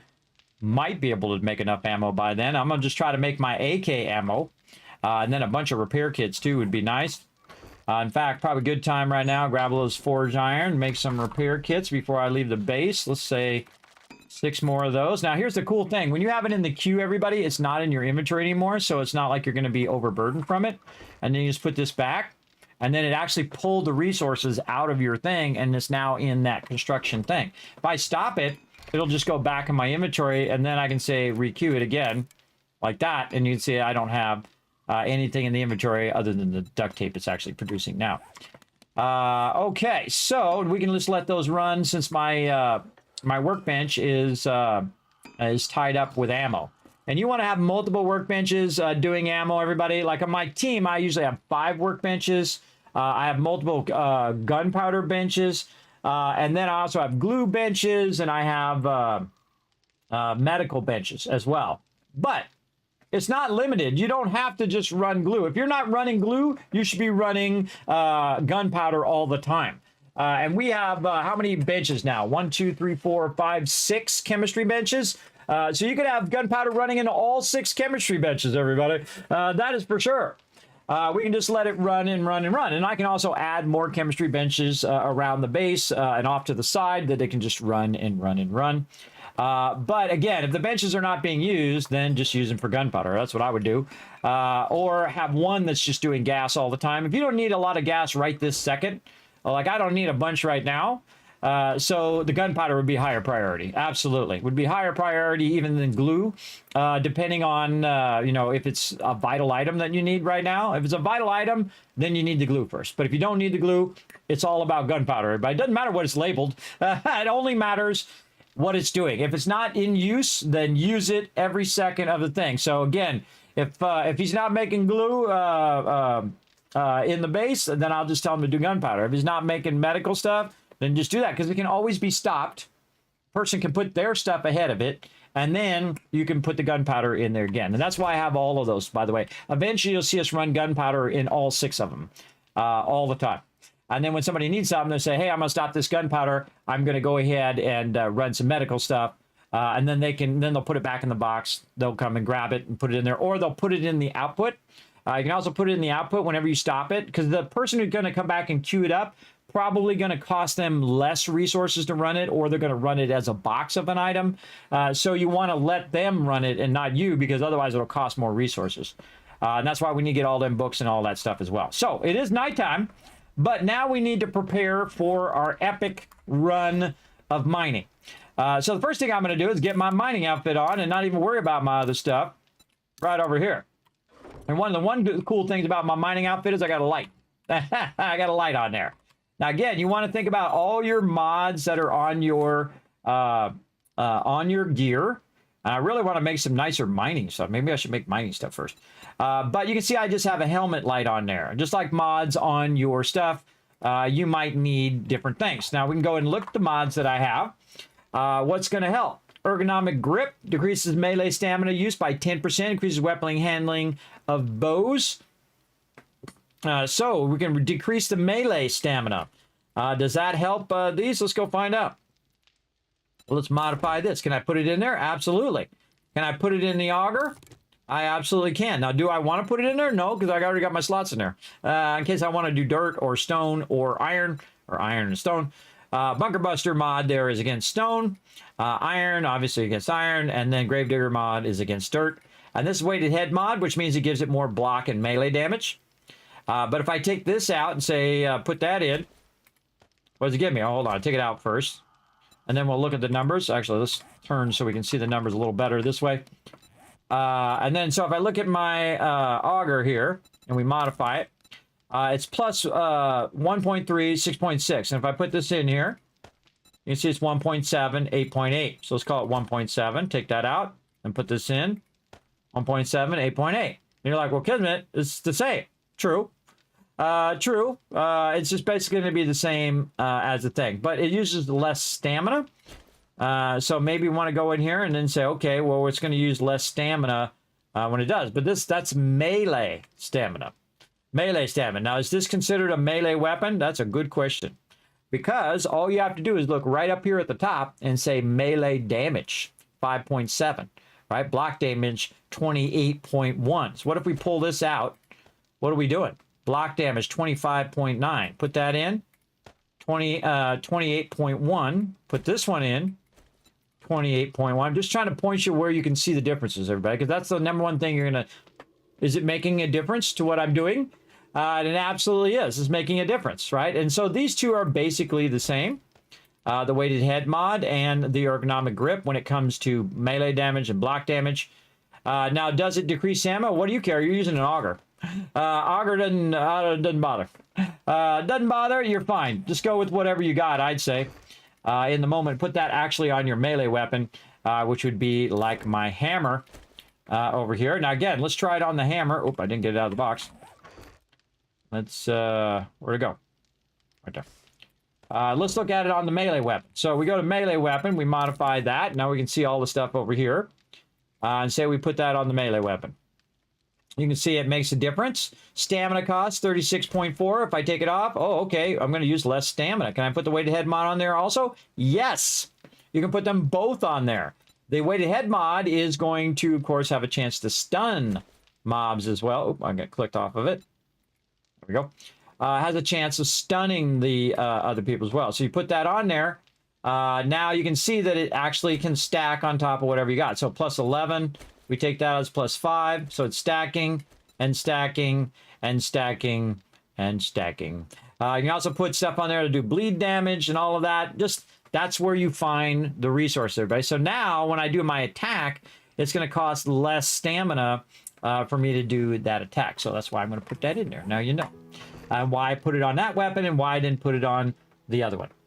Okay, so I think we've got all of that looking good. You got a basic understanding of how to find the stats and all of that stuff that you need to know if you're improving upon your stuff. Trader Rec is open. Okay, so we got our crafting kits. We'll come back to all of that. We're going to come back to building more stuff later. What we need to do now is roll up our sleeve, make sure we got gas, make sure we got repair kits so we can repair our stuff while we're out there. We only got the level 1 auger. But how many parts do we have? I'm starting to put these in here. Ooh, we got one more motor tool part, and I can maybe work on a level 6. I'd do a level 6 auger first, above all things, everybody. Absolutely. Absolutely. If you're collecting resources, that is. That's your primary thing that you're doing, like I'm doing in this particular one. It's more about collecting resources than it is about killing zombies. And the whole goal of this game is to go as long as you possibly can. And also to go as long as you can without dying. Because if you die, it brings down your stamina and whatnot. So you definitely want to let that go up, because naturally that's going to go up to 150. And then depending on what food I'm using and buffs I'm using, it's going to accelerate my stamina. Now I got myself some coffee, so I'm going to also bring that and kind of remind myself by putting that down there. I just work on my food and water before I leave, so I'm just going to use some regular water here. And then just go and look. Now I also have the water mod where I can go and just drink the water, which is super useful. You can see my water right now is 85 of 148. And each one of these I drink is going to be 20. So that'll be 100, that'll be 120. You can stack these, by the way. So 140, and then maybe another one. Not like I got, look at how many stacks of murky water I could turn into water there, everybody. A lot. A lot. I've just been backlogging it. And that's why I have 6 dew collectors. 6 dew collectors is enough for 5 people to run, everybody. So I have overabundance. Better to have too much than not enough. And then, oh, we forgot to write down our yucca smoothie. Let's write down our yucca smoothie over here. Since we are doing our stuff here, and we're doing our food, water, meds over here, and we'll say that this is a drink. Yucca. It's actually called yucca something smoothie. Yucca juice smoothie. IE. Yes. Okay. Yucca smoothie. And what's it got? Okay, I'm going to grab the thing and put it over here just because it's easier for me to work for it over here. And that a little bit. There we go. Yucca smoothie. All right. So what is the duration? 6 minutes. Food plus 22. Health plus 11. Water plus a massive 78.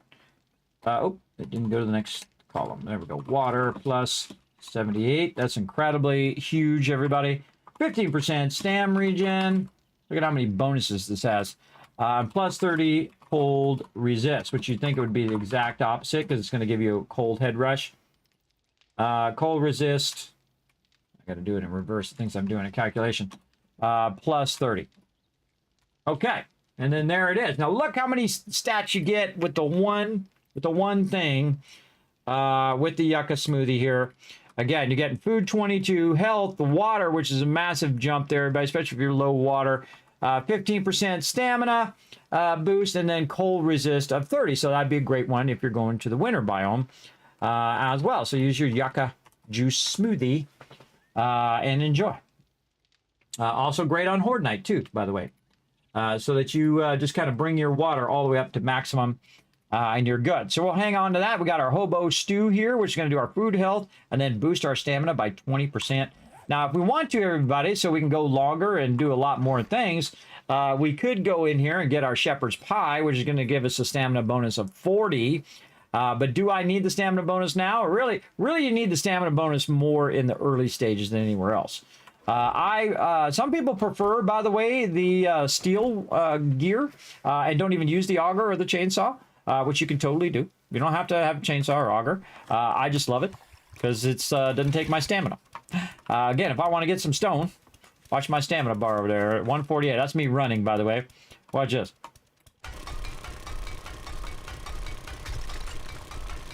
See my stamina bar going down? No. And that I like. Only when I'm running does it go down. Now I can use more stamina toward running and less stamina toward buzzing. Now here's one of the great tricks as well, everybody. If you're trying to get stone, get something else. And you're like, what do you mean? Because I need the stone. But if you go and you take out, say, nitrate. Well, guess what you're going to have to cut through sometimes to get the nitrate? Stone.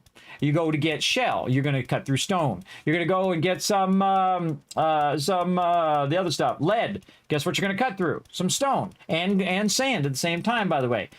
So you're going to naturally get that. So I don't have to seek out stone now. I should seek out the things I need the most. And the things I need the most right now is coal, of all things. So let's go. We got ourselves some buffs there. And sometimes, depending on if I have the gas thing before I have the other buffs, I'll put the gas thing in there. But the thing is to have a lot of gas, and you don't have that problem. All right, we're going to run out to our little lucky spot. And we are going to collect as much coal as we possibly can. And just get a crazy ton of loot. Hey, joggers, what's up? I wonder if there's a cap on saved waypoints. I've never found it, but then again, I've never done more than, like, I'd say 50. Maybe we'll find it out in this playthrough. Don't tell me. Don't tell me. I don't want to know. I want to discover it as I'm playing. That's the way I like to play. I like to explore and kind of discover those things as I play through the game. That's why you play a game in the first place, everybody. So I don't cheat or shortcut or do any of those things. Why even play the game if you're just going to cheat? You instantly lost the game, in my opinion, if you have to cheat, right? If you have to go in and you're playing, I don't know, PUBG or whatever, and you're a cheater, why even play the game? What? I mean, you're a loser. You lost. Because you had to cheat. Even when you win, you lose. That's what sucks. That's what sucks big time. Normally, by the way, if this was way down, I'd do one of those little drop things with the hay bale at the bottom. But we're not too far down. Now, we're going to cause a lot of trouble down here, so let's go. That's stowed over there. Hold on. Where'd my clay go? Or my coal? I thought it was over here. Right there. That's incredibly lucky, everybody. Now, again, this is also a shovel. Look at this. That is very, very lucky. Now, I can crouch to try to bring the sound down. But I find the only reason to crouch is if you don't like the sound so loud. It's still going to be very loud, as you can see over here, everybody. Very, very loud. Adding to that heat map of the zombies going, what the heck is that noise? Let's go over there. Maybe it's some brains. It's some brains I can get. Look at this. Right next to each other. Ah. This is like being in heaven. A miner's heaven here. But I got my miner outfit on. Oh, I forgot my coffee. Hold on. Let's use my coffee. I put it in my bar to remember, and I still forgot. All right. Burn my coffee, so I'm going to get more resources. Yes. And then I have all the Art of Mining books as well. Now, once you start that buff, everybody, you go to town, bro. You go to town for 6 minutes. And you're going to walk away with a crazy ton of loot. Now, of course, if you do have the fuel thing, you don't have to switch out as much. I made that coffee myself, by the way. Get your coal on. And this is nice and close to my base. Wish it was right next to it, but, you know, we take what we can get, right? Now, the lower the auger gets, by the way, in its durability, the less damage it's going to do, in theory. Now, I can't remember if they took that out or if that's still a thing. Don't tell me. We'll look it up later. By seeing how this tool is performing at lower levels. Actually, I can look at it right now. Right now, it's doing a block damage of 28.1. Let's write that down, and we'll look at it at the end. 28.1. But that was definitely a thing that even when it wasn't completely broken, we would still repair it when it got low. That used to definitely be a thing. And we'll see if it still is here in just a moment. We'll run this auger all the way down. Now, I'm listening for zombies, by the way. Reload. That comes out of my drill time. Everybody won't have to reload so often. Also getting sand. Sand equals cement.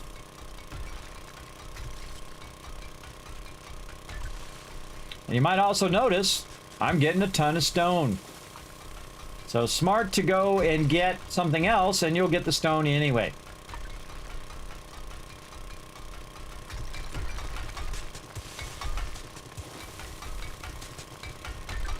I love the auger, everybody. It's like my favorite thing. Just go to town on the auger. But you can do it completely without the auger, by the way. You can get yourself a nice steel pickaxe and use your magical skills that you've built up. I used to have it where you could one-hit blocks. I noticed that's not in there anymore. In the in the list. So I haven't seen being able to one-hit blocks. But I noticed it wasn't in there anymore when I was doing that list of stuff. Let's keep smacking it.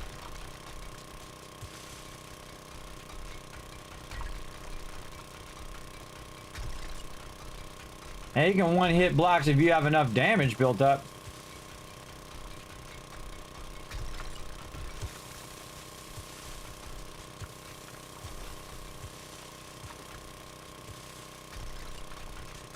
Cutting this back just a little bit. All right, any more up here? Yeah.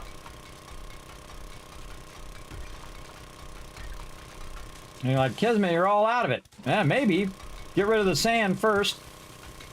And see if there's some more hiding behind it. Like this. Now, sometimes it's very hard to tell, especially when you don't have a light. What's stone and what's coal. That's why you definitely need a light, everybody. They're going to help you a lot. Now, I like to put the flaming mod on my tools now. It's like my new favorite thing I did in this particular playthrough. So like you're in here with your pickaxe, you have a flame on your pickaxe so you can see what you're doing if you don't have the helmet light. Or even if you do have the helmet light, but I think it adds even more light because you have your helmet light and then you also have the light on your tool. Sadly, cannot put it on the auger. This is all stone down here, but I'm just going to get rid of this stone. Like so, to kind of back that up a little bit so I can get over here to the coal. Watch out for them cave-ins.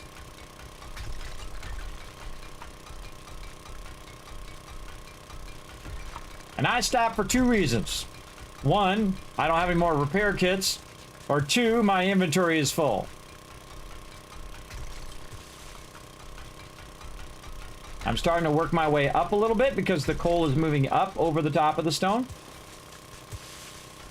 I'm just kind of following the vein of it. This is very lucky, everybody. This is very lucky to get 3 of them in the same spot. By complete accident. I mean, I didn't purposely do it, but I do kind of know that if you do it in the corner of biomes, you have a higher chance of doing it, because this is usually where I put my stuff. In the corner of those biomes. So, big tip for you. You never know. You might be lucky like me.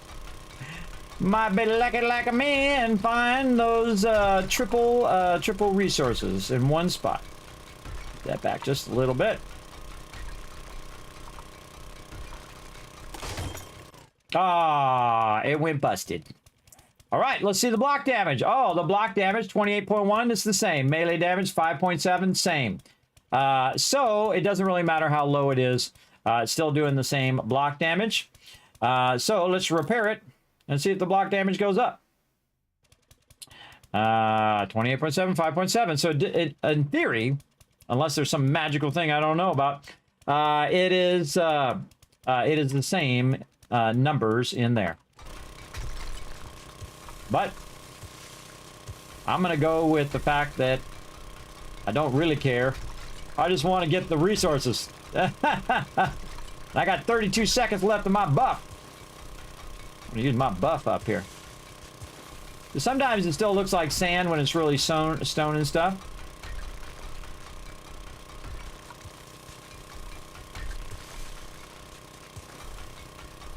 Now, I've done this a lot, everybody. This part I've done a lot. Probably almost on par with building bases. And that's because this used to be my job, which is to go collect the resources as well. And this is probably one of the first things I did playing the game was to run around and be the person collecting all the resources. But again, if my team wants to do it, I'm going to let them do it because they like doing it. It's fun for them. Let them do it. We're getting close to the top level here, too. We're going up. We're going up. I'll do it kind of as a backup. I'll go help collect resources when they're if it's needed. Most of the time, my team crushes it, though, everybody. I don't even need to go over there and help them most of the time. In fact, I call them to help me because I usually keep my mining diminished on purpose so that they have a job, right? They have a role to play that they want to do, and then I just facilitate their greatness. I think that's much smarter. than me taking away their fun. Let them have fun. And then also be a vital part of the team. I think, you know, they're out here drilling out the thing. They're getting some XP from doing this, everybody, but not as much as if you're doing questing or running and doing stuff like that. And that sucks, everybody. You're spending all your time doing this so the group can have ammo, and then you're not, and then they want to have your ammo, but they don't want to share their XP from killing zombies with you. You could bite me for that. I don't think so. That doesn't seem fair to me. But then again, it's your server, you play however you want. My server, I will play how I want. That's a great advantage of that. Hey, Mama, what's up? How you doing today? Thanks for coming and hanging out. I'm having a great time. My triple, look at this, everybody. More and more and more. It's everywhere. Lots and lots of coal. Come to Big Daddy.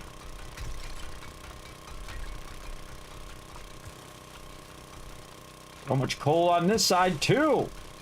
Wow, there's a whole bunch on this side. Now, you can see I'm starting to drill upwards just a little bit so I can use it kind of like a ramp. You can see I'm also risking the fact that this might cave in on my head by literally putting no supports in. Let's see if I die.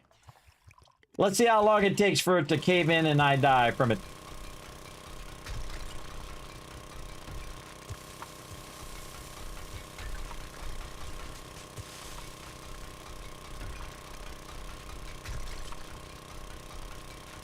I like to move it back so I can see what the resources are. And it's pretty obvious after a while. You can see that this is stone down here. There's some stuff caving in over there. And you can see this is really dark. So this is your coal. I love doing it. I can do this endlessly, everybody. I can do this for 50 hours if I could physically do it. Mentally, I'm thinking, yeah, let's do this for the next 50 hours. But physically, probably not going to happen. After about, I don't know, 10, 20 hours, kids are going to go like this. Fall right out of the chair. But I would if I could. I know some people who do, who are all about it.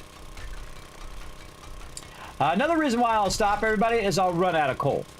But if you see that dirt's telling you there's probably some more up ahead. That's what that dirt is telling you. There's probably some more coal hiding underneath here. One of my favorite things is to look back after you've dug out this big, gigantic hole over here and just realize how much you've cut out. I just go where the coal is. Oh, I forgot my coffee again. Where'd my coffee go? Down here. I'm going to use up our 2 coffees and go from that. That's another way I'll time it is I'll say, okay, well, I'm gonna do 2 coffees worth. I just keep going. How are we doing on time? Wow! 4 hours have gone by like it was 2 seconds to me. This is why this game is great, everybody. Kiss your weekend goodbye. You start this on a Friday, you're going to still be playing it later. Oh, look at this. Look at all this sand. Oh, that's because we're getting in the desert. A lot of sand. You got to be careful in the desert, everybody. You get in the desert too far, that sand will cascade down. For sure. Sand's very weak. Blockwise. Great for resources, and if you need sand, great for that as well. I'd start at the top, though, if you need sand, and make a big, giant sand pit. That's one of the few places in which I will work from the top if I'm trying to get sand. I think it's easier just to go get stone and convert stone into sand myself, but that's just me.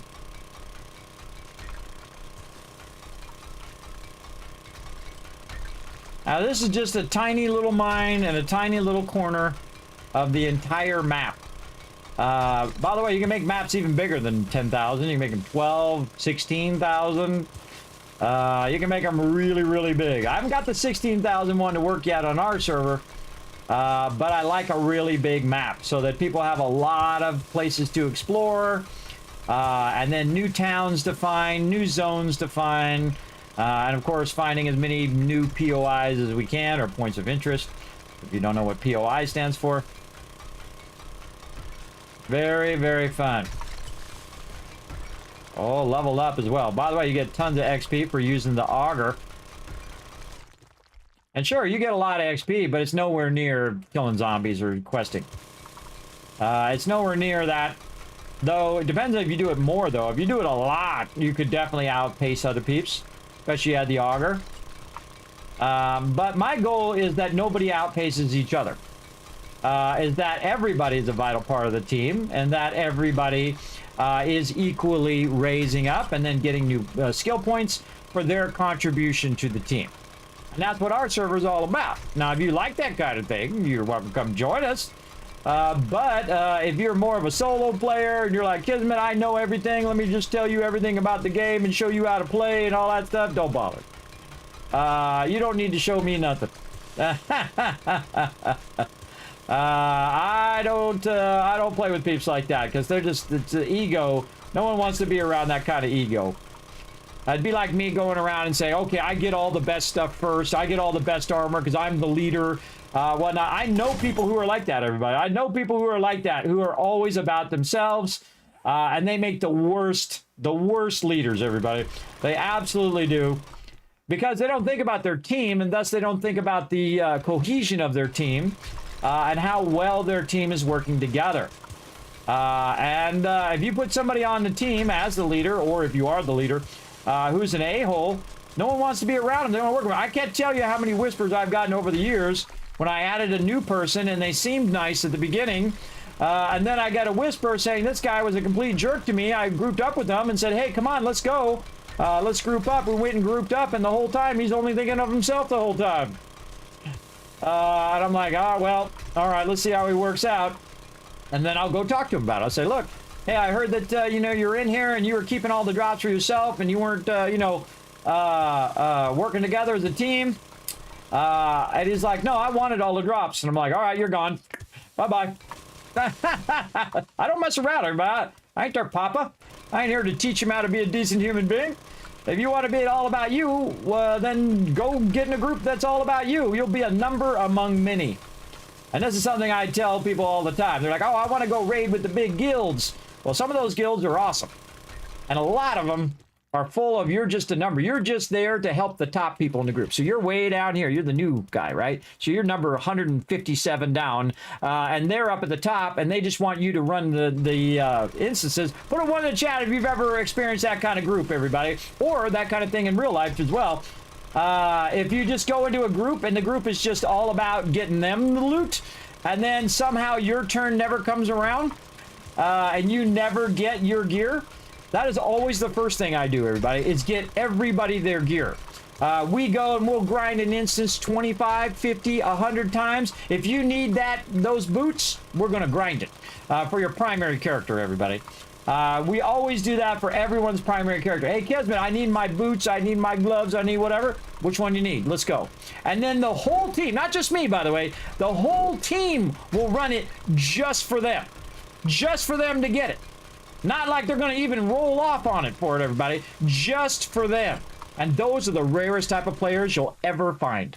You'll find the rarest type of players are the ones who work together. The ones who look after each other. And some people do it in a smaller degree, and some people do it in a very large degree. More down here. I got 57 seconds left on my buff.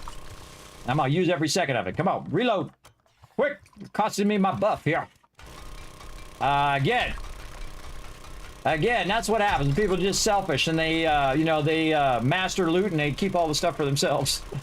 I see some people do that, everybody. Now, I don't know. Also, I see that in Asmon. Asmon does that. Now, I don't know if he's just doing it as a troll, as a joke, or he's really that person that does it, because I kind of feel like he's a mixture of his on-screen or on-stream persona and who he is.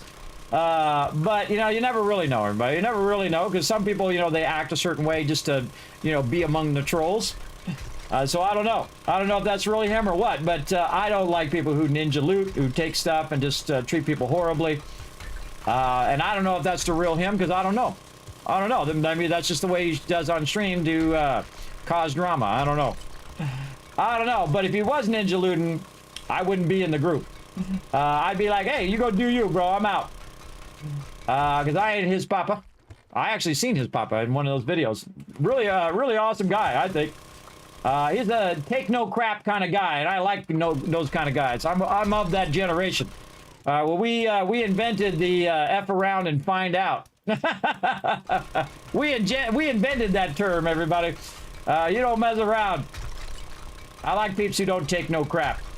I ain't gonna put up with your BS. I ain't gonna take no crap. I'm gonna tell you like it is, respectfully. And maybe sometimes not respectfully, especially if you're not respectful to me. But mostly respectfully. But yeah, I like those type of peeps. Those are my favorite type of peeps. who aren't trying to be, you know, above everybody else, right? The salt of the earth kind of peeps. Peeps who, you know, earn their way in life. All right, I think I'm going overboard. All right, let's see how much coal I just got, everybody. Oh, a smidge.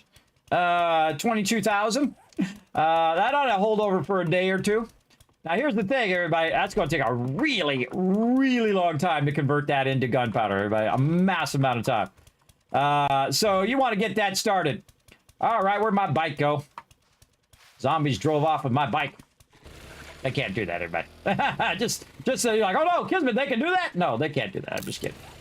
I'm just kidding. All right. Oh, I had my marker set the wrong way. There we go. This way. They can't do that, everybody. I'm just kidding. I'm just kidding. Don't get worried.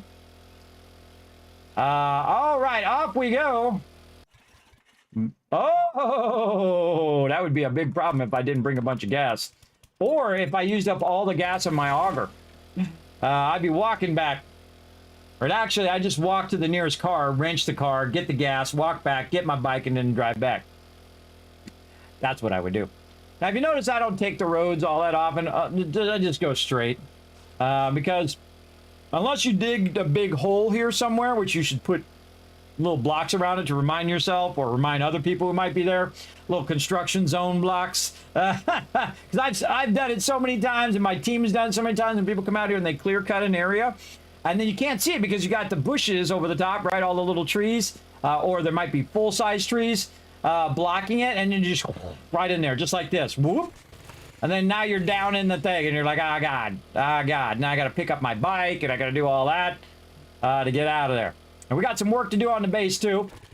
We'll do that later. Now, of course, I could also collect more and put some in my vehicle there. But what I need is lots of bullets. I need a tremendous amount of them. And so we got to get the gunpowder going.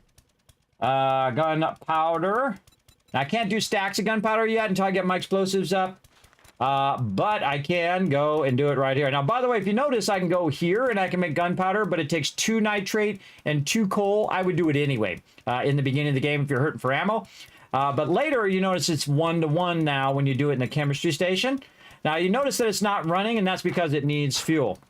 That's a very, very important thing. We'll turn that on and get this going. Oh, I need my nitrate, dude. Now, this is really going to more lean into the nitrate than anything else. There we go. Can't do that yet, but we'll do that later. So that saves even more resources, by the way. You can do 800 of 800 there. If I was going to do... How many can I do here? If I was going to do 800 here, you can see it uses about the same, but the stacks, it can do more stacks because it can stack more of them over here. Right? So more stacks you can do in a single run. And that's the biggest thing about stacks of gunpowder. You can run more of them. All right, it's running away. So we're going to go ahead and do 9,445. Now, we got a problem, everybody. We got to do gas. We've got to do gas. We've got to do nitrate. We got to do glue. All in the workbench, right? So the fact that we only have 1 workbench is slowing us down. We need more, right? We need some acid and whatnot. I forget what day was he going to reset. Day 43. So he might have already reset. Let's go. Oh, and look, I got some diamonds. Ooh, I can make me a diamond tip thing now. Let's put that in there. Let's put all this away in here. There we go. In our coal. And then we have some shell, which we'll put in there as well. And we have some things that we want to sell at the trader. If I could sell that map thing. Yeah, I'll just read it. I don't really do these buried treasure map things all that often, but yeah, let's just read it, get out of the inventory. Okay, let's go talk to the trader. I always try to pick something that's small so it's not blocking my view. That's just me. Hey, Kismet, that hammer level 3, what's it used for? This hammer? This sucker? Hammer level 3. What's it? Oh, right here. This is for upgrading the base. It's a claw hammer. It's for building. So normally at the beginning, you use your stone axe, which I often forget, and keep using the stone axe even though I have the hammer. And then later you have the nail gun, which goes really fast. So the real goes like a blam, blam, blam, blam, blam, like a real nail gun, by the way. Real nail guns are awesome. I have a real stapler. That's really awesome. It's like boom, boom, boom, boom, boom. I don't have a nail gun, though. Don't have a use for it, but if I needed one, I'd buy one. All right, Trader Rec. Let's see what you got. Now, I want to sell this gold nugget that's going to make me 644 dukes, so digging is awesome. Right there, 230 dukes, and then all these other random stuff. I'm going to start with a level 5 first. Oh, he don't want it. Level 3? Level 3? No. No! He don't want it. I got to go to the other ones. All right, wrench. Don't need the guns. Don't need the spears. Don't need the southern farming. And do we do assassin boots level 1? Assassin boots level 1. Let's go see. Armor, assassin boots, and we did not. Okay, so level 1, what does it do? Sneaking, no extra sound. So stealth spirit noise is minus 20%. Better than what we've got. Huh. So this is minus 100%. That doesn't seem right as a level 1. Sprinting while sneaking makes no extra sound. Stealth sprint noise. I think that's a much better name to call it. Stealth sprint noise.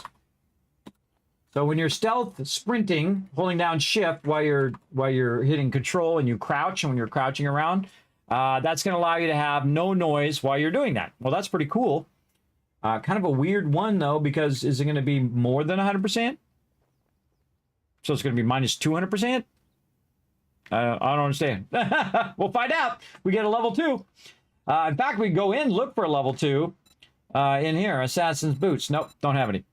But what I'm doing is I'm writing it down first in my little thing over here. By the way, everybody, I got a little spreadsheet. I'm writing it down. In there what all those do, because I think it's much more fun to do it while you're playing the game. Personally, my dukes in here. All right, sell that wrench. No interest. All right, so I already sold him a bunch of this stuff, so he don't want it. Reset day is 49 now. All right, and you definitely want to keep checking him every time he goes to reset. You should check all of the traders every time. And I've got a few days. Definitely going to be after Horde Night here as well.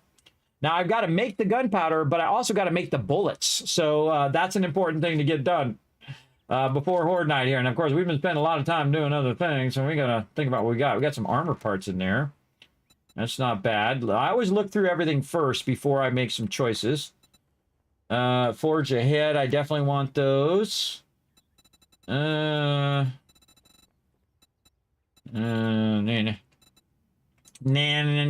Maybe some wiring for gear.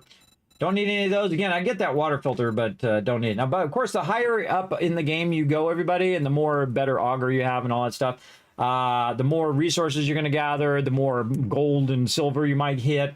And of course, the higher in items you're going to start looting as well. So those items are going to be worth more and more as you play through the game. And so it will scale up over time. And that's one of the great things they've done in the game, is that it does scale up. You do get better loot, so don't get discouraged. Look at that. We get a motorcycle. Right now, 25,000. I love how it torches me, and it's always just above whatever I have. It's always above whatever you have. That's the thing it's going to have. So if I was playing a nomad game where I wasn't building a base and I was just working it completely off the trader, I would totally buy that. But eventually I'm going to be making myself, so I'm not really worried about it. And I also got dyes in the trader that we can buy as well. Any mods in there that I want? Not really.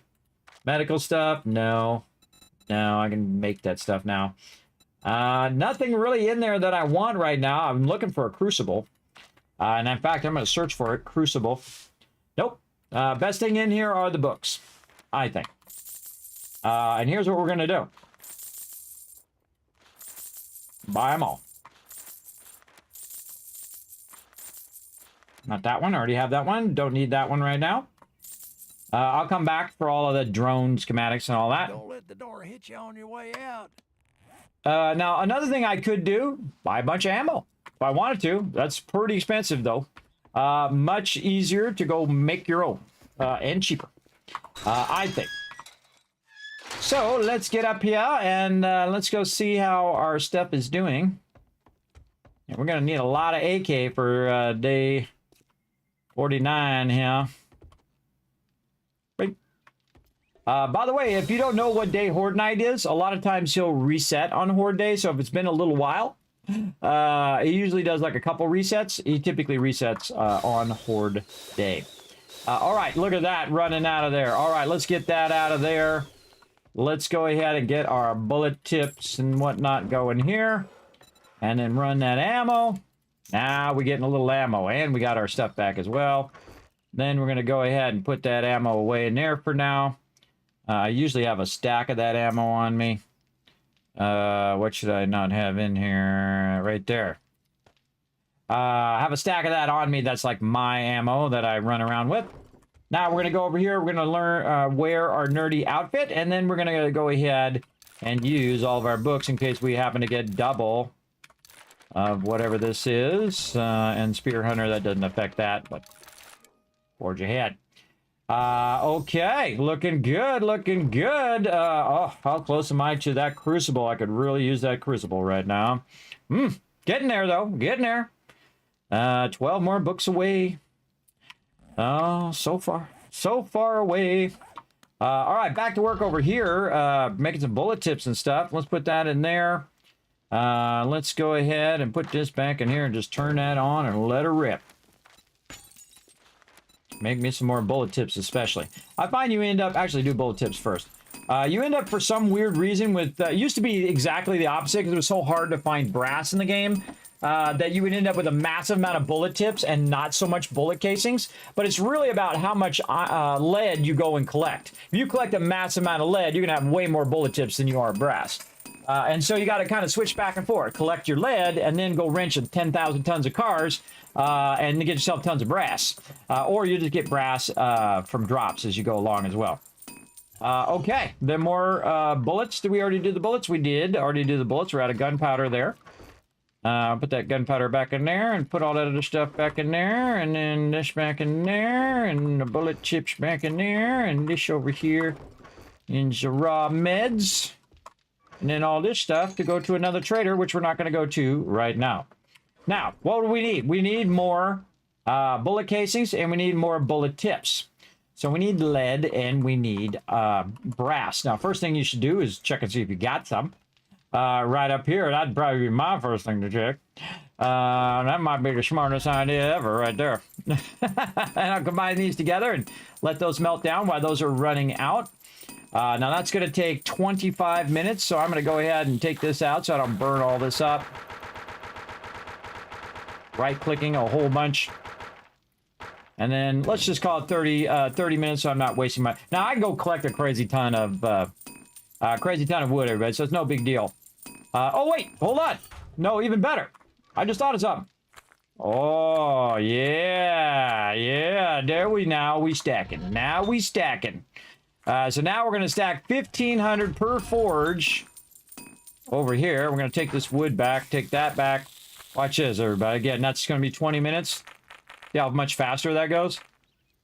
It's like 13 of those. 13 of that coal. It's so sweet. Then over here, we're going to do stone, but we don't have that much stone. We have a little bit of stone now.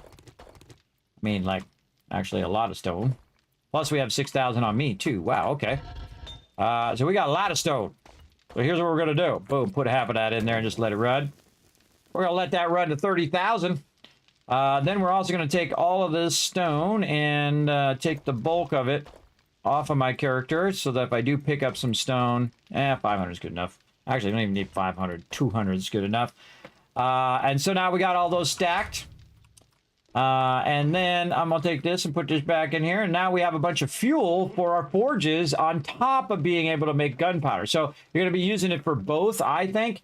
I think coal is much easier to collect than wood in the beginning stages as well. So if you want to use it in the beginning stages, you totally can. And then use your wood for building and things of that nature. It's really up to you what you want to do. Okay, again, need that crucible. And now, again, if you notice I don't run out the forge iron, look how much forge iron I have. I have a bunch for a single player. That's a lot. All right, anything else to sort in the drop boxes? Oh, yeah, a little something, something. A little something, something in there. Let's do a little sorting. And put that in there. Very nice. Anything else? Let's see. Let's put our wood back wherever it goes in here, because I can tell. Oh, where my dukes are. Actually, let's put this over here. And put our dukes back. We don't want to be running around with our dukes. We don't need those right now. Okay, now the other thing, bullet tips and our other stuff. Now let's take a look at our food. We got a little bit of yucca juice. We should probably just hang on to that. Let's get some red tea.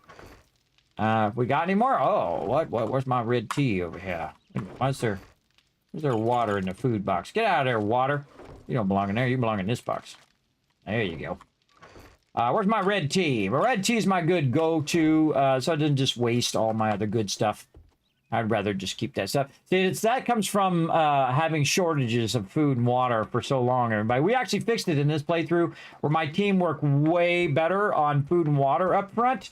So the team wasn't suffering for the longest time at the beginning.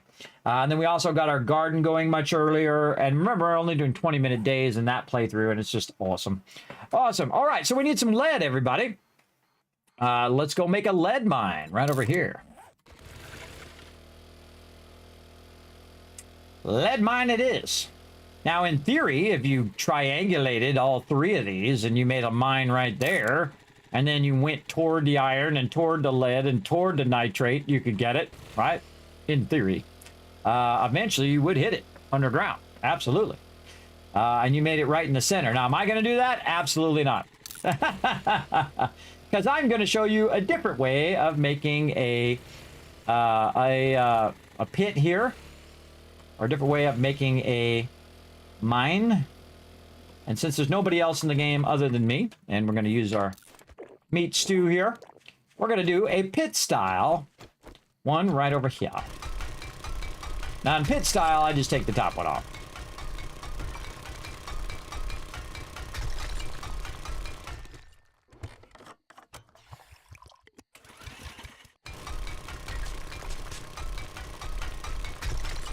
Now you can probably guess how we're going to do this. We're going to just go in and keep drilling down until we find the stuff that we want. I highly recommend that you have a way out of here, just like when you're doing your treasure stuff. You want to take a bit of the top of it off. Kind of back it away. I got the auger, so this is like 1,000 times easier. Really easy to do treasure quests with this. And again, I'm going to widen this out a bit.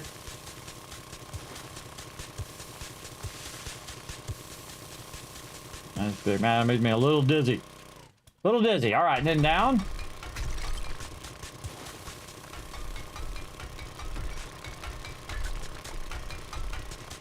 Now again, I need stone too. Of course, this is going to attract a lot of zombies. Again, clear away all the dirt just in case it's going in that direction as well. Getting down there. But I'm leading, I have the ability to jump back up there. Uh-oh, one of my earphones died. My earphones died. One of them died. I might as well put them both on this thing. I actually have another one. By the way, I got $20 off of these, by the way. They're actually really cheap, and they last about 4 hours. Actually, today they last 4.5 hours. So big love to my my earphones. Let me go ahead and change these over to my other earphones real quick. I'm gonna have 2 sets of them so I can just switch them. I have iPhone ones, but the iPhone ones, they last 2 hours, and that sucks. That sucks big time. So Apple can bite me on that. They can bite me for making sucky headphones. Of course, the pro ones I'm sure last way longer, but you know, those cost 10,000 times more. And I can't afford those. And thus, I'm not going to get them anyway because I feel like they're not worth the money. So even if you were going to buy me one, don't buy me those, everybody. I have had people donate. I'm not asking for them. Let me make that clear. I just thought of that. I'm not asking for you to donate to get me some headphones, everybody. I don't buy those. I think they're definitely not worth the price that you have to pay for them. I mean, I'm sure they're awesome. If you got the money, you go ahead and grab them. You want to pay that premium price. I used to work for Apple too, everybody. Way back in the day. Well, not that far back. Somewhat back. Yeah. I don't think they're worth it. And even if I did have the money, I don't think I would buy them. Because I get three copies of, I can get three of those headphones for the price of one Apple headphones. Now again, I'm gonna check them out, see if they're awesome. Oh, look out! Now we're talking. Jackpot. Oh god, look at this hole we made already.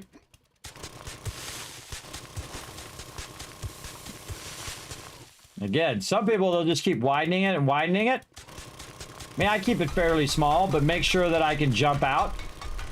What's going to happen, zombies are going to come up and get in your way while you're doing it, because this auger is just like, you know, gigantically loud, trying to tell them to do it. Now, of course, at any time, they can just fall right on my head. But we're just going to go for it.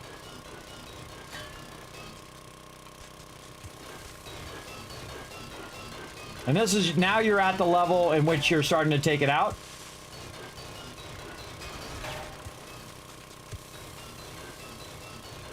And this is what you're looking for.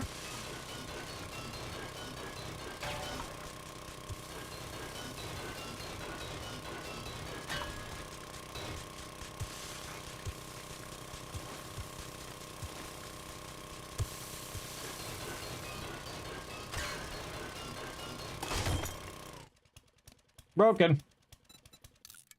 That's why you make lots of repair kits with a level 1 auger. Now I feel like you're just as good off with a level 1 as you are with a level 6 or a level 5. And then wait till you can just do a level 6. Because, you know, these motor tool parts don't come cheap. I'll do a level 1 to start, and then when I have enough, I'll do a level 6. And then we'll really be styling.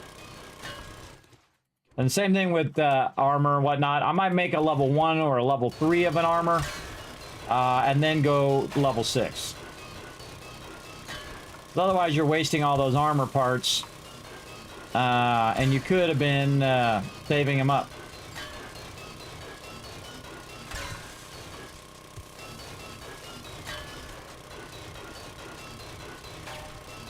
That's what's called undercutting. So I'm undercutting this edge. Right here. See? So I made the pit. I'm undercutting the edge, and now I'm just chasing down the resources. And again, you can widen it out so it's a big, huge pit, which some people do. I don't bother if I'm just doing pit style. I just go for the resources. Go for the resources, but again, you can open up the whole top part of this and make it a big opening. I just want to have the ability to turn around and shoot those mobs when they jump down. This is also very dangerous. You could cave in and I could die.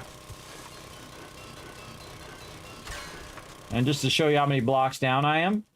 1, 2, 3, 4, 5, 6 blocks down.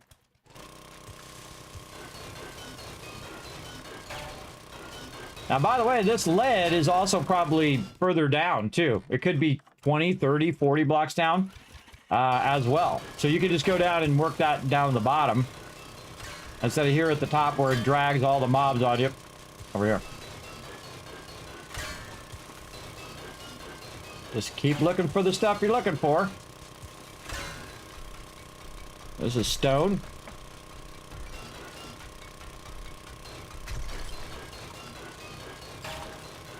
And look how much stamina it's using, everybody.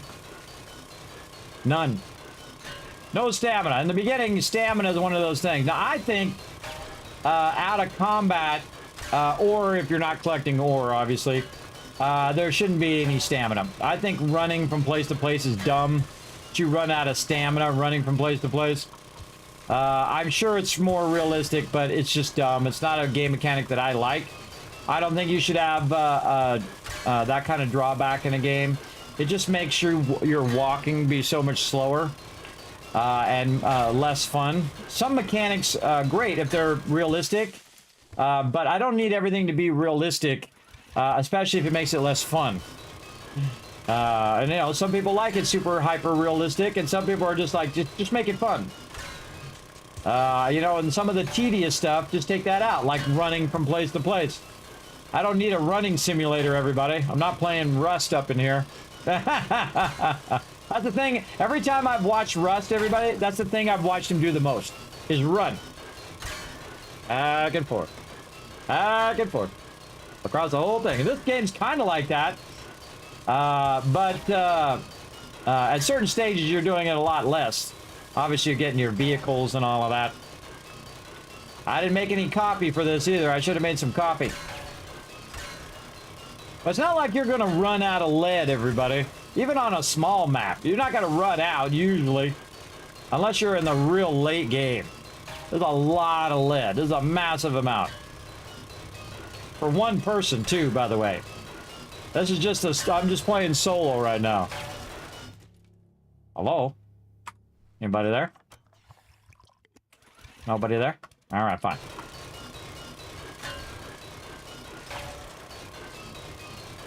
Nighttime, by the way. I gotta point that out.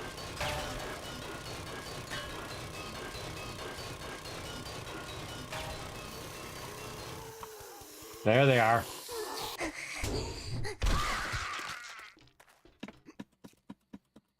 Jump. Come on, punks. You got it. Bring it. Bring it. Nobody? Good time to get the heck out of here. Later, suckers. Yeah, I especially don't like doing pit forges at nighttime. That's especially dangerous. Especially when a bunch of screamers can drop in there and they start screaming down there, and then all of a sudden more of them keep cascading in while you're down there digging. Normally I would put a thing over the top of it, but I just showed you how to do a pit style. Let's go down there, find the loot, grab the loot as quick as you can, get the heck out of there and stick in your forges. Right over here. Stick it in forges. Let's go. Cut that in half. Cut this in half. That was about 10,000. Not bad. Let that melt down in there. We're going to run out more bullet casings. Grab our bullet tips. Put this in here.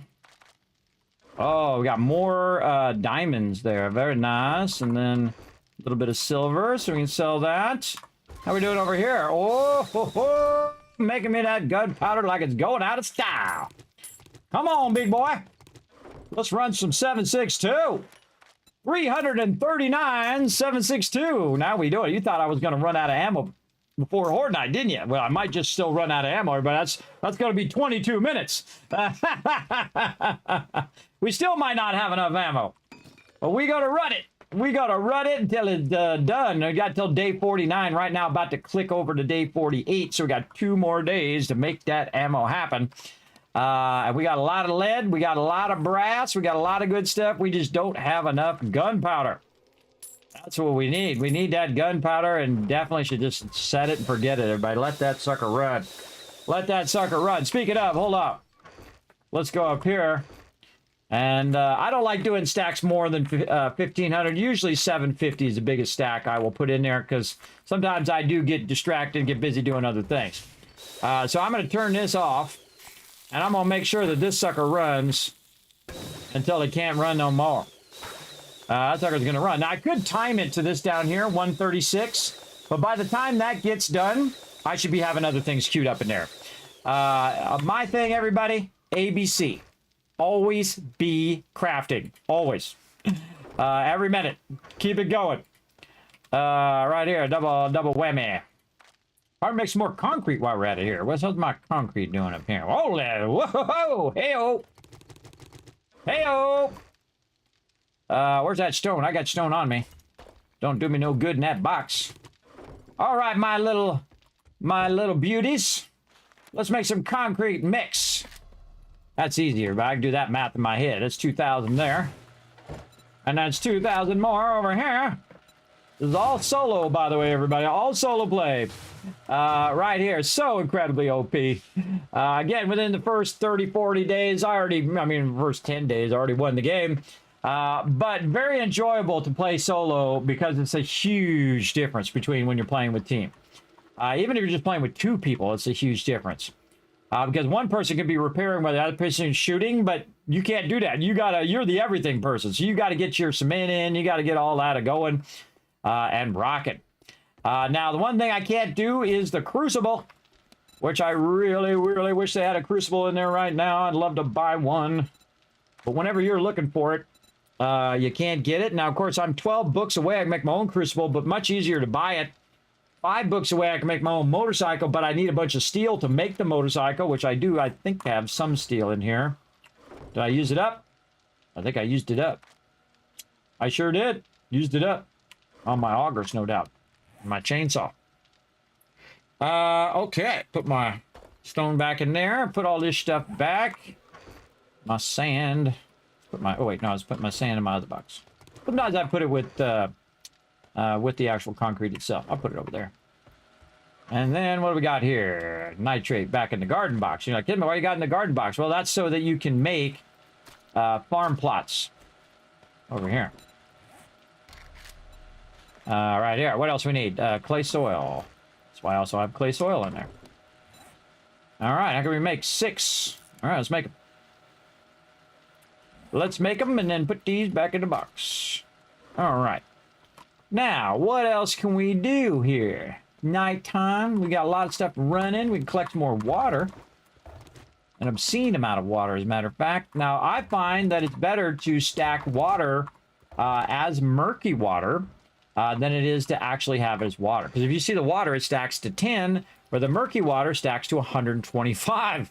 And you're like, well, Kismet, how much murky water per water? I'll show you.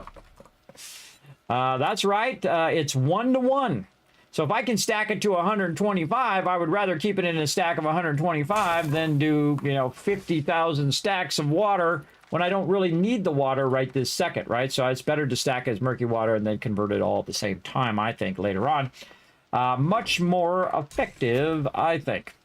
Oh, we got our other food in here, too, which we can put in our food box over here. I think I forgot to look at all these. Did all these get done? Yes, we got our other foods that we wanted to add to our list of foods. Let's put them up there. You know what? We'll update that next time. We did a whole bunch of that already this time. But we'll upgrade that on the spreadsheet in the future. Right now, we want to just get the rest of our plots in here, and I think we got enough. Oh, perfecto! What do we want to grow over here? These are tough questions, everybody. Tough questions require tough answers. Oh, we got another forge up here. I forgot. I was doing iron up here. Yes. That iron in there. I forgot. I put a second forge up there. I could be doing that iron up there right now. Give me that iron. Yeah, I'm going to take 750 of that. Put it up here in this one. This one's been running for a while. Let's put that 750 up there. Let's combine these back together. Go. I got a second forge because I'm going to make a bunch more forge iron in there, or forge steel when that's done. So we'll let that run. Melt that to maximum as well again. I think I had them both to maximum at some point. This one's close, 29,000. You don't need to actually let it hit maximum, I think, everybody. I think you just run 29,000 is good enough. Good enough. All right, I don't need to bring farm plots with me, and we've got some extra farm plots in case things go horribly, horribly wrong. All right, so we got our water going. We've got our thing going. Now we need to go ahead and switch out of our mining set, and we are going to wear... Oops. Oh, I forgot to put my mining set back on again in that last one. My bad. My bad. Sometimes I forget. Okay, now we're going to go ahead and switch out of our... Oops. We're going to switch... What the heck? My miner gloves. Up here. What the heck is going on there? The farmer gloves. Get out of there. I got those confused. Lumberjack gloves up here. Preacher gloves.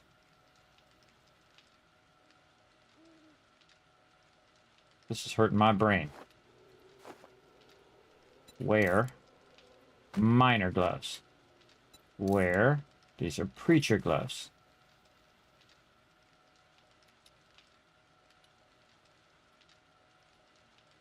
Okay. Put their miner gloves down there. Miner. Ranger, preacher, nerd, preacher outfit.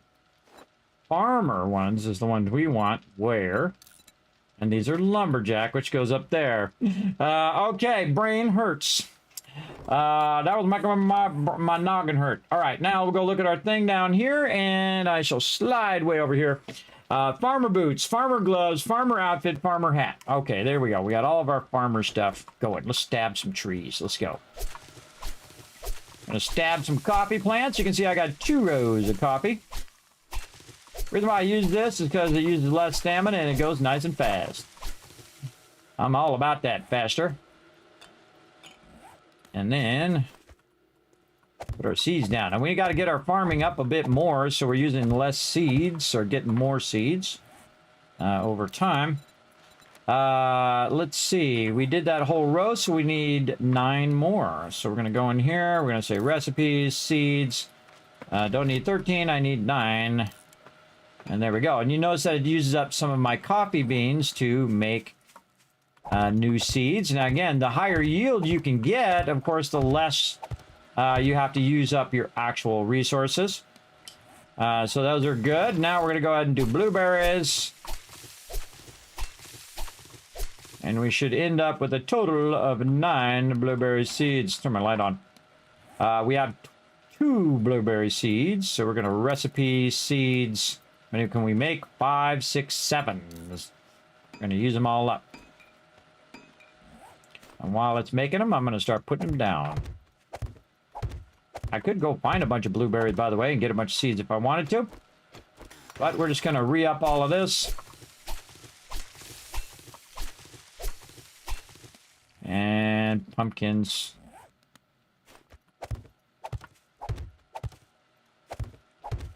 All right, need 2 more seeds there.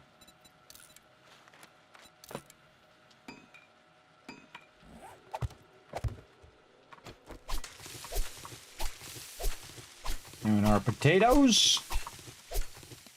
And then we have 6 seeds, so we need 3 more. Oop, right here, 1, 2, 3.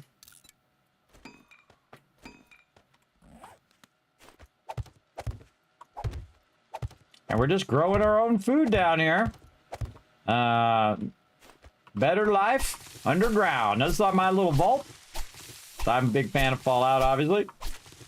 I think we can do our seeds now over here too. We have 4 corn seeds, and I think this is a 8 row. Yes, so we need 4 more.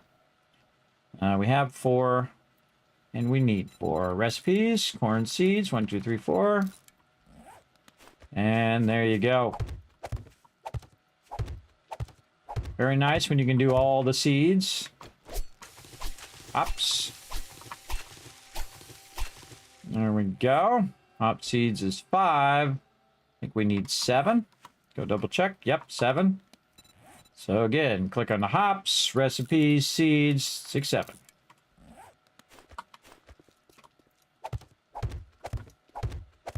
Easy, everybody. Again, takes a little bit to get it going, but you'll build up that momentum. And then again, this could be pretty much as deep as you want it to be. You can also build massive farms above ground, which are pretty easy. Let's get these chrysanthemums going on. I could collect the whole thing at once, but I know myself all too well. And I know I'll end up forgetting a row or wherever stuff goes, even though I do have it labeled. So I like to do them, you know, just a couple at a time and then just put them down. But also, I'm getting all the seeds to run right away. And goldenrod. Now, chrysanthemums and goldenrod flower, everybody, that's something you could totally go and get going. 3 goldenrod seeds. How many goldenrods we've got across here? 9.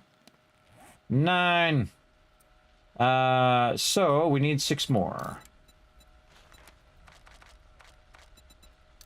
There we go. And of course, the higher quality outfits that you have, the higher the chance of getting extra seeds and stuff like that in there.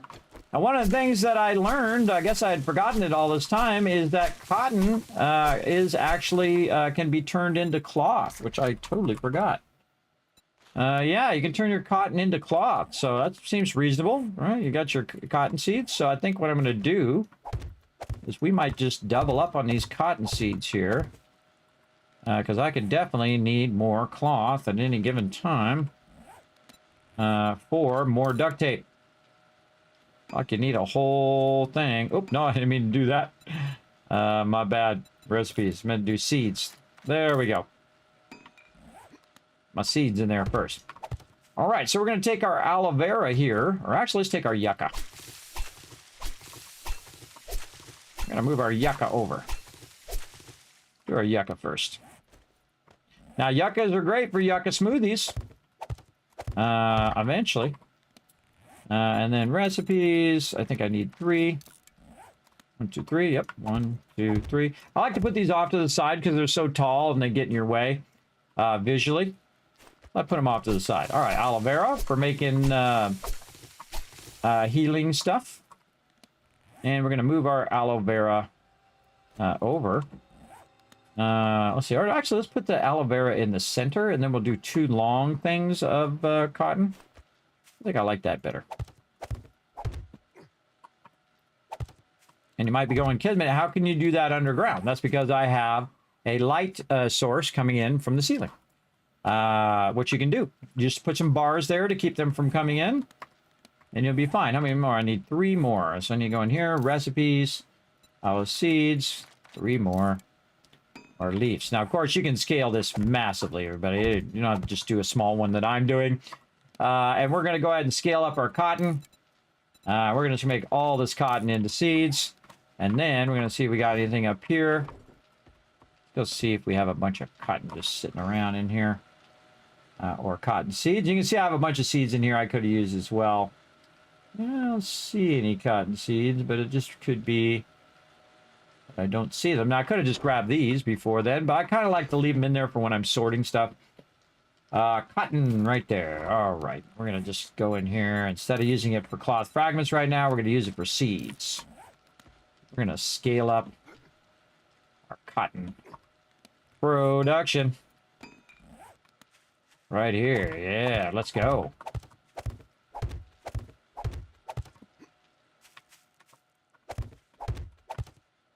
Yeah, I'd totally forgotten that. It was a long time since I did that before. Okay, then put this stuff away. Right over here. That didn't take too long. No seeds. Oh, we used all the seeds perfectly. Look at us go. And then raw food. Put all this in here. And then when you want to cook yourself some beer or food or whatever you need, I'm just going to keep stacking it in there for now. I'd probably use some coffee. Maybe we'll make some coffee. Leave 1 in there in case you want to do it later. Oh, it's time. It's daytime. Let's see. Coffee. Blackstrap coffee. We shall track that. Oh, I used my gunpowder. Don't want to use too much of my gunpowder, but we are making some over here. Let's say 20 of it.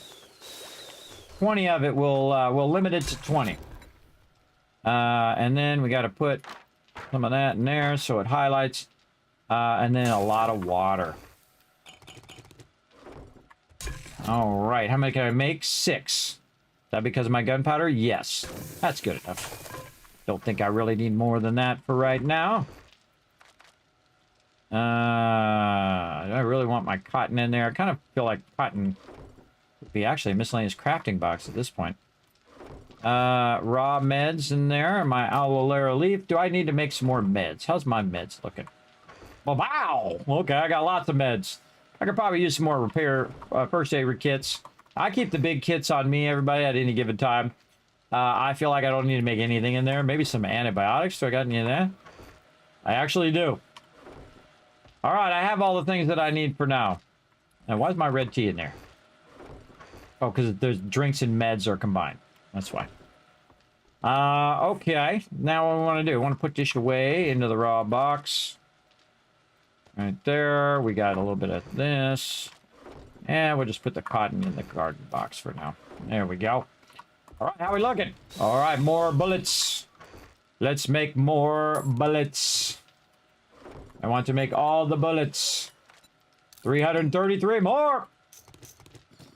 Let's go. Stocking it up. I like it. Now, you're like, Kismet, you don't got any 9mm. You are very observant. I have a little bit of 9mm. Now, of course, you can collect a lot of resources or a lot of ammo because you're going to find more ammo in containers as you level up certain things. Especially if you go very heavy into like machine gunner, you're going to find more 7.62. If you go into gunslinger, you're going to find more 9mm. And so I can make a bunch of 9mm. But if I had an overwhelming amount of 7.62, I could eliminate all the mobs. And so that's what I'm going to try to do. I want an overabundance of 7.62 where my whole inventory is full of it. And I can just let loose on them. I can also probably eliminate my stone arrows now. But, we'll keep it in there for now. See how it goes. I can also be going up to AP ammo. Because again, it is just me. But we're gonna try this. I've got a massive abundance of shotgun ammo, as you can see. Okay, and the trader is open. He's not gonna have anything new. Don't really need any dukes right now. Nothing I need from him right this second. I could probably go to the other trader. Now again, we're now in just waiting period now, right? We're in the waiting period of this running. How we doing over here? Oh, we should just go full stack and say, go, baby. And we definitely don't want that to stop. All right, make some bullet tips ahead of the brass. That's probably what I'm going to run out of first. There you go. Do your thing. Do your thing up and down. All right, what do I got in here? Yeah, a little bit of bullet tips.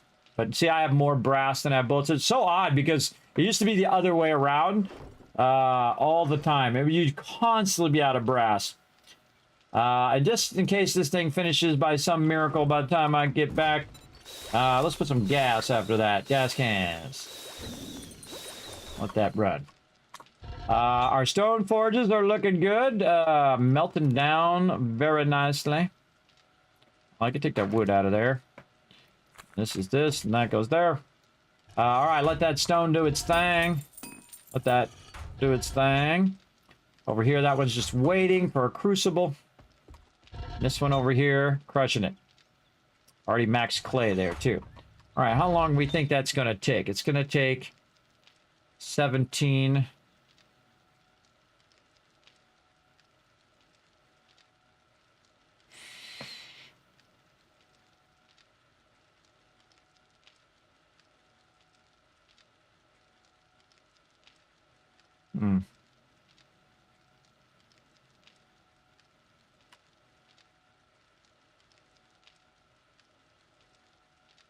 I'll figure out how long that's taking. That's going real fast. It just says 1 second every second. So we can figure it out 1,600 seconds. But I think it's going faster than that. Definitely look like it's going faster. Let's cut this in half. Let's say 600. Let's say it's taking half a second. Right? So it'd be 800. Let's just call it 900 and call it even. All right, let that run. Then we'll have a little extra coal left over if we just let that run for an exorbitant amount of time, which we are going to do. I'll put that in there. Man, definitely need a lot of sand and stone as well. Sand and stone will allow me to make more concrete. For sure. And I already have some concrete mix, so that's good. If I get that crucible, then I can start upgrading my base to steel. And steel is awesome. Very, very awesome as well. All right, let's go. Oh, wait, I gotta need my stuff. Right here. Oh, I can make level 6 items now. We should do our bartering items now. Hold on, let's do our bartering armor set. Let's work on the hat first. I always feel like the hat's the best thing you want to work on most sets, I think. Let's see. Our hat is going to be what? rogue hat because it increases the loot stage. What was our other hat that we have? We have a hat in here. What is this? Ranger hat, which makes our bartering better. Oh, no, Enforcer sunglasses, because they look cool. So Ranger hat we were going to get rid of. Yes. And so we're going to do a looting sash bartering. I think we should still do bartering separate. I think the bartering hat is the most important thing in there. I don't think the rogue hat is going to help with the trader. I think that's more of when you're looting stuff. We should do our trader stuff first. All right, Enforcer sunglasses. Let's go. Let's stop being mamby-pamby about it and get going. Oh, I don't have enough legendary parts, I don't think. Let's go ahead and do the old Enforcer sunglasses. What do we need to make that? Oh, we're only on level 5 on that. But we're going to need 5 armor crafting kits, which we have. And then I think 1 legendary part, I think. Yeah, so we're not quite there. Would not be worth it. That's what I'm waiting on. I'm waiting on getting those rest of that armor. Ah, wrong thing. Yeah, so we need 5 more books and we're going to get level 6. That's what we're waiting on. Okay. Okay, we'll wait. We'll wait. Come back to it. Definitely use some more acid. All right, let's just do bartering with what we got. Let's just take all this. Make sure we got lots of gas. Nope. Don't have lots of gas. What do I do with all the gas? Put it back in the gas box. Oh my god. Did I burn up all that gas? I think I did. Oh my goodness. Oh, we in trouble here. Okay, we got to wrench some cars anyway. We in trouble. We in trouble. Some gas I can run right there, but I don't want to interrupt my thing. Time to do some wrenching. Wrenchy wrench time. Now you can see augers burn up a lot of gas. Holy mackerel, it was like 8,000 gas that just burned up.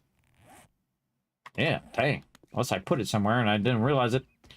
Okay, where have we not gone for cars? We've gone up this way, we've gone that way, and this way, and that way. Probably a bunch more cars in here somewhere. We want to go to the trader, too, so... I say we just wrench every car between here and the trader. We're going to go this way first and hang a left. We're going to take the long way to the trader. This way.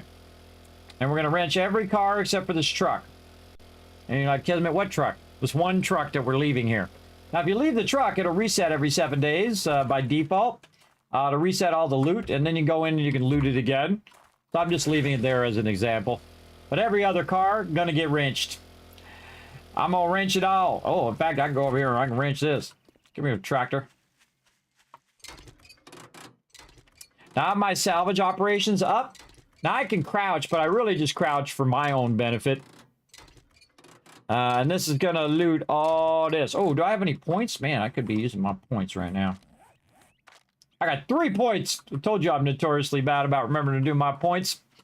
Hold on. Let's go check our perk order skill, and I'll bring it over here so you guys can see it. I might die because I'm going to stand out there where I can't see myself. Where are we at? Master Chef at 47. Intellect, we could have position 2 right now. Now, again, this is my perk chart. Basically, I just keep track of my perks as I'm adding them. I'll put it back over here so I can remember to do those. Okay. Now, again, I didn't need any of those for right now. I should be level 49. I am. All right. Strength and Master Chef. Oh, we don't have enough strength because we swapped our outfit to our farmer set, and we almost left the base without having our proper set. That just saved me from driving all the way out there with my farmer outfit on.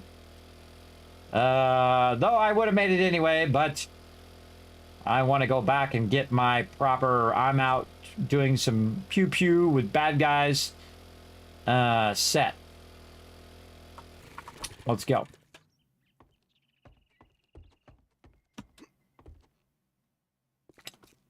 I'm also notoriously bad about changing my armor. Because it's hard for me to remember that stuff, everybody. When you get older, believe me, it gets even worse.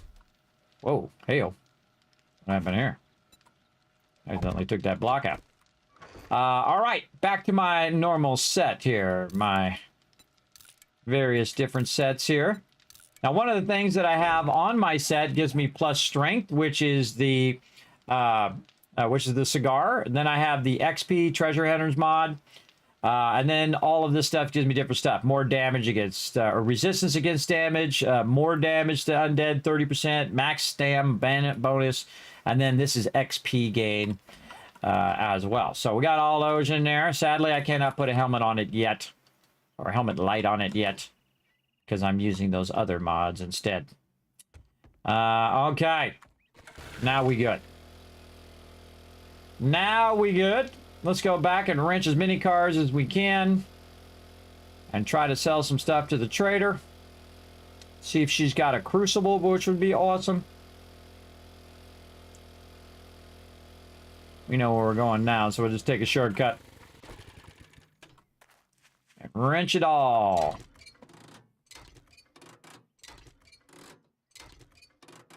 Also, now that I have more strength, know that my character is no longer overburdened, by the way.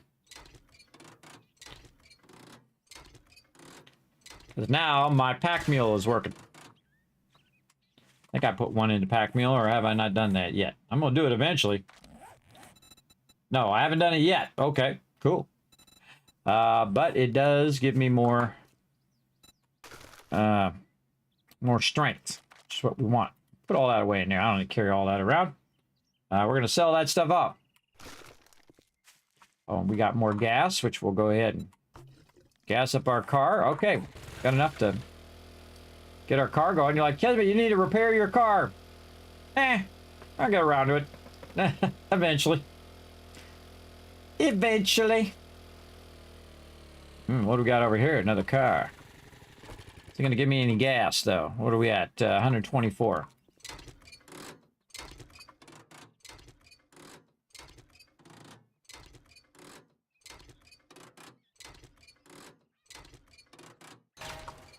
Survey says, nope. I got none.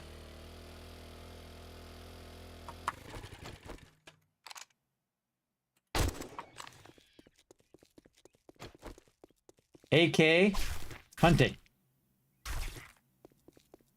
That's how I roll. Reload. Got some repair kits. Yes, I do. Any cars by the bowling alley? No. Any cars in there? No. I think I wrenched most of these cars. That's okay. Going down the road. Wrenching some cars. Hello? Who's there? I like how you instantly appeared behind me because you weren't there just a second ago. Watch out! Now you did. Look out for the barbed wire. Look out for the barbed wire.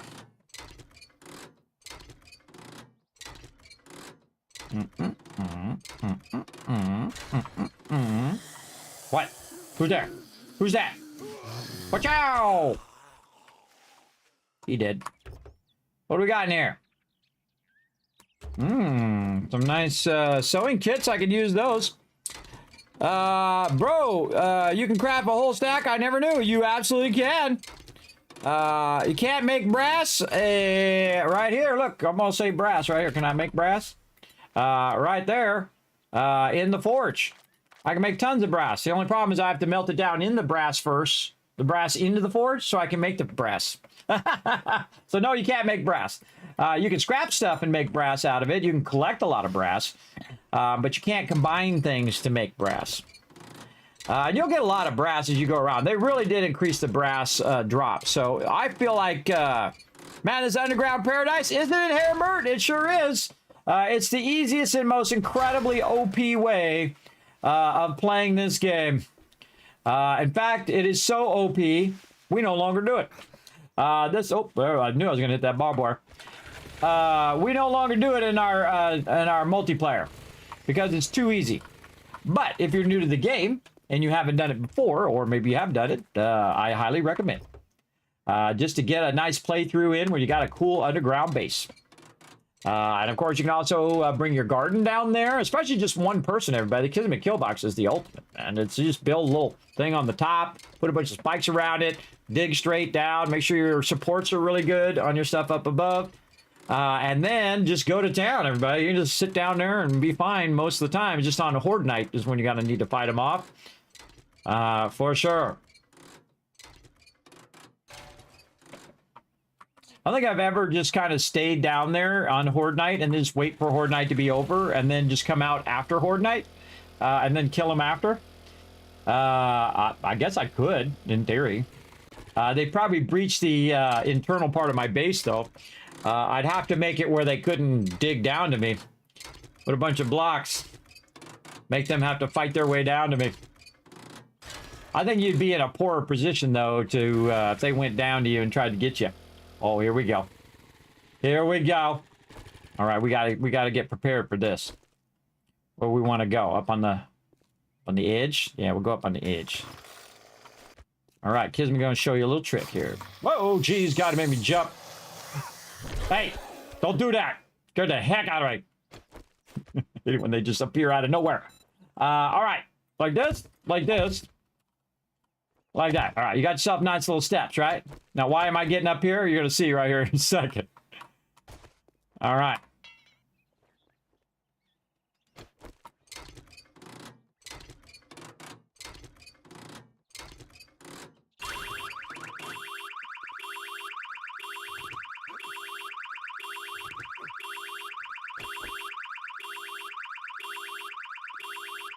Where are you?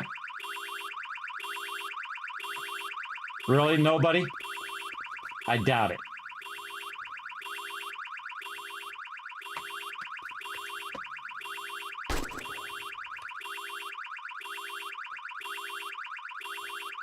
Lulling me into a false sense of security, everybody. I can tell you exactly what's going on right there. Nobody? Not one mob. You're lying. I don't trust you.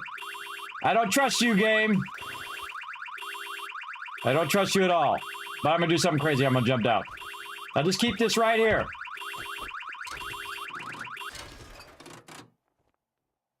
Normally, they send a bunch of ferals after you, everybody. But the police car drops some sweet loot, everybody. Sweet loot. So you gotta take a big risk. They'll show up here in a minute. You watch. And I'm waiting for them to show up behind me now. Got acid from that, too. Holy mackerel. Get ourselves another chem bench. With 2 rounds of gunpowder. Or some gas. One or the other. Now you can see I'm getting tons of gas from wrenching cars. This is called the ratchet. It's a ratchet wrench. On the real wrench, it's got one of those little things and you can flip it so you can wrench one way and then flip it the other way, wrench the other way. For those who don't know, I know there's some people out there who are not into wrenches. You might assume that everybody knows everything, but they really don't. They really don't because they don't care. That's why. What up? What now? Die, sucker. Still waiting for them ferals to show up. I still don't believe those ferals aren't hiding here somewhere. I don't trust it. Not going to trust it. Double whammy! Got that guy on fire. Later. Hit him with another one just in case. Because my my hammer there stuns him, everybody. Oh, I'm glad I went around the corner. Somebody's shooting acid at me. Who was that? Ah. This is a fire station, not a police station. Learn your role. Learn your role, cop. Yes. Very, very fun. It's not that much of a maze, so just go straight down. It's 6 blocks on the top. Then underneath, I cut out 9 blocks, which is where I have my 2 levels. If you're talking about my base. It's pretty easy, everybody. It ain't complicated. On purpose. On purpose. You want to make it simple to start, and then get more advanced later on. All right. Oh, Fireman's Almanac. Learn emergency response driving skills to reduce collision damage. Number 7. That's the one everybody on my team needs, including me. Probably me most especially. Well, let's wrench. I just like to stand and wrench. You know why I like to stand and do it? Because it doesn't make any difference in your sound. They're still going to hear you wrenching this. But if you're up, you can move faster than if you're crouched, unless you have the perks that allow you to move while crouched at normal speed. I wrench it till it's gone. By the way, we have taken over the fire station before. It was very, very fun. And turned it into our base, including hundreds of other bases, locations as well. But there's 750 locations, and we haven't done them all yet. We're working our way across. And again, I'm just going to wrench. Now, these ones you wrench more for, like, the resources. And the other ones you wrench more for, like gas and things like that. Oh, I'm hungry. Huh? Well, I just happen to have some meat stew. It's going to give me some boosty boost, including a massive boost to my stamina. Now, eventually, just like your auger and your chainsaw, you can, like that. You can make an electric weapon, or electric wrench, basically like a power screwdriver, called a driver. I think it's called driver. What's it called? Driver? What is that thing called? Yeah, impact driver is the other name of it. Which is actually the name of a real tool, by the way. I think it'd be more like a screwdriver, but I guess an impact driver is appropriate for what it's doing. I think more people would know what a screwdriver is than an impact driver. But impact drivers are just stronger. They're just like stronger drills to give you like a basic overview. All right. Hello. Now, see this, how it doesn't have any skulls? That means that this area here is just a location that doesn't have quests. So this would be a great base location. You know why? You already got a fence. Right here, check this out. Bam! That's 5,000. That's concrete. So you already got yourself a nice outer wall to protect yourself. This is probably one of the best starter bases. Absolutely. Just go out here, get yourself a bunch of stone, fill that in with stone, and don't use the fence because the fence sucks. Because watch this. Boom. That's 300. Don't stick with the fence. But in the beginning, you can let them wipe out the fence for you instead. And we're just taking our time. You're like, Kismet, Horde Day's coming up. Yep, true. True. We're making gunpowder right now. We're melting down lead. We're making bullets. We're collecting water. We're growing our garden. We're doing all of those things while we're wrenching this car right now. And we're going to get her done. And we're headed to the trader very, very slowly, but we're getting there.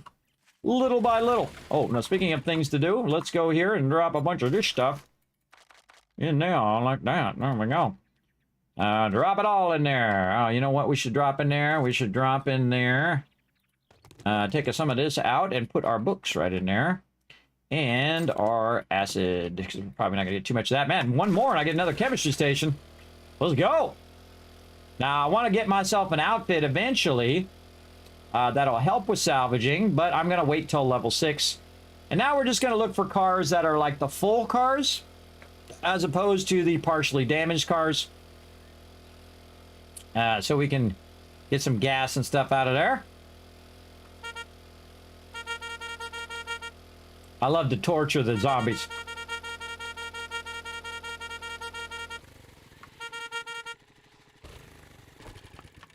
Tempt them to come out here and try to get me.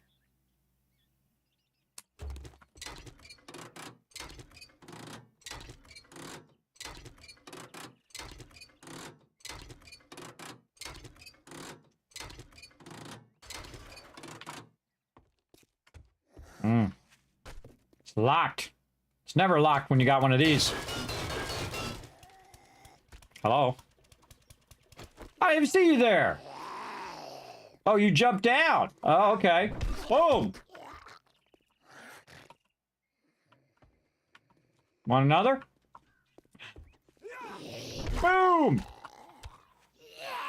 Hello. Boom. Thank you, sir. May I have another? How about this one? Locked. Locked. Am I going to sit here with the auger and do 30,000? Absolutely not. You know what I'd do? I'd move right over here and do 5,000 right over here, and that'd be 10,000. This would be 30,000. I don't need the car that bad, everybody. I'm really trying to work my way to the trader. I really got to get cooking because I'm going to run out of time, too. And then the other traders are way off in the other distance. So I typically like to travel at nighttime when I'm traveling between traders. Because by the time you go from one trader to the other trader, especially when it just started at nighttime, you usually arrive right about the time it's daytime. Another great thing while doing this is the fact that you're collecting a lot of these engines. And I would just sell the engines to the trader, as many as she'll let you buy, or as many of the other traders will buy. And then when I get back, I'll sell some more to the other one. But just because one trader wouldn't buy it doesn't mean that the other trader that you're running to won't. Sometimes they will. So you sell a bunch of this to this one and sell a bunch of that to that one. Now, actually, we have two trader wrecks. I could have went to the other trader wreck and see if he would have bought the same thing. I kind of feel like he wouldn't. I feel like if one wouldn't buy it, the other one would be linked and wouldn't buy it either. That's just my random thoughts. Don't tell me. We'll find out. We'll find out as we go. Yes, base. Ah, yes, it's very simple. Very simple base. I'll show it to you when I get back. It basically just goes straight down in the center. It's all perfectly centered.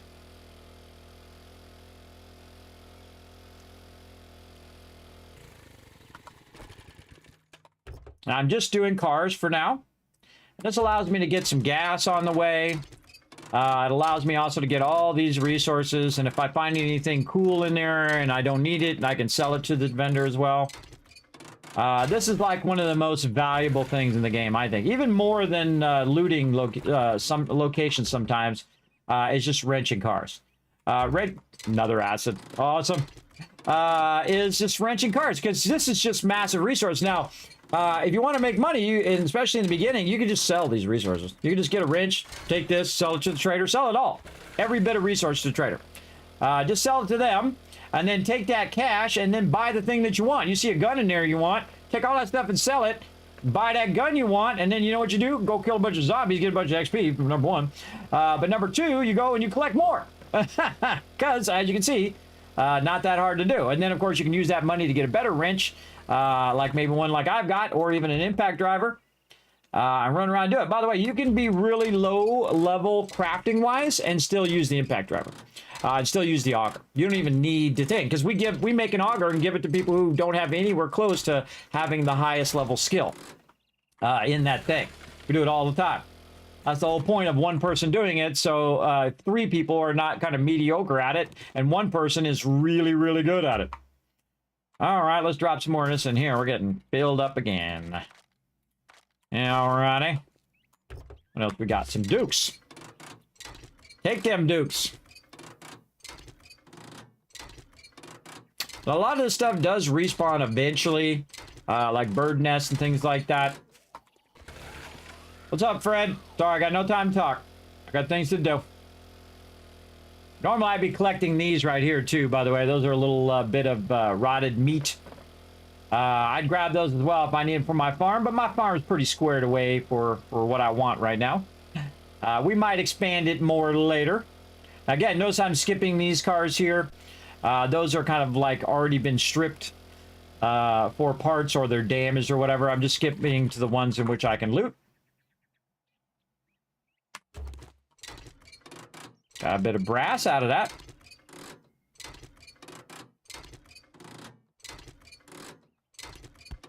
Oh, there I go. Dropping cloth fragments. Don't want to be doing that.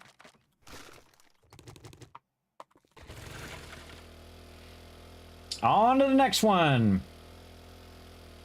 So I like to dedicate, a day or half a day to just doing cars. For sure. Just looting them, man. Just getting that loot out of there is one of the things. Sometimes you really find good stuff.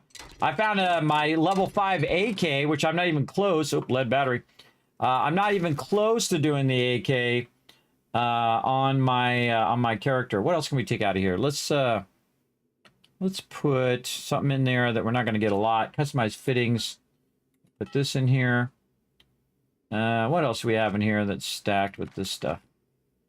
This we can put here, and we're not going to get that much more meat. And then what else went in there? Parts. Probably not going to get that much rotted flesh, or maybe, no, even better. Old sham sandwich. Put the stuff in here that you don't think is going to stack very well. And then when you're doing this, it'll stack to the stuff you have in your inventory. A great inventory trick. Put the single stack stuff away in your bike. The stackable stuff in your inventory. It allows you to collect more stuff. And stack it more efficiently. That one's already empty. Truck is sliding down the hill. Notice how much faster this is going, by the way, for those of you who've watched me play earlier.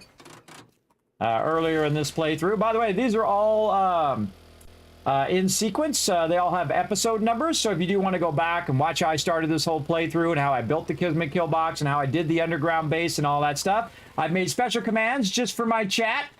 Right over here, exclamation 7-day solo, or 7D solo. There's the 7 Days to Die solo run, if you want to see this run. Now, if you do want to see the other run, let me go up here and try to get out of that arch there. If you want to see the other run, at any time, you just come in and go 7 days team, and you can watch the team playthrough in a playlist. You can watch from episode 1, 2, 3, 4. Feel free to go ahead and enjoy. Again, if you want to see it all from the beginning. Oh, I see that robotic sledge. Second I see that, I instantly scrap it. Instantly scrap those. And I usually go until my inventory is full. Or until I just get tired of doing it. And we're going to get as many cars between here and the trader as we can. Again, if it gets to be nighttime, that's okay too. I think we should be fine at this point. We'll see. Yeah, so you want to get all that stackable stuff and keep in our inventory. It's okay if I'm overburdened. I got a vehicle. If I need to run away, I can just pop on it and get the heck out of there. Get out of Dodge. Kind of bad when it's rolling away from me right now, though. See, it's rolling down the hill. Anything else I can put in there? Yeah, I can put some lights in there. Moving on. Can't wait to get my Crucible. Want my Crucible. Then make me a motorcycle eventually. Make me a truck. Make me flying vehicles. Gonna be fun. Now, by the way, I could just leave these here so I could loot them later. But what I want is I want the resources from them. Especially the gas at this point. And any acid that I could find. Go get these big vehicles over here. Get this bus. Oh, untouched bus over here. Scrunch it!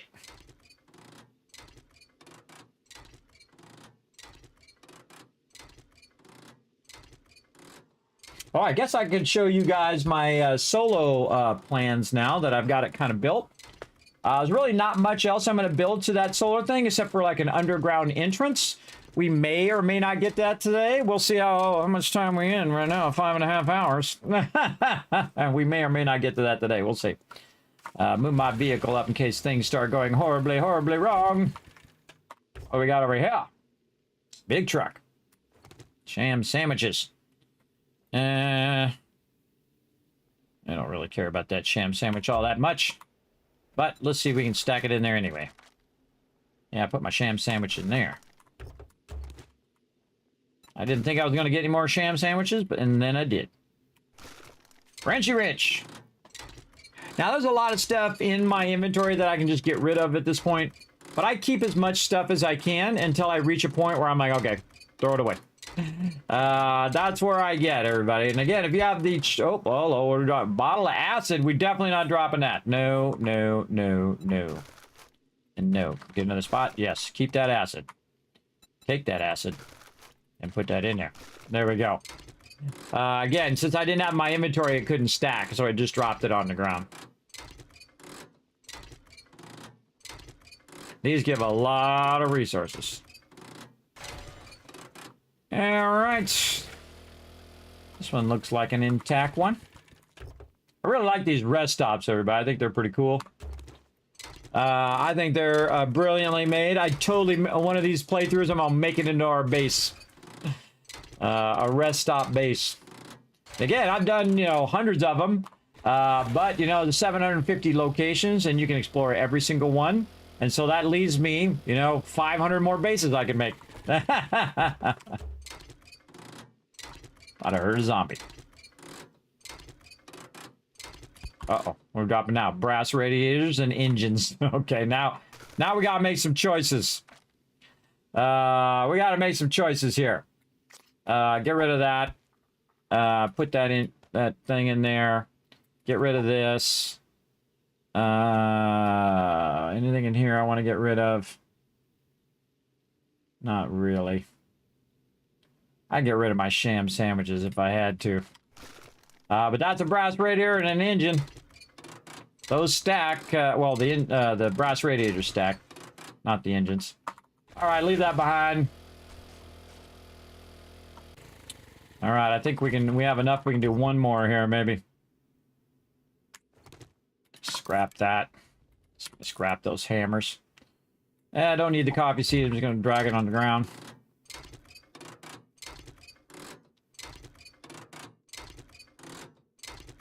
Again, this is what I used to do all the time. I used to do mining, and then I would do the wrenching. And I'd go around and collect all the loot for the team. And then, you know, build a base or whatever, where I'd modify the base and sort the base. And then just go out and do those things. Now, again, if someone else wants to do it, I'll gladly hand it over, let them do it, especially if they haven't done it before. Each time we play, sometimes people will change up what they want to do so they can get a sample of playing the different types. Like next time someone might want to be the trader, and then the person who's the trader this time might want to do the gardening and whatnot.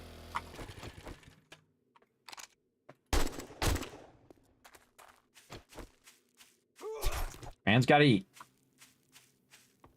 Those are fairly rare to find, everybody, so get that meat when you can. But we know where the bears and the murder kitties are. And the winter biome. You'd think those would be polar bears and not brown bears, right? In the winter biome? Or is it just me? Is it just me? I don't think it is. I always think I'm supposed to turn right there, but I'm not. I gotta go up here to this turn. So many cars. Are we close to the impact driver? Where am I at on the impact driver? Where are we at? Oh, 3 more books. Yep, make ourselves an impact driver. Notice I didn't bother to make myself a higher ratchet. I'm not gonna bother. I don't know why I always park at that first one when I should park at the second one, because that one is closer to where she's at. We're gonna do it right this time. Come in there with a knife drawn. All right, I'll go back for any of that other loot in a minute. First, we're gonna go over here and see if we can sell some of this stuff. I haven't seen you for a while. I've proven remedies only. All right, let's sell. Sell some more of those. She don't want no more batteries. Let's sell those. And see if she's got anything worth my time. Oh my God, she's got a beaker. For only 1,100. Wow, I consider that incredibly cheap for a beaker there. All right, what else she got? She got a beaker. That's about it. This would be the only thing I buy out of there. Oh, look at this. Vehicle fuel saver mod. Oh, man, she's got a lot of good stuff. She's got a lot of good books. Okay. Anything else you want to dazzle me with, girl? I'm all about being dazzled. You got me something really nice. Ooh, Steel Club, level 5. SMG. Oh, those take a lot of parts right there, everybody. That would definitely be a buy for me. Pump shotgun also. Because I have a 2-barrel pump shotgun for sure. If you're into bows or 44 magnums, all that's really good. Yeah, she got a lot of good stuff there. Am I gonna buy it? No. You're like, Kismet, why ain't I gonna buy it? Oh, solar bank. There we go. Why am I not gonna buy it? Because I don't need it. I'm gonna make it myself eventually. in this playthrough. In the future playthrough, I'll play as the Wanderer, where I don't even do a base. I just try to survive without a base. Of course, you got to have like a home base to put all your stuff. So I'll move my home base as I move through different biomes over time. I think that would be a super fun playthrough. Now, am I going to do it tomorrow? No. We're going to do this one first, and then we got a whole bunch of other stuff lined up and a bunch of giveaways and all sorts of other killer stuff coming up. But for right now, we're going to keep doing our solo Wanderer playthrough here, where we are based out of our base in the forest right now. Now, of course, I can come over here and build a big old giant base right outside here as well, and I might just do it at some point. All right, we want to take this out, and we want to put some of this stuff back in. And some of this stuff we want to keep. Sell, sell, sell, sell, sell, sell, sell. And keep. Oop, that we can't sell anymore anyway, so keep our stuff. I'll sell this hat. Let's keep that. Certain things now I want to keep in here. I guess I could sell these radiators, but those are 250, and those are my brass. So definitely want to keep that. Let's get my Dukes out of there. Can't sell any more engines. That's about it. Now you're like, Kismet, why don't you read them books? Well, oh, this one I can sell. I already have that one. Why don't I read those books? Because I want to get back and use my nerdy armor to have a chance of getting 2 skill points for it as well. So I just keep it there just for that reason. I put it on, I learn the books to potentially get a double skill point, and then I take it off and put my regular armor back on. All right, Trader Jan. Stimpaks here. Buy my most expensive stuff first. Let's see. Oh, she don't want it either. She's like, no, Kismet. I don't want that. Oh, she wants that, though. About a wrench. She'll buy a wrench. Okay. Level 1, level 3. I just try all the different levels. Tech Chunky, buy that. Take that hat. All right, we're 11. Almost 12,000. Anything else? She don't want to buy that. Oh, silver nugget. We can sell that. Let's sort this stuff. Don't want to get rid of any of that. Take more lead batteries. You will. Okay, she took that. Headlights. Oh my God, you get so many of those headlights, everybody. I feel like that's always a mistake, keeping those. You know what? Screw it. I'm selling it this time. Give me them 500 Dukes. I'm selling those light things. Now, the first thing I want is the beaker. Absolutely. Boom. Hands down, first thing you want to buy out of there, because that's a chemistry station. Then the next thing I want is any things that are going to help with my forges, which there's no forge heads in there. What else would I go with? Tools Digest, Handyland. What's my repair tool? Crafting, I guess. I'm going to end up buying all of those. You watch. What do we got down here, though? Let's see. Fireman's Almanac number 6 already have. I already have a bunch of these. I already have those. Okay, don't need those. Robotic drone schematic. Medic. That's pretty good. I'd say fuel saver mod is probably the most important of all of that. I'm going to get that one. Armor plater schematic, already have it. Fireman's Almanac, don't have it. Don't have it. And then...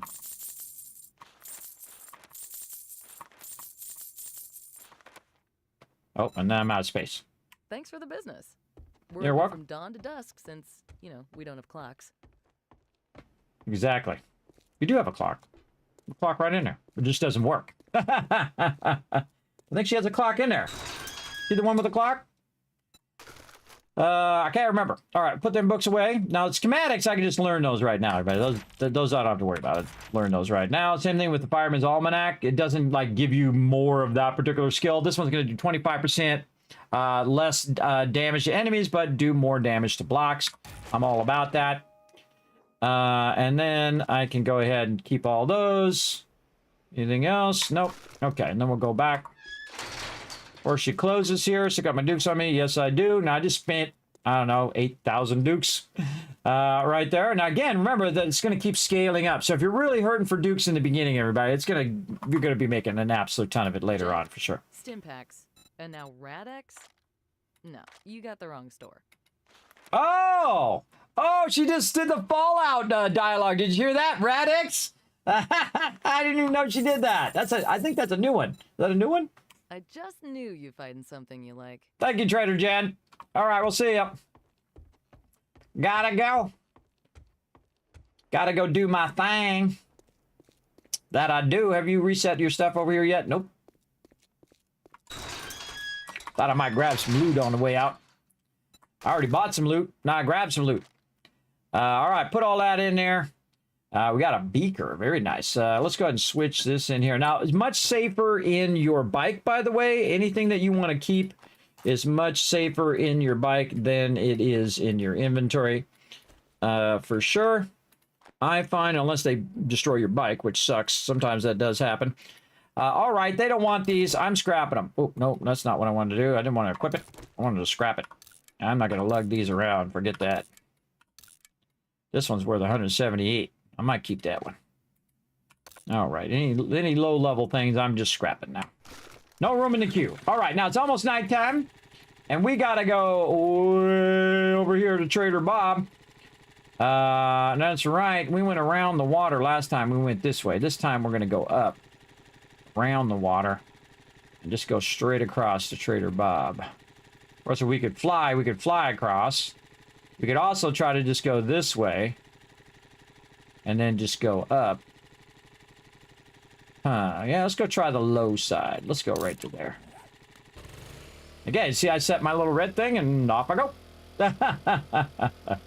Away I go. Now, I've got lots of gas, so good time to gas up before nighttime. And we're out. Let's go see where this takes us. Now, I try to go different ways each time, so I reveal a bit more of the map. Each and every time. I'm going to go over here a little bit. I feel like there's going to be a big pit I'm going to fall into that way. Murder kitty. Oh, the murder doggy. Luckily, it was after something else other than me. And you got to dodge all this stuff or it'll damage your vehicle. Man, I didn't take a break yet. Jeez. Keep forgetting my brakes, everybody. I feel like we might want to go this way so we don't have to go over the mountain. Try to go around the mountain this time. Or at least over the lower part of the mountains.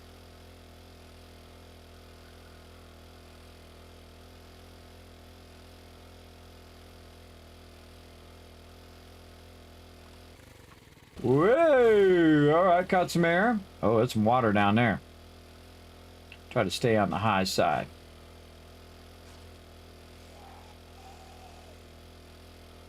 Not quite nighttime yet, but we're getting there.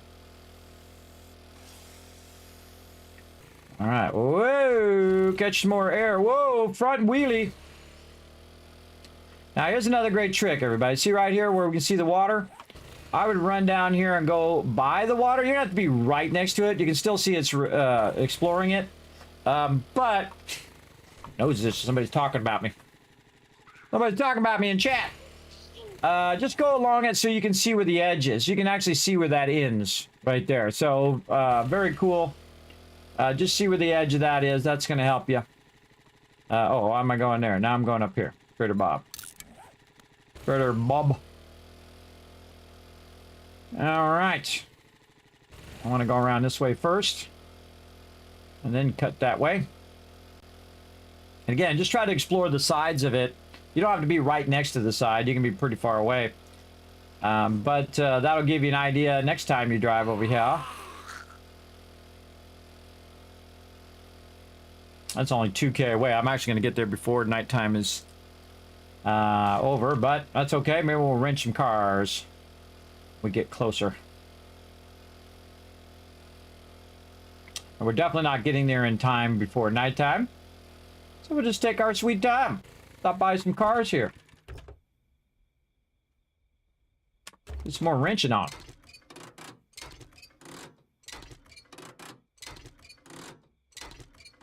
A blue sedan out in the middle of the desert, just sitting there.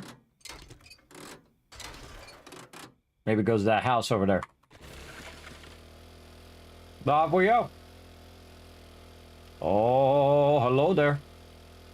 I see you, resources.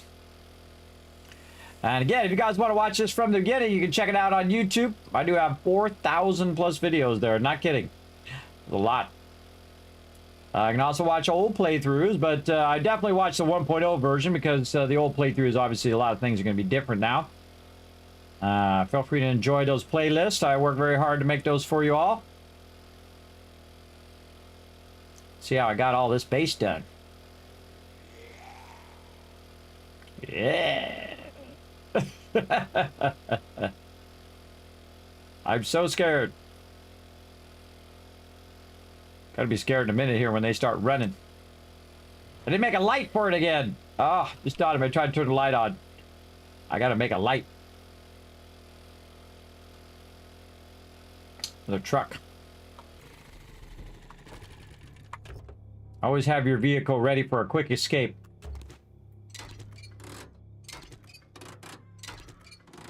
And also rotate and do it at the same time. I heard a bird. Yeah.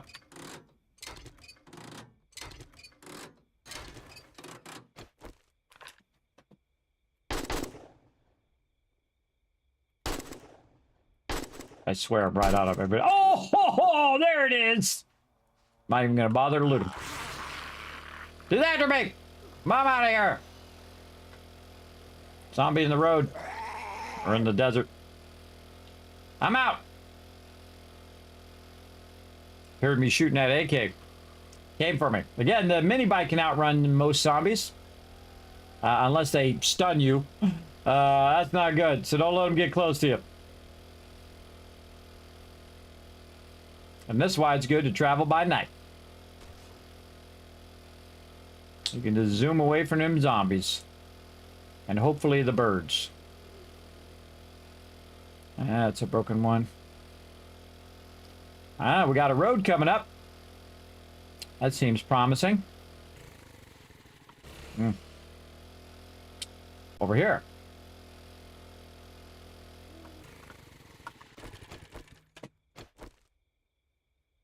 Checking for birds.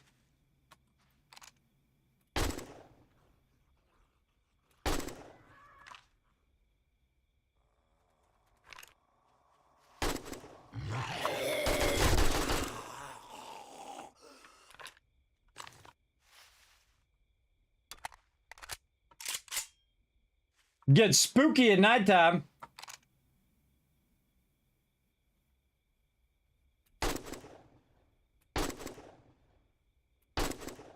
Used to be great at this, everybody. Another one. I used to be great at this. Oh, and there it is. Feel like I'm getting rusty. You little punk.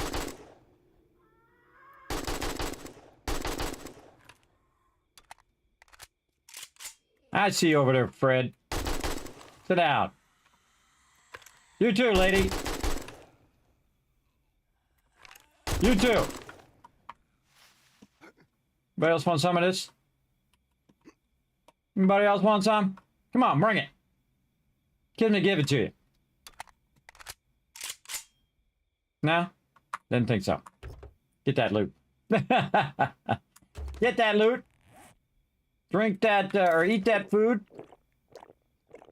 And where'd my red tea go? I left it on my bike.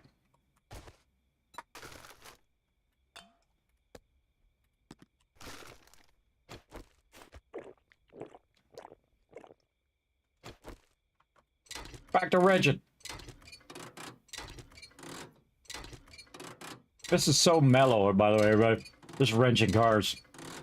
You want to just mellow out? Do this during the day. At nighttime, a little scarier.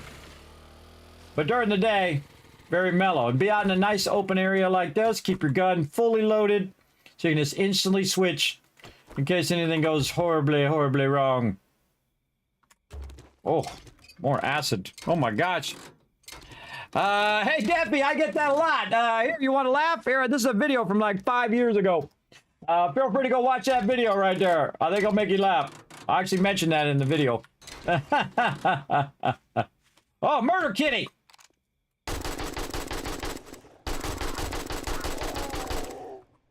I'm gonna kill that murder kitty.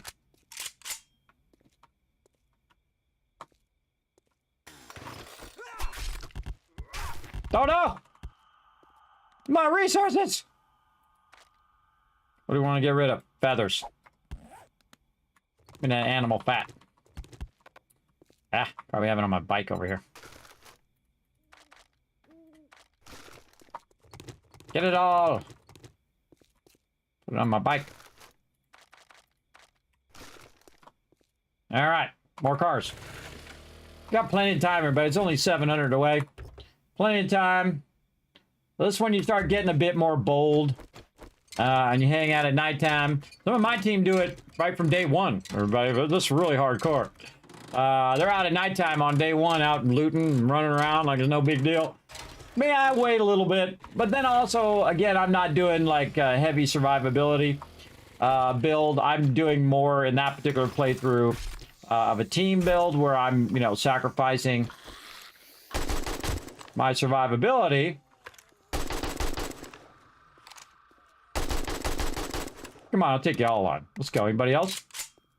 Let's go. Kismet got an AK. Kismet got an AK.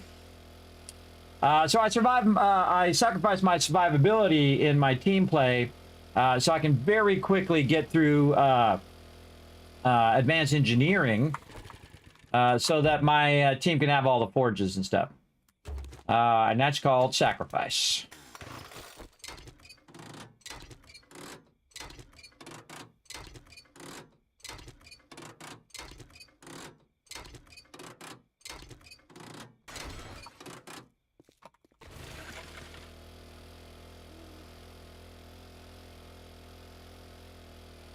Plenty of time. More cars.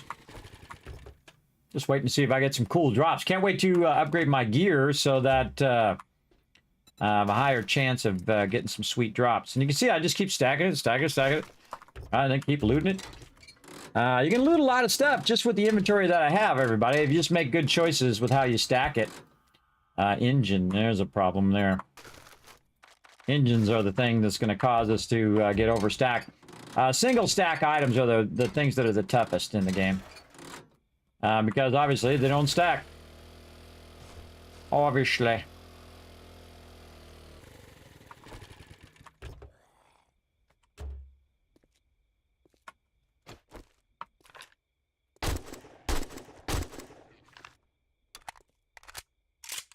Hey, murder kitty!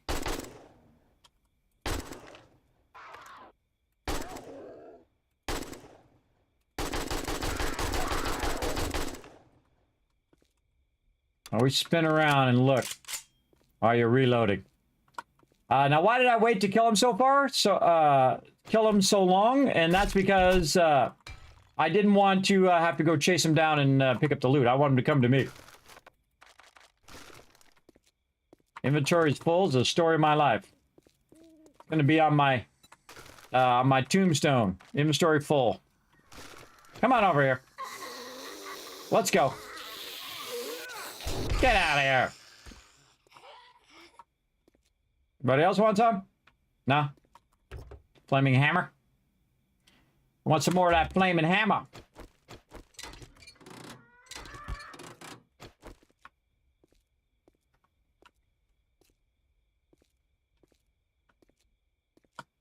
I heard him. There he is.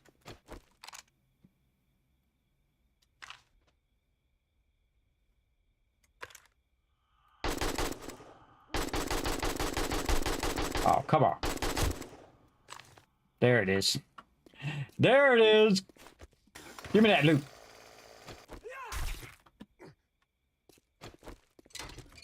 Oh. Oil.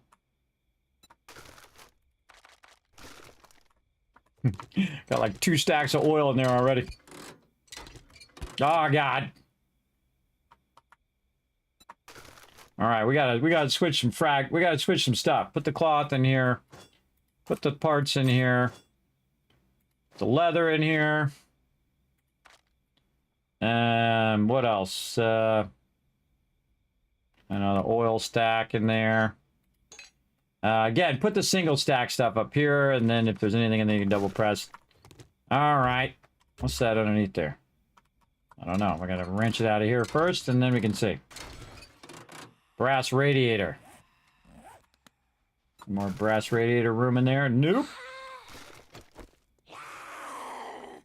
Come on. I don't like it when you're dropping loot, Kismet. I'm gonna come and get you. Okay, I'm making this look easy, by the way, everybody. What do I not need? You know what? Let's just scrap this sledgy. Get rid of these feathers. Gunpowder I hate to get rid of, but oh well. All right, lady. I'll leave you a little present there for you. Drop that off. Oh, it's that time again. It's that time again.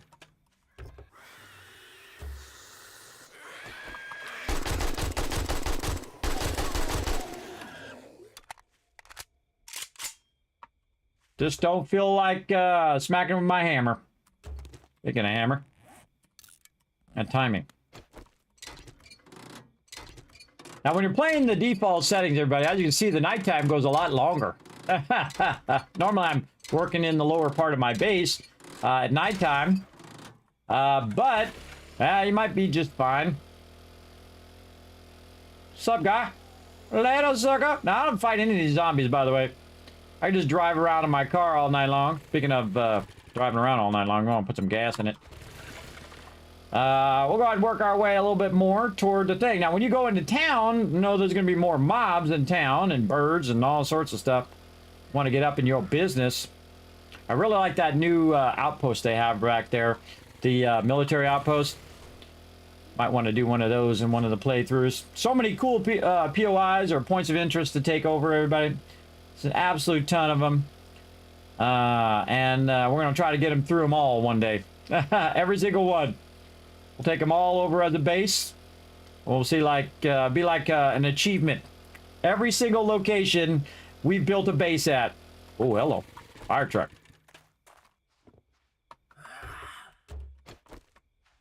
Fire guy. Boom, he's actually on fire. Anybody else? Just the one guy? There's always somebody else.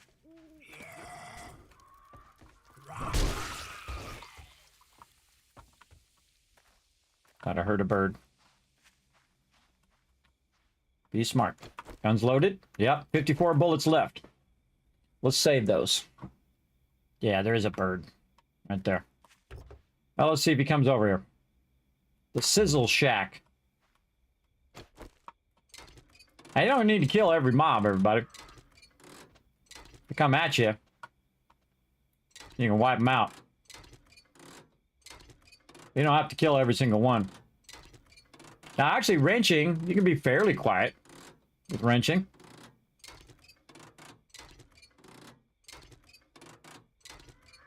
Of course, if you're into stealth, it'd be even better.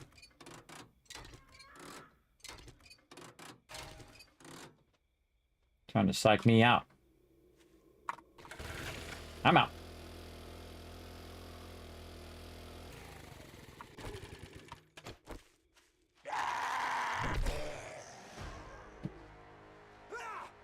Come on, bird.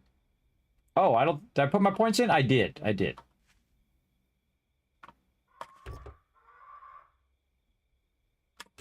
Two birds now. Three birds.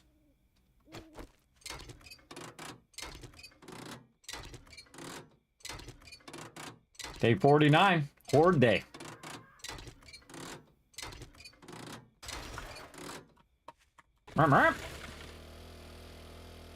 Horde day.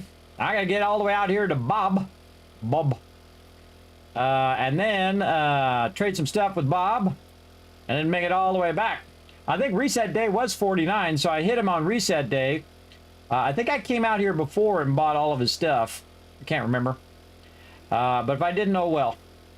And now the cool thing is when I go back, my trader's going to be reset as well. And that is going to be cool. What we got in here? Yeah, not much. Hello? Who that? Oh, look, a whole bunch of friends. Just smack! Smack them all when they're all grouped up like that. Smack them all. Anybody else? Oh, one guy left. He's on fire. The hammer and the strength build is OP. As you can see. Now, the trick is to go up and move back. Go up and move back. Go up and move back. Because then they try to swing at you, they miss, and then bam, you wail on them and wipe them out. Also, a lot of good stuff up in here, everybody. Let's get this bag right here. Oh, what's this? Minor gloves level 5. Well, I'm gonna put that feather bag, get that instead. I think that's going to be much nicer. And then we're going to do this. And then we're going to make a bunch of noise. Let's see what that drags in. Let's see what the chainsaw drags in. Now, you don't really want to use the chainsaw, but I'm going to anyway.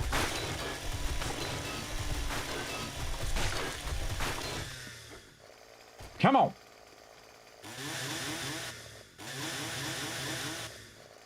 Nobody? Bah. Wimps. All right. You're like, Kismet, the trader's right there. True. The trader ain't open, is it? Doesn't do me no good unless it's open. So I'm going to drive up the road a little bit here, up beyond, and see what's up here. Why, I got a minute. Maybe there's more cars I can loot. Let's go see. Let's go see where this road goes. There's a little house off this way. Oh, there's water out there. Oh, is this the edge of the map? Oh, maybe. Maybe. I think this might be the edge of the map. Oh, there's another place out there.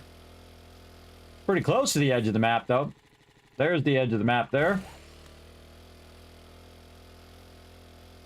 We'll just go out here and remind ourselves that there's water out there, see? That's the whole reason I drove all the way out there, is just so I can remind myself that that is the edge of the top of the map.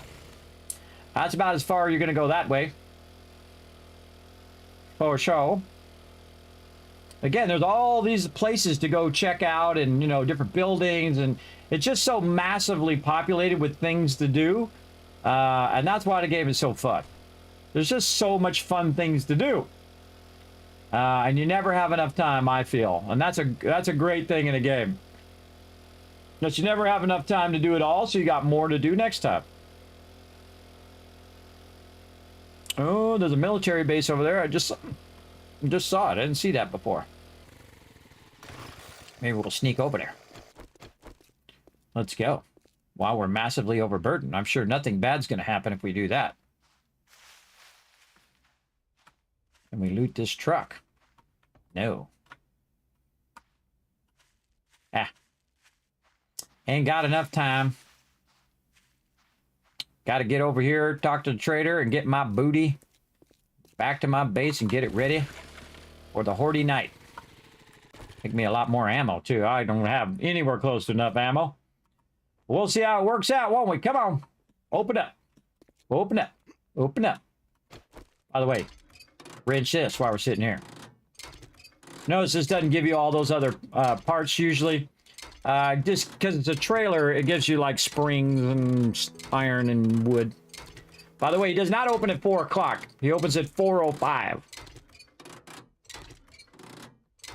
As you'll see here in a moment. Howdy, everyone. Trader Bob's is now open, and we've got sales on all kinds of items today. New Eden. New Eden city limit. All right, let's go talk to my buddy, Trader Bob. He's a good vehicle guy, as you can see. It's all about them vehicles. We have all kinds of doohickeys for sale. Step right up and see. That's funny. Me too. We'll sell him some engines and some stuff right there. Not my miner's gloves. We'll keep those. Some of this wrench and that axe. Come back soon. We restock often. I'm going to restock right now. Be right back. I'm gonna restock my loot. I never bring my vehicle inside in case you get kicked out, or it just randomly kicks you out for no reason. That's why I never do that. Oh, look at all that good stuff. Anything in here I want to sell? Maybe this. Those up in there. Anything else we can stack in there? No. That's good enough. All right, not gonna have too many dukes. We can get it going. Yeah, I already looted all of that. This is still all looted. He reset again because it's day 49, and the next reset is going to be on 52. 52, so we'll write that down. 52.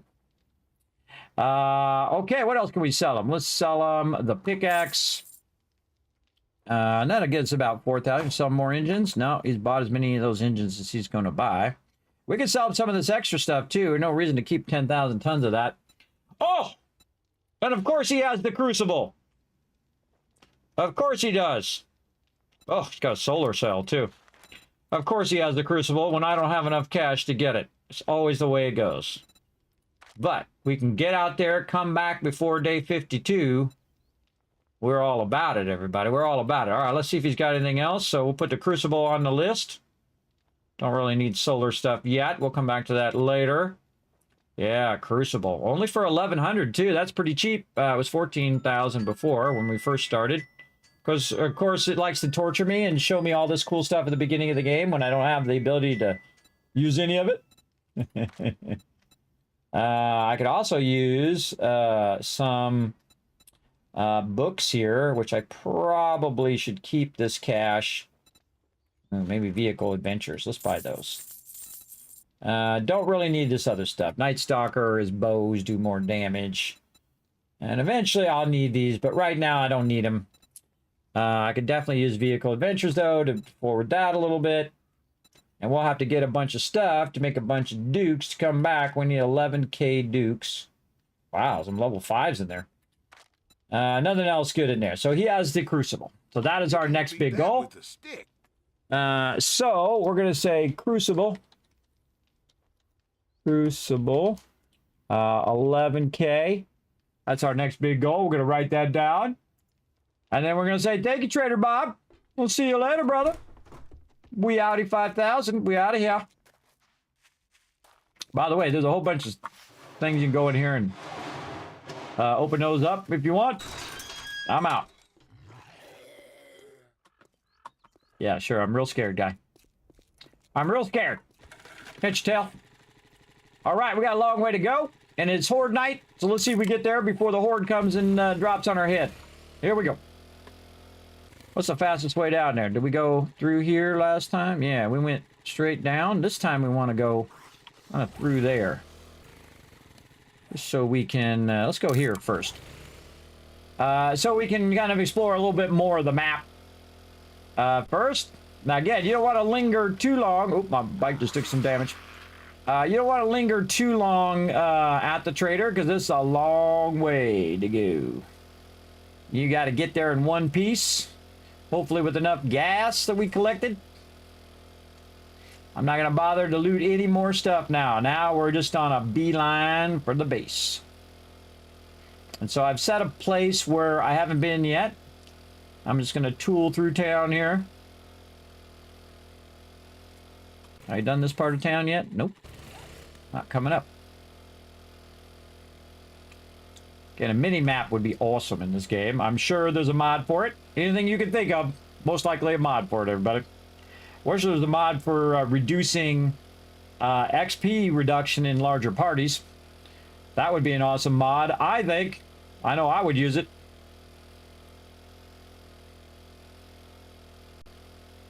Alrighty. We're going to go through here first. Just to explore all of this, see if we happen to run into any locations. Not going to stop to kill no bunnies or anything. Just so we can explore this big chunk of the map. Now, later on, you can come back with your gyrocopter and just load up with massive amount of gas and just go back and forth and back and forth. And we might do that. We might do a whole exploring of the whole entire map, which I've never done on purpose. Waiting for the release version. This is a 10K map, too. This is a big, big map. Could have made it bigger. I want it. We're just going to cut through here. Because we're still going in the same right direction. But this is a place I haven't gone past. This looks like a bunch of flat desert to me. But, oh, there's a house over there on the right. I have that on the map. I think I do. I think it's that one right there.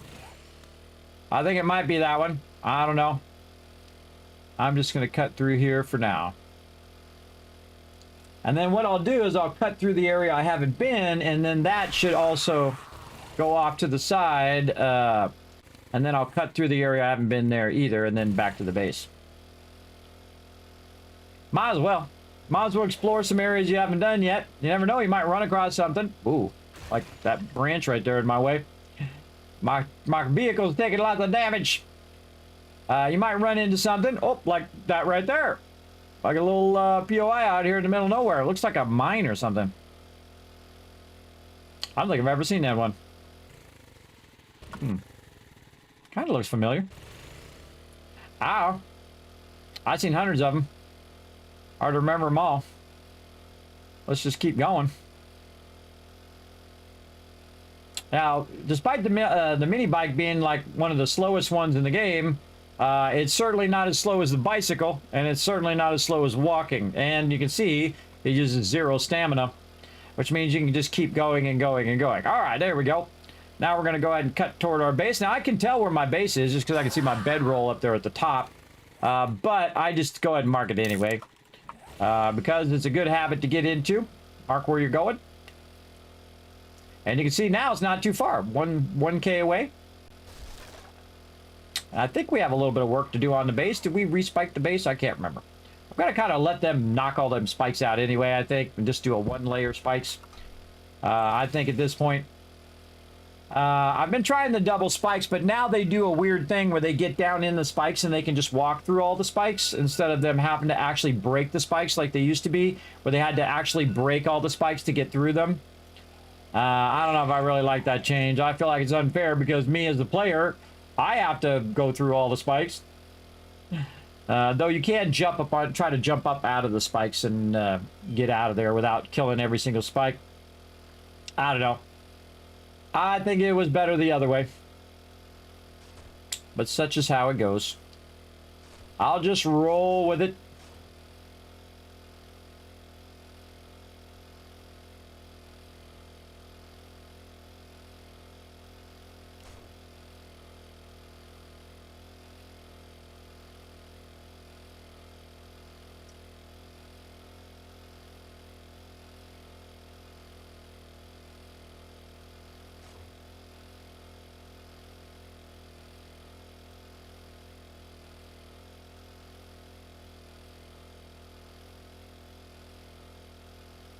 Foggy.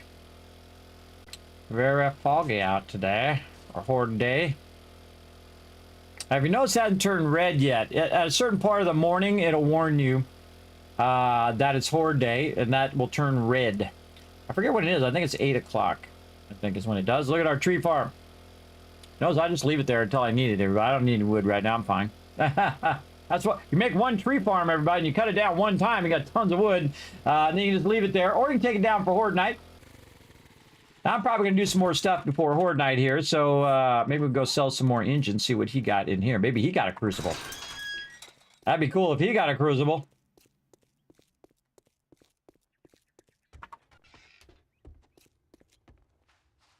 What's your problem? What's it gonna be, huh? Nope. Nope. No, worth the shot. Okay, we know there's one in existence. Oh, he's got some forge aheads. Maybe I should just go for the crucible. Let's see how close we get. It's your real close. When you're real close. Oh, he's got an impact driver. Level 4 impact driver. Totally worth it right now. I got a little ways to go before I get to that. But again, I find that sometimes it's not worth buying it in here because I'm going to be able to make it in a few more books. So, oh, that is a definite buy. What am I at? Yeah, I'm definitely going to need one of those and get that. Get that for sure. That removes radiation on radiated zombies so that they don't keep respawning over and over and over again. They keep getting back up. You take that, removes their radiation, and then you smoke them. You wipe them out. All right, that was definitely worth it. I'd like to get all the rest of these books. You know what? I'm just going to tough it out, I think, on that crucible. I'm going to tough it out on that crucible, try to get the rest of them books first. We'll just focus more on getting the books and crafting this time, and then next time we'll focus on buying it from the trader. All right, we got a ton of loot. We need to take it and lug into our base. Now, when I'm massively overburdened like this, everybody, I put these other blocks down. Because it's just safer. I don't have to try to jump over there while overburdened. You get a little half-second of lag, and right in the spikes you go. For sure. All right, let's drop it off and sort it later. Yep, there, it turned red, everybody. See, day 49. Telling you it's horde day. It's party time at the disco. We got some stuff to do on the base. We got to get busy on the base. Usually don't want to wait until the last day to do it. I usually want to do it previous day or day before that, depending on what you're doing. All right, more loots in there. Let's get all our books out. Right over here. Oh, our rad thing as well. Let's put that on our AK. Oh, it's a lot of good stuff in there. I take this off and put the rad remover on. These are some of the best mods, I think, for the AK. The cripple 'em mod, going to cripple them. The drum magazine is going to give me more bullets. And the rad remover is going to remove those radiated mobs' radiation so I can kill them quicker. Let's wear our nerdy stuff. And then we are going to go ahead and use our handyland and all of our things here. Oh, we're getting some stuff going on now. Yeah, normally I'd like to buy all the books I can. All right, let's wear this. Really want to get that bartering set going eventually as well. Oh, we got contact grenades. Oh, now they're in trouble. Oh my god, I got 8 acid from that run. Holy moly, how many is that? Oh my gosh, you made 2 more chemistry benches. Oh my goodness. That's because I also bought a beaker. Oh, make a grown man cry right there. Grown man cry. Now, we ain't got time for that, though. We got things to do. We got to get it going here. I'm going to sit up and get busy here now. Oh, my God, I haven't taken a break in 6 hours. But that's okay. We do what we got to do. Do I need cobblestone cubes? Yeah, I can use those up. We might as well. We're going to need some cobblestone. Where do we put that cobblestone? In the miscellaneous crafting box? Oh, my God, did we use it up? It's vanished. What's that doing in the weapons and ammo box? Get out of there. What are you doing in there? What are you doing in there? Huh. Bunch of stuff that's in the wrong box. Must have just dropped it in there when I was in a hurry or something. That's where my steel went to. Thought I used it up. All right. This stuff over here. Bullets in the bullet spot. Let's see here.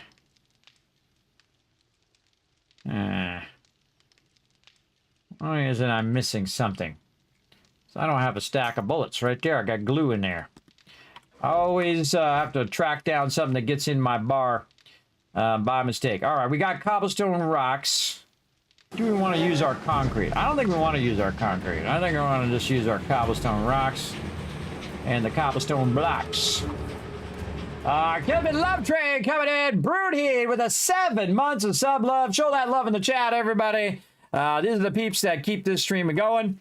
Thanks for the entertainment. I appreciate what you do for us. Well, thank you, Broodhead. I enjoy doing it. I enjoy hanging out with all of you. The chat is my favorite thing. All of you. You are my favorite thing here in the stream. I appreciate it. All right, time to do some updating. Now, you want to know what this hammer does? Let's get my hammer out and let's go.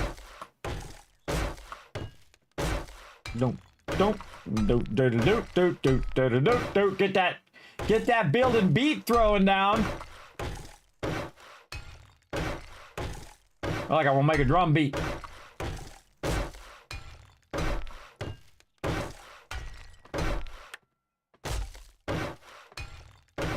That was a real offbeat there. That's because I had to repair that one. Make you tap your toes.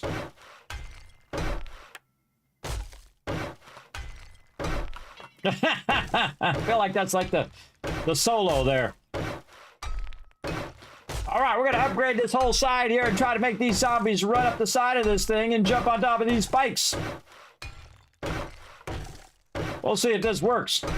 Now, I'm testing a bunch of stuff out in the solo playthrough here that I might use in my team playthrough. But I'm not liking the double spikes because they did change it, which really sucks. But we're going to use up what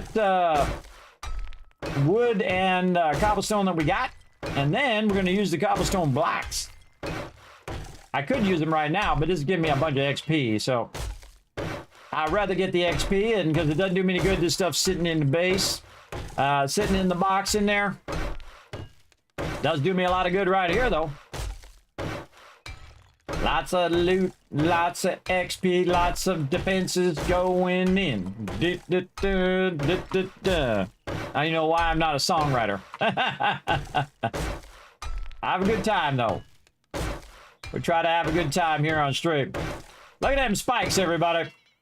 That's how you get her done. You're like, Kismet, too many spikes. In fact, not enough. Not enough of them spikes, as you're about to find out in a few minutes, everybody, when Horde Night comes to town. Interestingly enough, by the way, I have these faced up and then faced away now.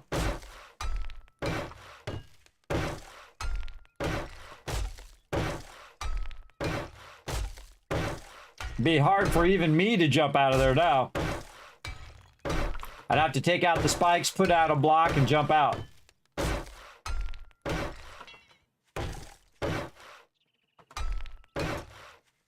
All right, again, let's use up our blocks and stuff here. You see they wiped out some of my blocks. How dare they? But when I get to cobblestone, it's going to be much harder for them to take it out. And you can see, again, this one's up angled like that. I did that just to see if they would walk down and then have to fight their way through the spikes. But what they did is just walk down, and they walked all the way to my base. I'm like, wait a minute, that's not how that's supposed to work. They have to fight their way through my spikes. What the heck? But they don't. What I did is I built this ramp so they have to go up, and then when they hit the top of the ramp, they actually get hit by the spikes and stop. And they keep doing that over and over again. So we'll see how well it works if we actually upgrade it a bit more.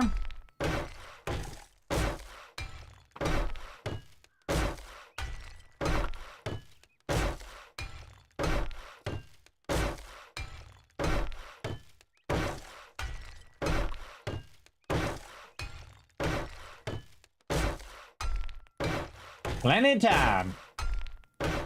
Come back and we'll work on our spikes in a bit.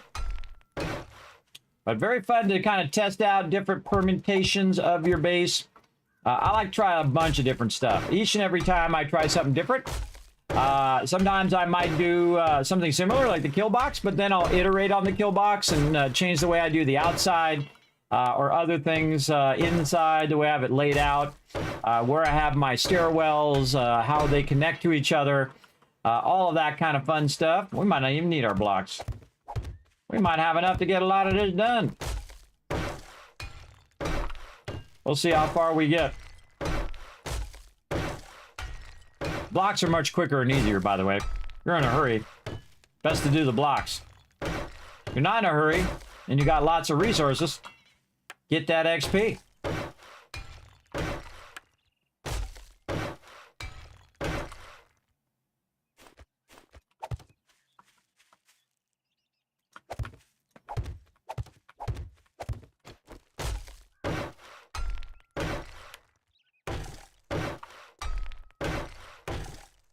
This is cobblestone.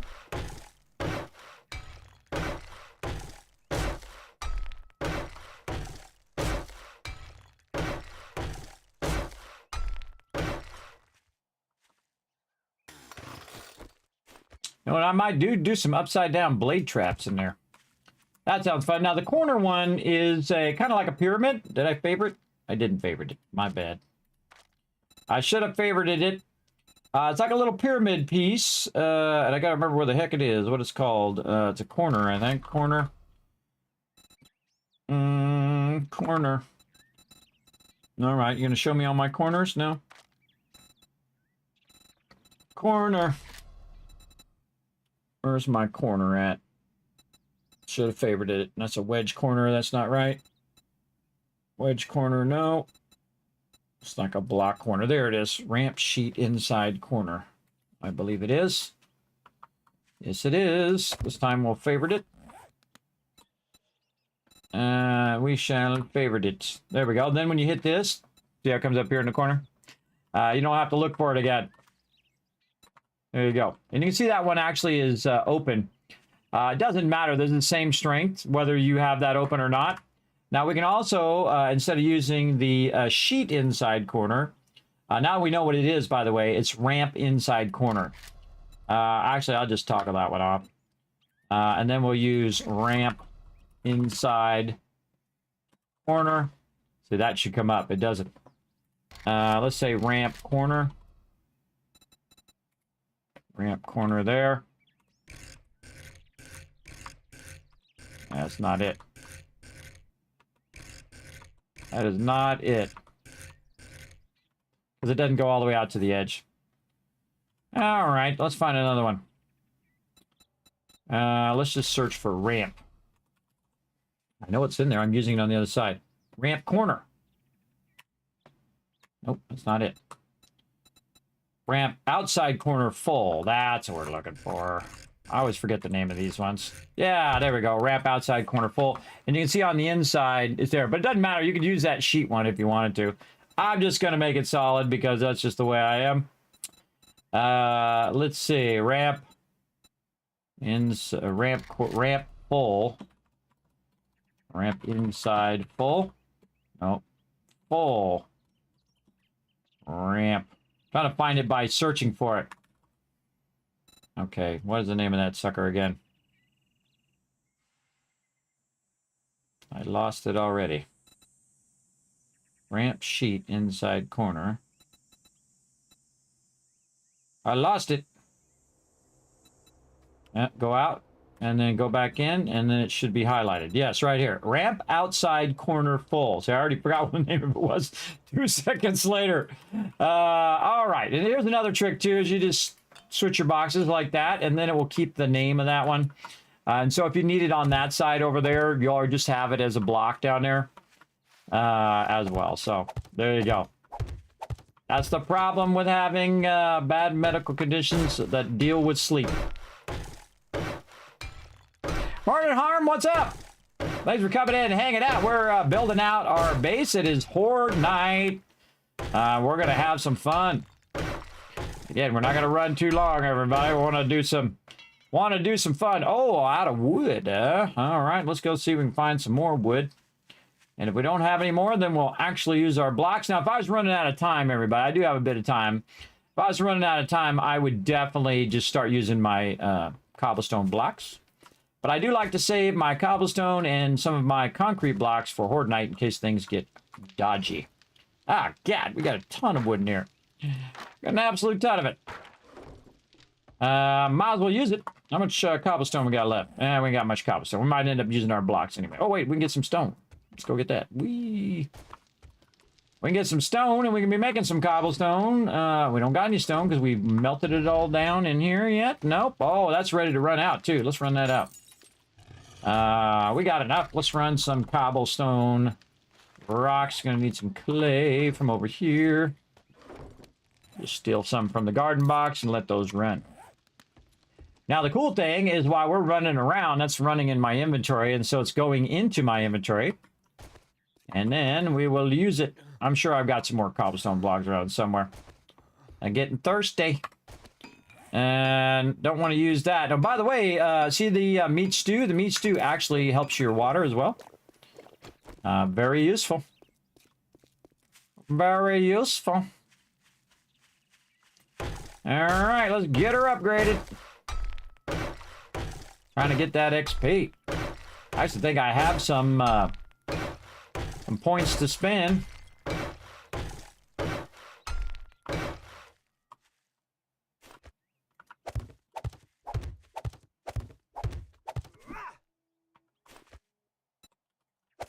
Always running out of blocks.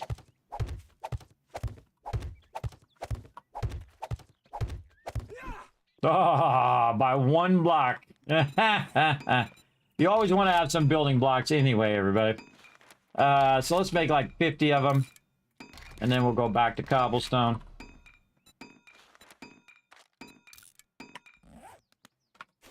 So we can put our last block in here. There we go.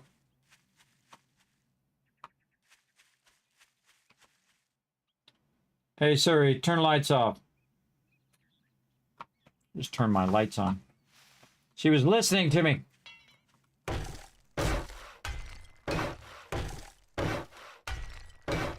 Could be making some spikes too. Might have some extras. 162. Might be enough. We'll see. I got nothing more important to do except for making ammo. Oh, I should be making ammo right now. Oh, I should have done that when I came back. That should have been the first thing I did when I came back. That was bad. That's bad. That's bad. That's bad. That's really, really bad. Let's go. Oh man, I got all this gunpowder in here and I'm not making any ammo. What am I thinking? Over here, give me them bullet tips. Where are they? Right here. Give it to me. Give me some more. Run them out. Make me some 7.62. Not gonna have enough time to make this 7.62 now. We all make as much as we can. That's 1,400 right there, by the way. Almost 1,500. Ammo. Again, you see how quickly I turned that around, everybody? Where I had like no ammo and now I've got a bunch. That's gonna take how much time? 97 minutes. That's not gonna be fast enough. I can make me another workbench. I'd make it go faster. That's still doing that, by the way, since earlier. Still doing that thing, and I love it. Love it when it does that, when it just runs and runs and runs. All right. No crucible yet. What can we do here? Maybe some clay. Let's just put all that clay in there to keep that running. Any more resources we can just kind of slap in there for now. None over there, but I do think we got some brass when we were out and about. We did over here, just randomly. You can also throw that in there as well. Stone's looking good. That's going to be running and running for 45 minutes. We got our bullet tips, and look at that. We got more stuff than we have bullet tips. Bullet tips is what we need. More gunpowder than we have bullet tips. All right, back to upgrading the base. Should have done that right when I got back. Should have queued that up. Then I would have a lot of ammo. But man, we'll have some. We'll see how it all works out. It's always the fun part of finding out how it all works out in the end. Very fun, as a matter of fact. Very, very fun. Now, again, this is just to cause them to go up on top of the spikes and then jump down on the spikes, which I find has been working much better than having the double layers spikes. But I kind of feel like I'm going to come back and take all this out and just flatten this out and put it one row. This is probably why I stopped doing it originally. I remember doing it a really long time ago when we were doing a whole bunch of like moats and different combination of traps. A lot of electrical stuff, dart traps, blade traps, every type of trap you can do. We were testing them all out. Double stacking the spikes. By the way, I think they were cones back then before they had the look of spikes. I believe so. I don't know. I'd have to go back and look. It's way back there though. Way back in one of my videos. One of my streams way long ago.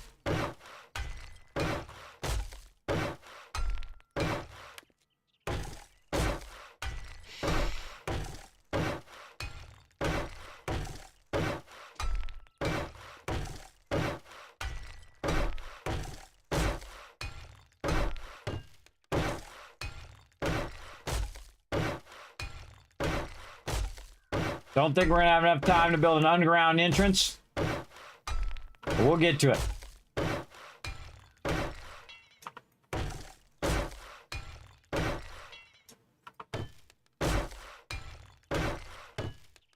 Work on it maybe tomorrow night. Or later tonight. Depending on your time zone. For me, it'd be later tonight. It's like 4:30 in the morning. 4:30 in the morning, we got that done. All right, spiky spikes. Let's go. Let's do it. All right, let's see if any of these spikes they took out. That one. This one. The lower one in first. I should put the lower one in on that one, but oh well. Oh, I'm going to be hitting the spikes down low first and then up here. And kind of testing this. I don't know if I really like it yet, but we'll see. Look at this, how they got way in there. Got way in there. Can't get under there. Okay. Not what I wanted to do, but thank you. And they got way under this one.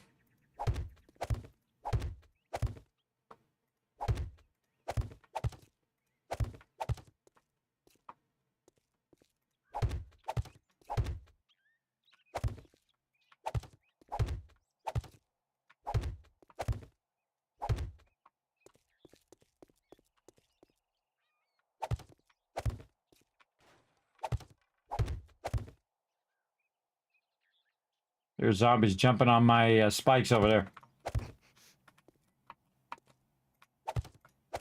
Try to not hit yourself with them. Not loaded. Bad Kismet.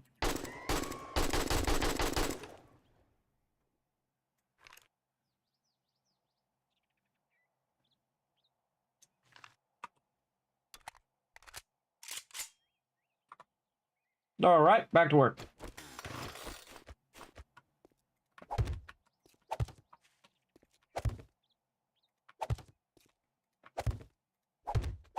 See, some of this I didn't dig out.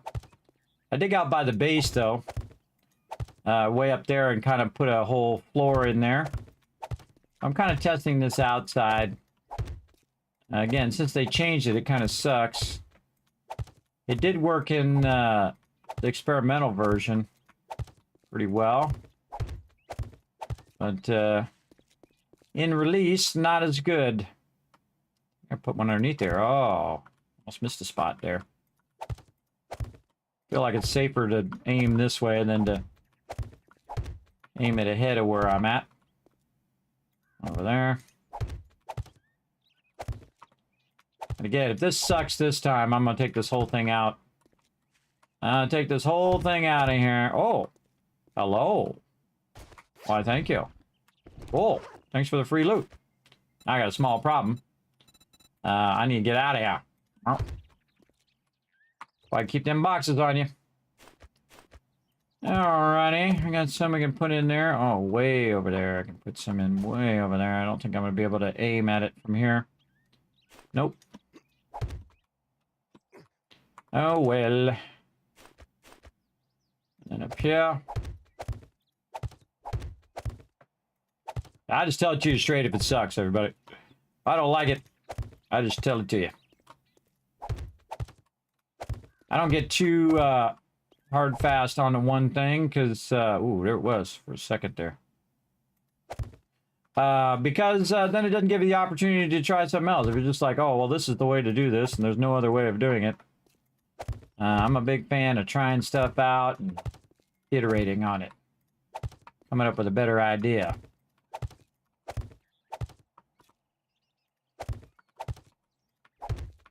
Now watch to see if it goes down underneath the spikes. If it does, and it's telling me I can sneak one underneath there. I think these are all fine.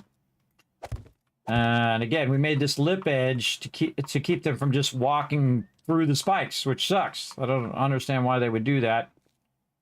Seems unlikely. They would have the magical ability just to bypass all these spikes that I have very hard-earned spikes here. That I went all this time to collect and put down in my base. Wow, that's it. Wow, that's not too many. Again, look how they took out the ones at the bottom and not the ones at the top. I keep spiking myself. I keep spiking myself. That's it. Let's do it. That's GG's. Let's get our bike. I don't want them to destroy that. What else can we do while we're waiting? Maybe go make some dukes. Feel like we could go make some dollar bills while we're waiting. Make sure this ammo down here is non-stop running all the way through Horde Night too. So if you run out, you can always run back down here and get more. Now let's put that back in there, and this back in there, and ammo back in there. What? Oh, there we go. Not that much 9mm. And then that back in there. And do I have my thing on? No. My nerdy outfit on for a second. And then... oh, wait. What? What happened there? Alright, there we go. Something hurt my brain. Or that. Alright, we're probably good on cobblestone too. We could stop that. And then put all this up there. And then we really should be putting cobblestone now in the building box. Didn't need our blocks. This is 46. You know what? Let's just scrap that. And this back down here. Got too much ammo in there. And maybe just put the spikes in there for now. And we got lots of ammo going. Very nice. How are we doing over here? 140. Doesn't seem like enough to me. But we'll just keep letting it run. All right, now we got some extra bandages over here, so we'll just use a bunch of these. Now it's going to heal 30. I got a lot more than 30 to heal, so I'm going to do a double whammy. Now it's going to heal about 60. That'll be just a bit more than what I need, but that's okay. I got plenty of those. Okay, and then let's check our forges. Ugh, need that crucible. How close am I to crucible now? Come on. Come on. 10 away. Oh. Oh. Crucible. I want it. I'm really tempted to go buy it, but, what do I do with them? Oh, I put it in the Dropbox. I put it in the Dropbox. Let's see if we can sell him some more engines. Wow, look at that, there. We could take this one and replace it with this one and sell that one. Don't need to keep it. Anything else we can sell? Let's short that out. I mean, we could sell it all, really, but what do I want to sell? That's 1,875, these headlights. Man, we should be selling off all these headlights. I think I'm going to start doing that in my team play. Selling headlights, everybody. That's a huge stack of headlights there. 1,500 there. 1,875 there. Whoa, this is 4,000 for mechanical parts, though I wouldn't sell those. I don't need a lot of those. Yeah, headlights, I end up with 50,000 stacks of headlights. I mean, just so many. Look, I already got a bunch of stacks of it in there. I mean, how many stacks do you really need of headlights? I mean, how many vehicles am I going to make for me, right? And then the real trick is put it here and then hit recipes and say, okay, what are all the things I'm going to use a headlight for? Mini bike handlebars, off-road headlight thing, which is one of the things I should make, but I'm not going to make it now because I want to make my ammo first. Vehicles and whatnot, spotlights. And I can always go wrench more cars. That's the thing. I can always go wrench a lot more cars, as a matter of fact. We're selling them suckers. Oh, we should take our ammo out of there, too, for Horde Nights. All that other stuff, no big deal. Actually, all that stuff, I could just quick sort it right now. Right now, bada bing. And then, up here, we should put that in here now. Bada boom. Easy. Easy. And then... what do we do? Why are all the lights in there? Don't put lights in there. Don't put lights in there. Put them in the bike box. You know what? Take half those lights out of there. In fact, 3/4 of those lights. Take all them lights out of there. Anything else in the drop box? Yep. A whole bunch more stuff. We can just go doom doom right in there. And then the other stuff is parts. Lots of various parts. Okay, and then a med box. And then we got a little raw food. Food over here. No, water. All right, let's go sell some stuff to the trader before he closes, if we can.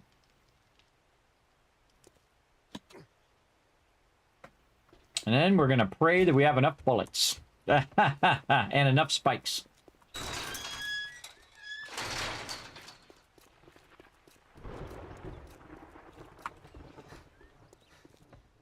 Yeah, what do you want? Take a look, but don't expect me to hold your hand through it.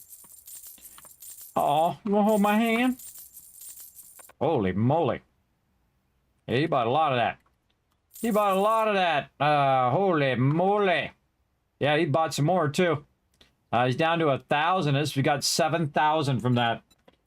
Oh, makes me want to go get that. Makes me want to go get that crucible. I could totally get that. See, if I sold all that stuff off, everybody, I'd easily have 11,000. I could go and get that crucible. Maybe I should get these books instead. Let's get these books instead.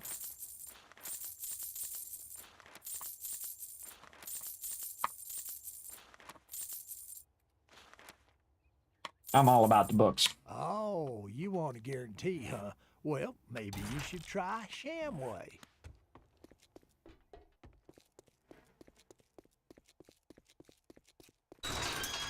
All right, made a little cash there.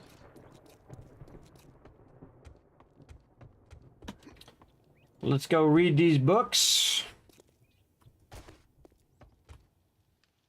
Get prepped.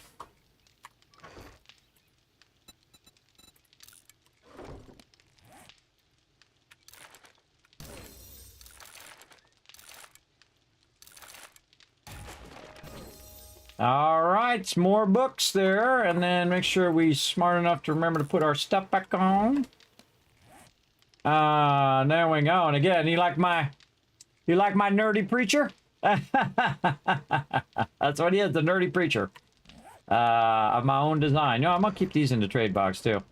Along with my dukes, still got 2,000 dukes left over. And I could just take this miscellaneous crafting box, everybody, and just sell it to the vendor. I mean, again, you can go in there, it's 1,500 there, 1,500, you can probably do 3 things of that. I could sell this glue for 800. I go sell this oil for $12.50 each.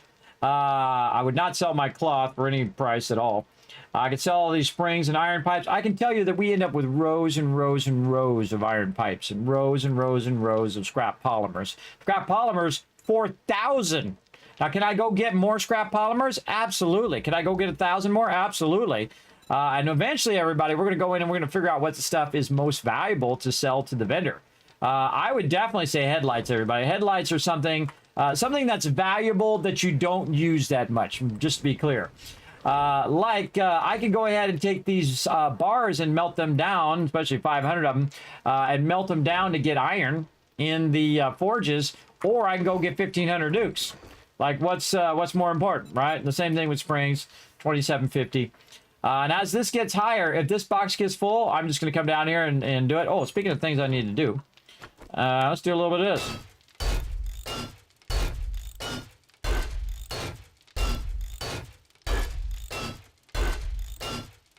You're going to upgrade the boxes. If you haven't seen that yet, everybody, it is awesome. It is amazingly awesome. I love every second of it. And this is what it is when you have the wood boxes, and this is what it is when you have these. Notice the 2 new ones, and when you get to steel, you can get 2 more down there at the bottom. So very awesome. And there we go. And that's all I need to do. I'm good. GG's. All right, put this in here, and now we're going to get our boofs on. Let's get our meds out. Let's get this buff. Let's get the roids. Let's get this one. Don't need the antibiotics. We got the things. Grandma's awesome sauce. No, where's the other one? Recog. Yes, we'll take one of those. Or there was another one. Under food. Where the heck is it? There was another one that I thought was XP, but oh, we might have used it. That's right. I think we used it last time. But yeah, scrap is for bartering. We'll use it eventually when we do a big barter. This one would be good to save right before I buy the crucible or something that's really expensive. Use that right in front, right before, or if you're going to buy a bunch of stuff, use it right before, get that going. And I can probably make those now at some point. All right, that all looks good. So we're going to pump all these buffs before the Zehordi night. And we got our meat suit. You know what we should do? We should use our really good stuff, our shepherd's pie. Look at that, food and health and stamina bonus. Let's get that going. I think some of these other ones we didn't do. Look at that tuna fish gravy toast, 90 food. And also with a 45 health. This one's still better. So we're going to pump that shepherd's pie. Maybe just do a little bit of water here to get our water up. We certainly aren't hurting for that. Let's see. Let's try to get our food and water at maximum. 150. That's already going to hit my water at maximum. Let's burn some different food. Let's have some chili dogs. Let's have some hobo stew. I think we already did all of those. Oh, God. If we didn't, we'll just make some more. Tacos we already did. But by what we did, everybody, we made a spreadsheet earlier. And what we did is we went in and we took all the food that we had and we put it on there, and then we put what all the stats are, the name of all the foods. Let me move over a little bit. Name all the foods, the drinks in that case, and then food, and then all the meds that we can do so far, and just kind of looked at which ones are the best ones, and so on and so forth. You get the general idea. And so we'll come back and work on that a little bit more. I think we wrote down shepherd's pie. Did we write down shepherd's pie? We did. We wrote that down. So, all right, we're going to whammy a bit of that. We're going to do this. And if we have to, we'll have our vehicle on standby. Now, at this point, get all the ammo. I mean, all of it. Don't save it for radio. Well, shotgun ammo, I don't need that much. All right, so double up on the gun. Don't need the auger. Chainsaw might need that, but that's later. Do I need my knife? I just use the chainsaw. And then any bullets that are in here, we'll grab those. Oh, God. That doesn't seem like enough. But we'll let that keep running, so that's going to keep making me ammo all through Horde Night as well. And so we'll get our double gun going. We got our primary and secondary guns. We got our AK, which we can just go ahead and repair pre-Horde Night. In case we get some radiated zombies and peeps. We've got our pistol here. What about our other pistol? We got any mods we can throw on this pistol? Let's go see. Oh, yeah. Right here, we got the barrel, or the magazine extender. Oh, drum magazine. Ooh, let's go in and modify this one over here. Oh, we can't use the drum magazine. No, this one. Modify this one. Put that. There we go. Yeah, drum magazine doesn't fit on there. Now we know. Might as well throw a weapon flashlight on there, and then maybe some laser sights. Let's try those out. Those are always fun. Alright, laser sights on the second one. Over here, and then what do we got on this one? Oh, we got a crippling mod. We definitely want to keep that. Then back to this one, modify. We'll stick the light on there. Oh, I can't do it because I have the laser sight mod on there. All right, well, fine. We'll use that one with the laser sight. Cool thing about the laser sight. Oh. Oh, I gotta turn it on. So you actually have a laser sight. You can actually aim right at the mobs. And you can see that it aims way over there. You can kind of see. You can see it aims right there. So you can see it moves around a little bit too. But when you're aiming like this, it's kind of hard to see the laser. But you can hip fire really good with the laser sight because you'll have it right on their forehead and shoot them. So laser sight can be useful. Now we want to lock and load. Right here. Now, we do have a bow up here for backup and all that. We're going to take our Molotovs, stick those on the bar. Oh, we also have our shotgun. Let's put our Molotovs here. And then where them pipe bombs go, right there. And I think we're ready. Load that shotgun. Not the best shotgun, but it does shoot. That's the important part. All right, and we need our shotgun ammo. We should probably grab... Oh, we got enough. We got way enough. Actually, ease that off just a little bit.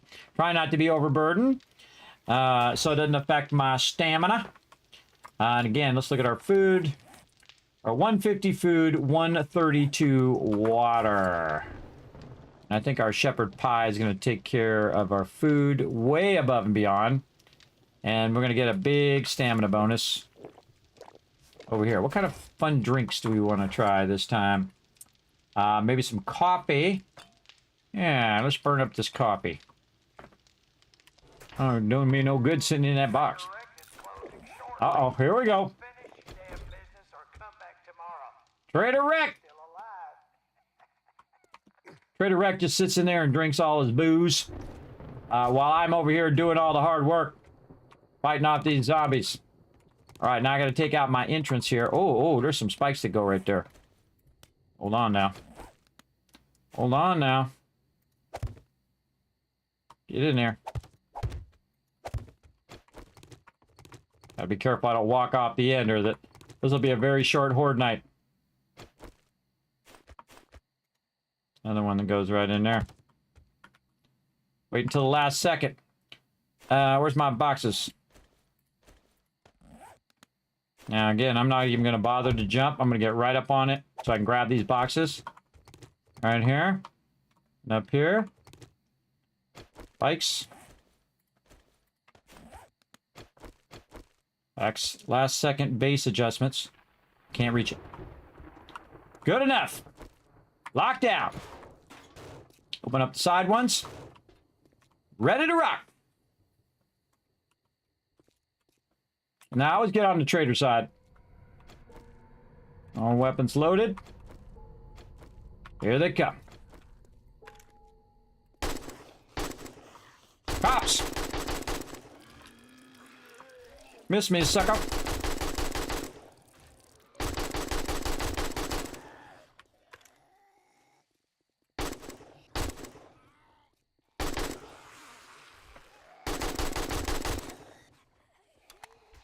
Time for the kill box. Let's go. Zombies! Get out from there.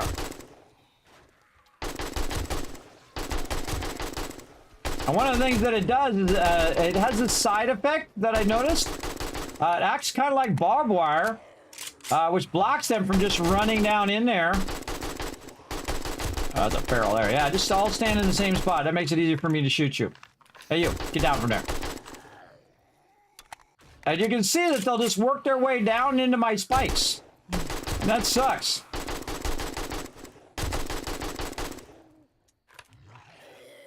But I do like the fact that it kind of acts as a little bit like barbed wire. When they bump into it, they get stuck up at the top and just easy to shoot.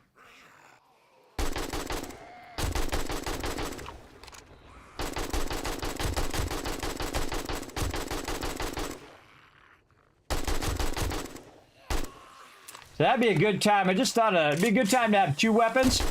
One that's AP that you could use for those heavier guys, and then one that's just low level stuff. They really like that spot.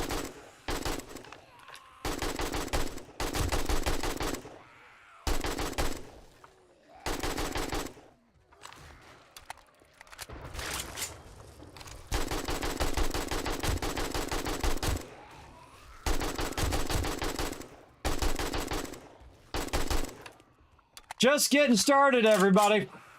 Just getting started. I don't think we have enough bullets.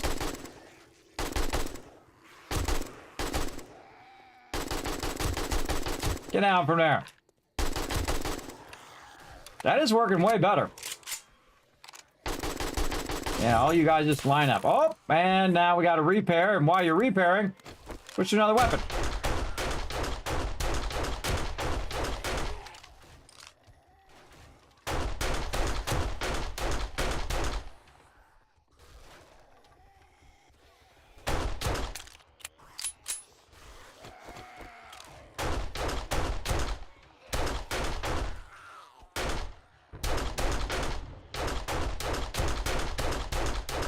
Use up some of this 9mm.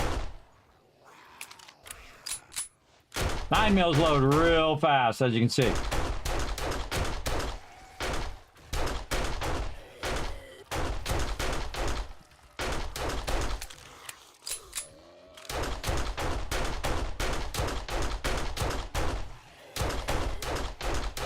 We'll save our AK stuff for later.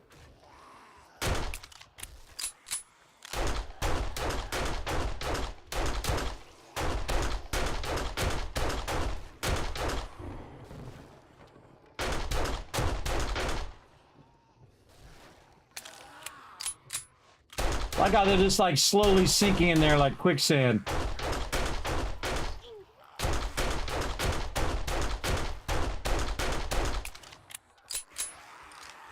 Yeah, they walk in my spikes. I feel like that's total cheating. You should have to knock the spikes out first.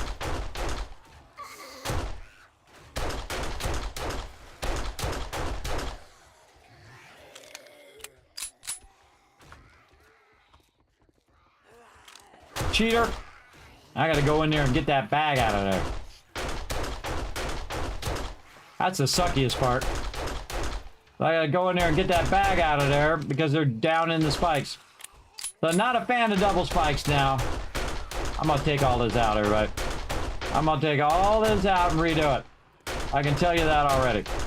I'll make it one single level. So they'll be up high where I can... a bit far, I think, for me to hit him. So that they'll... Even when they're going through the spikes, they'll still be at level where I can shoot them.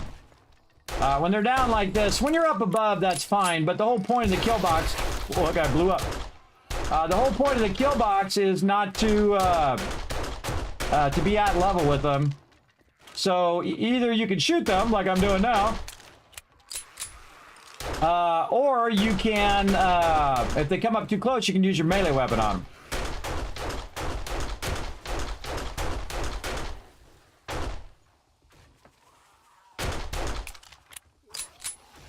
Keep coming from that one side, too.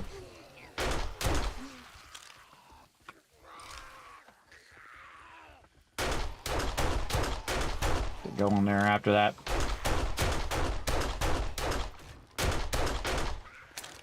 Target selection is always important, everybody. Which ones you pick first? Oh, God. Now I got to go after that one. I'm tempted just to not even bother to go after it, but since I'm going to redo it, I'll go in there and I'll take them out. Oh, my reload is already sunk down in there. It's kind of nice to run it up there. Oh, I heard somebody to the right. Okay, now they're shifting. Now they're shifting that way. Let's go to the center kill box. Or even better, we'll go to the far one. We'll go to the far one over here and drag them toward these spikes over this way. How are we doing on ammo? 36 left. All right, let's switch.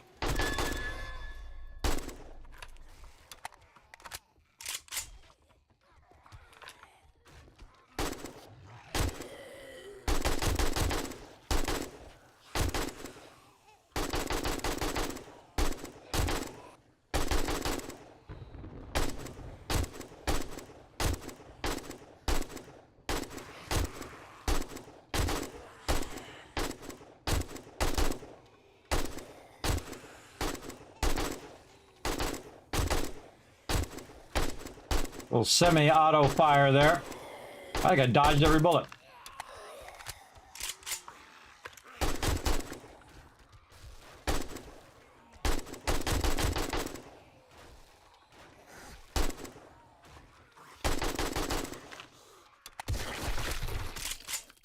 Blow up all you want out there, cop. Get that animal over there. So some of the stuff goes away before the night's over, which sucks. I guess I could have put another outlaying spikes, 3 spikes up out there. But then the spikes would have been in my way. Oh God, another one I gotta go get out of there.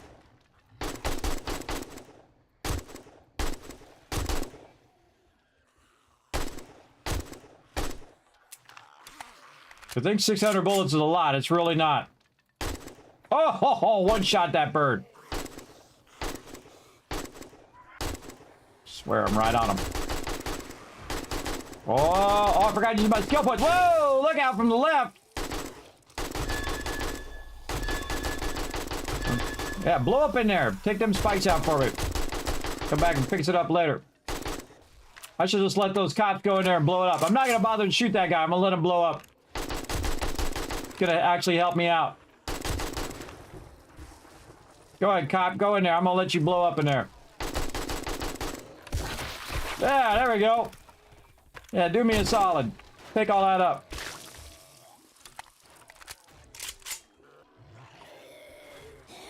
It's kind of funny how they sink in there, though. I think that's kind of funny.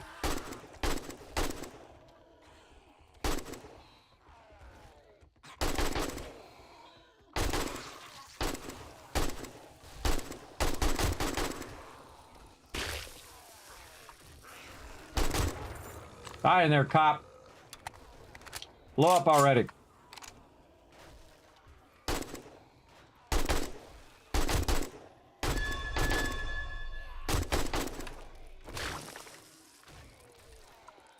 Oh, switch bullets by mistake there.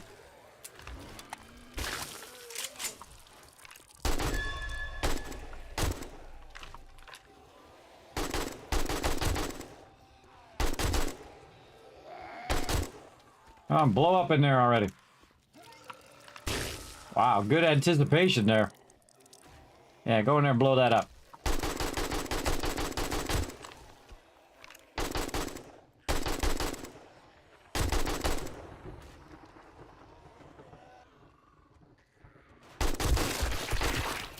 There we go.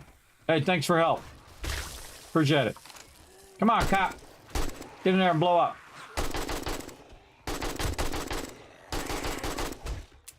That's just less spikes I gotta take out later, but I'm definitely taking out the double spikes. $378 bullets left. Gonna blow up there. He's a feral though. Ah! Ah, he's in there. Come on, feral. Die already. Blow up in there. Take that out for me. Thank you. Get out of here. I should just not shoot him at all and just let him destroy my spikes. Just dawned on me. Yeah, let's do that.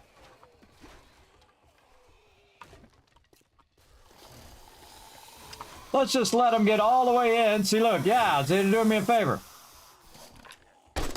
Unless you get too far in.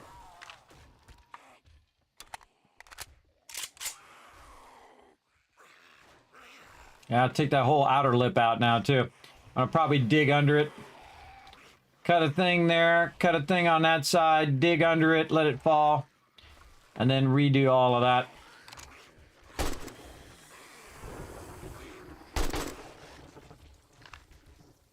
Oh, they're over there just hitting the wall. That's funny. Yeah, take that wall out for me, too. Hey, it's like free construction. Them down there just hitting the wall.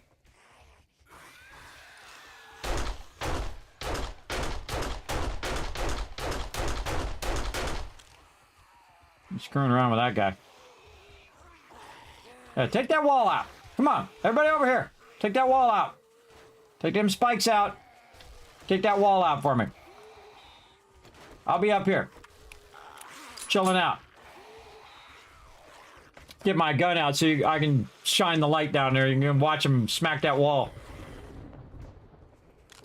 Yeah.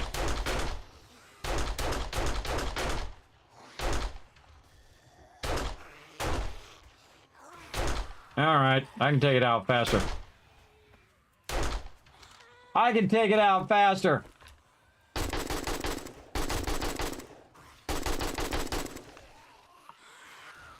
Alright, let's party at the disco over here. Here, a leaper somewhere.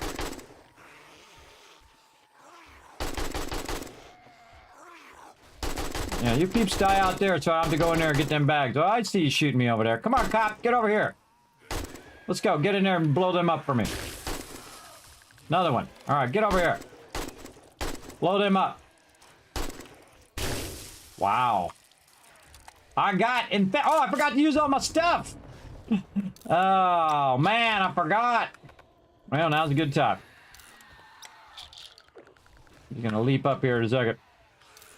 Get my roids on. A little too late now for my vitamins, but oh well. Burn me some coffee.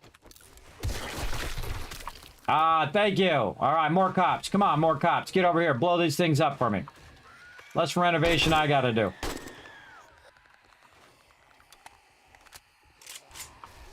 I didn't make it. Thought they were doing a good shot today. All right, get in there. Blow that up. Come on, zombies. Big mama.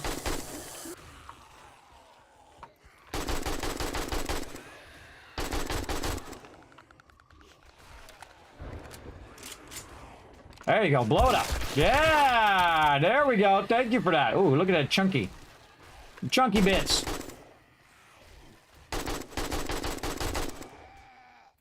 Stop hitting that wall. That's weird. 250 bullets left. Need more cops. Come over here and help me with this renovation. We'll take all these spikes out after this. Fix this whole thing. I don't like it. Faster I kill these mobs, the potential more cops I'm gonna get.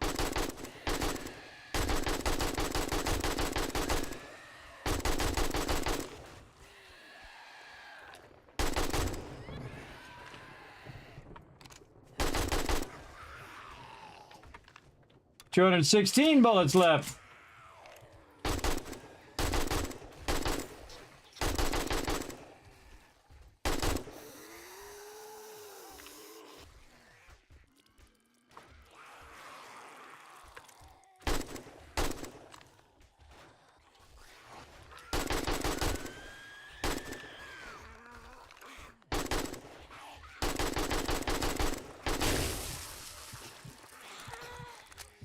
Broke my leg. I got this. Watch all the things that get cured. Watch all the things that got cured from my big med kit. Come on, blow up. Right there. Oh, did I kill you? No, come on, get up and blow up already. Ah, there we go. Thank you. I don't like the double spikes anymore. It sucks. It sucks. It worked fine on experimental, but now it sucks. They get down in there, and then they're just running underneath the spikes instead of having to actually destroy the spikes first before they progress. Oh, yeah. Come over here. Come over here and get it going. Miss me. Yeah, get them spikes. Blow up them spikes for me. 100 bullets left. Use them up. And saving them for a rainy day. Come on, blow that up, cop. There he goes.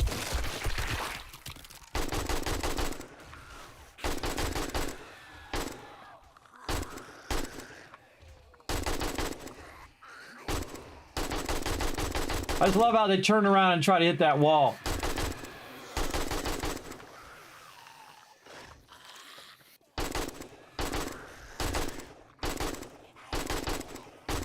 He's gonna try to jump up here. That's why I go for him first. 47 bullets left.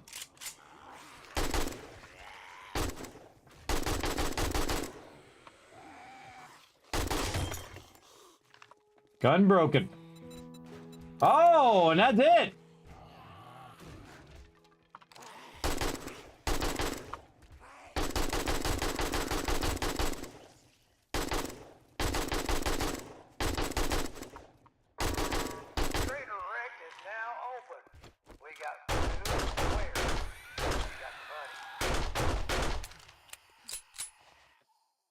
Got her done. 22 bullets left there. No bullets left there.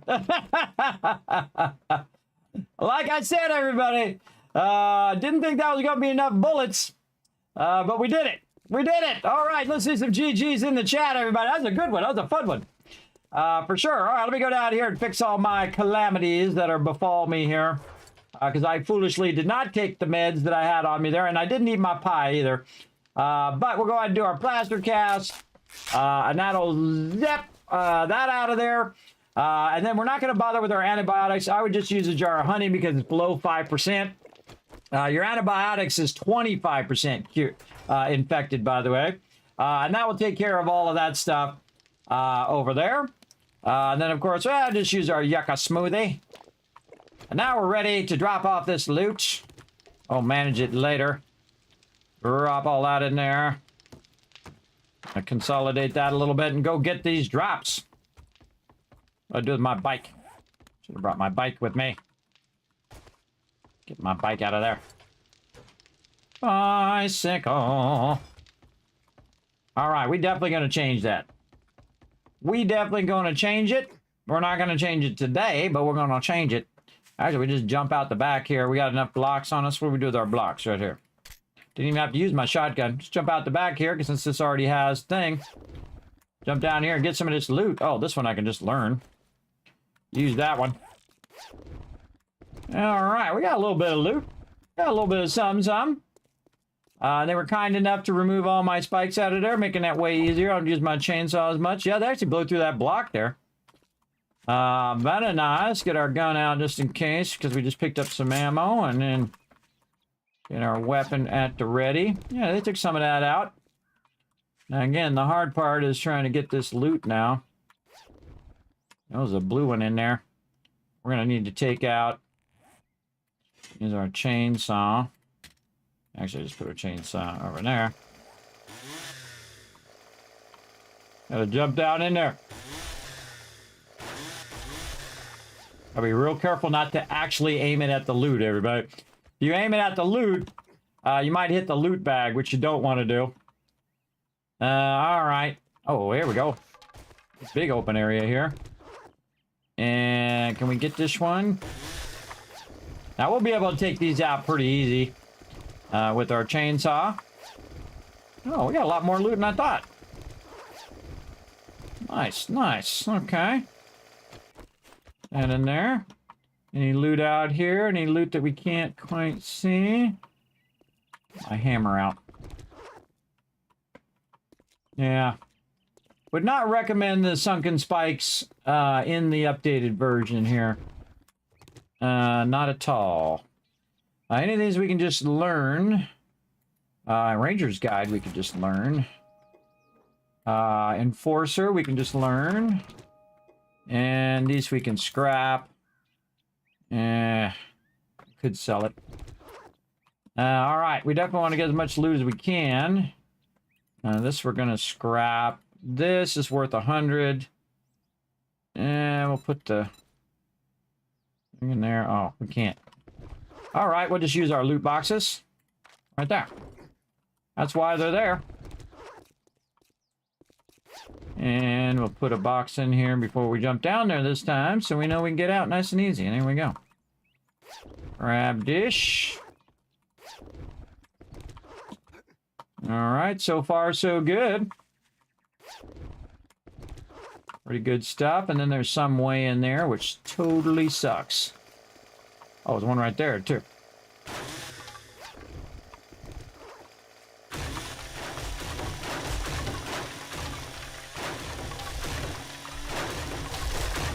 At least we get some of this wood back.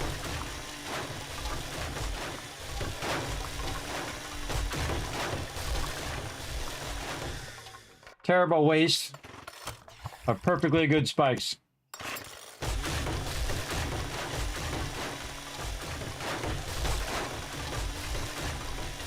But see how far they can get into my spikes and then I have to like destroy my spikes just to get the loot? That sucks. That sucks big time. Alright. Any other loot in here? Hey, oops. I tried. Yeah, there. Alright, come back, take this all out, raise this up by one. Alright, let's double check over here. In the corner. I hit myself some spikes. Nope. Alright, double check with your vehicle.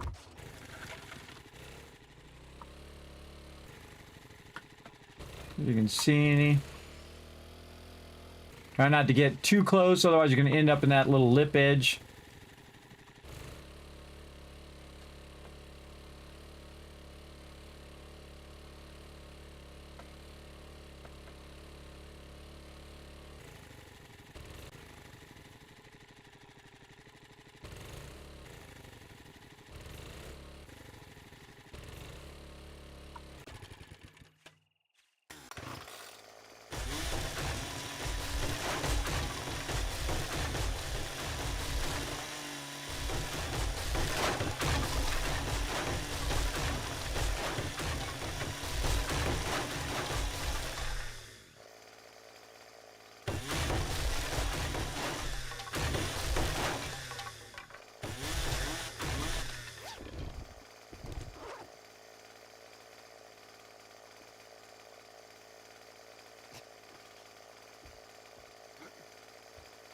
Okay.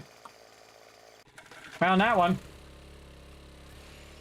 All right. Now, if you're still unsure if you got it all, and it's nice daytime, definitely going to work on that underground entrance next time. We're definitely going to fix all of this, too. This is, while it is very effective and they didn't get close to my base, I feel like the drawback of it is you can't see them. You can't headshot them, because that's the whole point of this, is that they're walking through the spikes and they're at head level, and you just keep shooting them in the head while they're taking damage from the spikes. And the double thing makes them go down in there, and then they make their way, if they're feral, they make their way all the way through into the inner parts of the spikes, which kind of suck. What was I going to do? I was going to get the loot that was in that box. That's what I was going to do. Get the loot in the box. Let's get it. In this box? Nope, just that one box. All right. And then, just to save me a little time, I'm going to put a bunch in there. Since I'm already out here. Grab all that. I see a zombie coming. Get into the spikes. Oh, boom. Leftovers. Anybody else? Nah. Enjoy your stay in the spikes, bro. I hope it didn't drop a book in there. You didn't drop a bag, did you? Nope. You did not. They don't always drop stuff, everybody. It's very, very inconsistent as whether they drop it or not, or very, oh, wait, we can just scrap some of that stuff. We'll get it, and we'll scrap it all in a bit. All right, everybody. You guys enjoy that? Hey, Fat Boy Carrie, what's up? Hey, Alex, thanks for coming in and hanging out. Remember my cones? My fave. Yes, I used a lot of them cones. I loved the cones way back in the day. Still love them to this day, by the way. Still love them to this day. By the way, I was told by my team, I think they actually are still in here, but they're not spikes. So I think you can actually make cones. Yeah, you can still make the cones. You just can't, use them for spikes. But they're still in there at least. I'm having a great time, as you can see, getting some craziness on Horde Night. Ran out of ammo. Luckily made it through Horde Night, but look at this. Look at this. We got all the loots going up in there now, and then we also got a bunch of ammo as drops. We didn't even use our pipe bombs or our mollies, so we're okay on that, I guess. Let's see, books. Let's just put them in the trade box for right now, and we'll come back to all of that kind of books and recipes and whatnot. All these other ones here, I already know those. I can sell those for sure. Am I going to use this arrow rest? Probably not. Just sell that. I already know that one. Sell that one. Farmer outfit. What level farmer outfit do I got? Level 2. I don't need that one. I can sell that one. What do we got here? Nomad headwear. Am I going to wear it? Nope. It's out of there. And then we didn't even use some of our buffs when we should have used them earlier. But such is the way it goes. Wow, did we already clear the drop box? No, oh, we're still putting the stuff in the drop box. I was like, wait a minute. Wait a minute. Wait a minute. There we go. Do you have any mods? No. There are no mods in this particular playthrough. Oh, hello. Reload. Why'd the chicken cross the road? To get shot at with an AK. Now you know. Problem solved. Mystery solved. Better use your knife, but oh well. I'm too lazy to go get it. Good enough. All right, man. We're going to pick these blocks up so no zombies get any ideas of coming in here and rocking out in my base. Now, again, if you guys just tuned in, I'll give you the quick tour of the base since it's daytime. For once, before it starts storming and getting dark. This is the Kismet kill box. It's a solo version of it. And as you can see, oh, there's a dead bunny right there. He wants to give me some more meat. Thank you, dead bunny. Again, still too lazy. I think I might actually have it on me. Do I have it on me? No, I put it back in the box. So this is the Kismet kill box. Now, this is a much scaled down version than the version that we use as a team.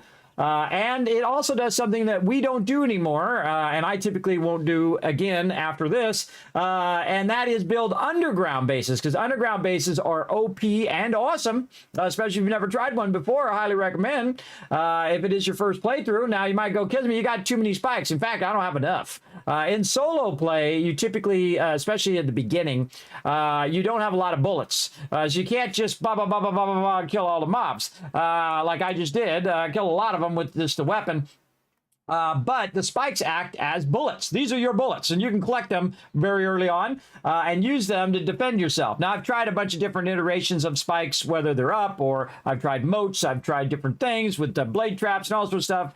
Just crossed over, I think, 3,000. Let's go see. Did we cross over 3,000? No! Oh, we're so close. We're so close. Oh, I think that hasn't updated. 2,996.8 hours, everybody. Almost 3,000 hours in 7 days to die. And that actually is not a lot.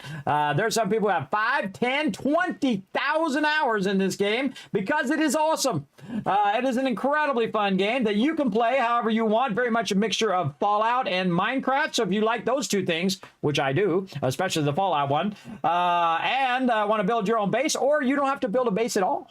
You don't have to build it at all, everybody. You can just go around and trade, quest, collect stuff, get up on top of that barn and fight them off all night long if you want. Or on top of that, you get up on top of that and fight them off all night long. Whatever you want to do. But you can't get on top of the trader, though. The trader will kick you out of there. But incredibly fun game. So this is what's known as a modular base. Now this base evolves as you play the game. So in the beginning, obviously it was made out of wood because that's what I had. So I made the center part, which is the middle of the kill box, which is absolutely dead center at the exact minimum distance that I have to be from the trader to still build outward toward him, and then also pick up my things like forges and things of that nature. You have to be 3 back from the edge of the fence to start putting blocks down, and then 13 back from there before you can hit the edge of your land claim block. And you want to have that edge all the way out in case you put like electrical or whatever else you're going to put out here, which I will do in this playthrough. I'll show you all about electrical, how to do, automatic doors and all sorts of cool stuff. In fact, we're going to do an automatic underground entrance over on the back of my base here, probably tomorrow night or later tonight, depending on your time zone. For me, it's 5:30 in the morning. I've been streaming for 7.5 hours straight and have not taken a break, which is foolish of me to do that. But that's okay. We're going to finish this up. Then I'll take a long break called sleeping. So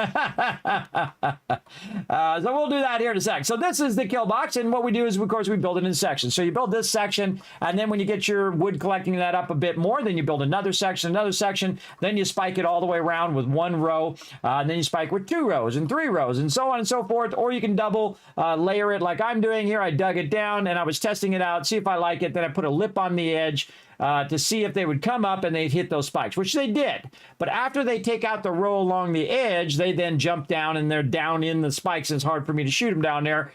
So really don't like it. Really don't like it. I want it just to be at level. And then also testing this for my team, which we play on Saturdays and Sundays at 10 p.m. Eastern Standard Time. Want to take those out. Just leave it 1 row of spikes, more than enough, especially for my team. But 1 row of spikes is enough, or 1 level of spikes is enough, I think, once you get your ammo going. So once you're about day 50 and you got your ammo crushing it, or you're buying your ammo, or you're looting your ammo, whatever you're doing to get a ton of ammo, then you don't need double layered spikes. But in the beginning, I just think you need more rows of spikes than double layering them. I think you go out 10 rows, you'll be okay until you're able to build up the momentum of getting enough ammo to shoot them all night long. And you saw that was easily over 1,000 ammo that I just spent like that. So now I got to make another 1,000, but then make more, because guess what? It's going to get harder, and then I'm going to get demolition peeps, and then look at this, everybody. Game stage 112. You start getting to 70, 80, 90, 10, 100. You start getting the bigger mobs. You start getting the radiated mobs. All the mobs are ferals. Then you start getting the demolition mobs. Yeah, it gets real scary, everybody. It gets real scary, especially when you go past that game stage 75. Now, it's not as crazy as if I was with my team, because what it's doing is it's spawning 8 mobs for me as the player, right? Now, when I have my team of up to 12 to 20 people on the server, this is not on the server, this is my local game, then it's 20 times 8. And of course, there's a max spawn that it can maximum spawn 64 at any given time on the server. But that's a lot of zombies, everybody. And so that means everybody needs to at least take out 8 zombies. And if they, sometimes we got to help each other because they're radiated and whatnot. And it's very, very fun. Again, I'm massively re-addicted to the game. A solo playthrough, very, very fun. As well. So we did a whole bunch of stuff today. I think we should go in here and check on all of our stuff. Get it all queued and ready. Let's do the easy stuff first. Let's get our water. And you can see, look over here, everybody. That's all grown back up again. See, while we were busy doing other things, set it and forget it. That's level number 1. This is level number 2 over here. And you know what I'm going to do? I'm going to show you my plans that I made for this before I even started doing it in the game. More up here. Very nice. We got our forge running up here. How's our forge doing? Ooh. Oh, it's already maxed. It's already maxed. Take it out of there. Turn it off. When I get that crucible, I think we're going to buy that crucible next time, everybody. We got to get it by day 52. So we got to kick some butt on that next time. But right here, we're going to put some of them parts away. I can see I got a bunch of parts on me. Let's do a little bit of sorting before we go. Let's get our weapons and ammo and all of that stuff back in the boxes in which it should be in. Over here on parts and all of this. And then all of our meds back in the meds box. There we go. Looking good. Raw water in there. Raw food over there. Look how nice and quick that sorting is, everybody. You got this down. You just double press that button. If it's already in there, it'll go in there. Don't stand on your forges. I'm the king of standing on the forges. As you can see. I don't think I have any armor parts. I used them all up. That's why it's not going in there. All right. And then in the miscellaneous crafting, I want to pull that out. Because that belongs in there. Let's say we put our coffee in there. We used up all of our spikes. Wow. Okay. We're going to definitely need to get some more of those. That's okay. Oh, this goes in food. And we're exploring a lot of different foods and different drinks today that you could do. And then, of course, all the meds. Now, if you want to see my spreadsheet, everybody, I'm going to put it in the chat for you. You feel free to go check it out over here. Right over here, you can see I've done a lot of tabs here at the bottom, including the armor. These are all the different armor sets, meds, all the books, and what all the books give you. That's right, I typed all this out myself, everybody. I know I can look it up online, but that's boring. I like to do it myself. That's old school. And look at that, everybody. Up to day 5,047. And just so you know, yes, we have been to day 5,000 plus on our server. We absolutely have. Not this one I'm playing on, but one that we did in the very past. Because I just let it run while the team was playing, and then people would play all week long, and we got to day 5,000. It was crazy.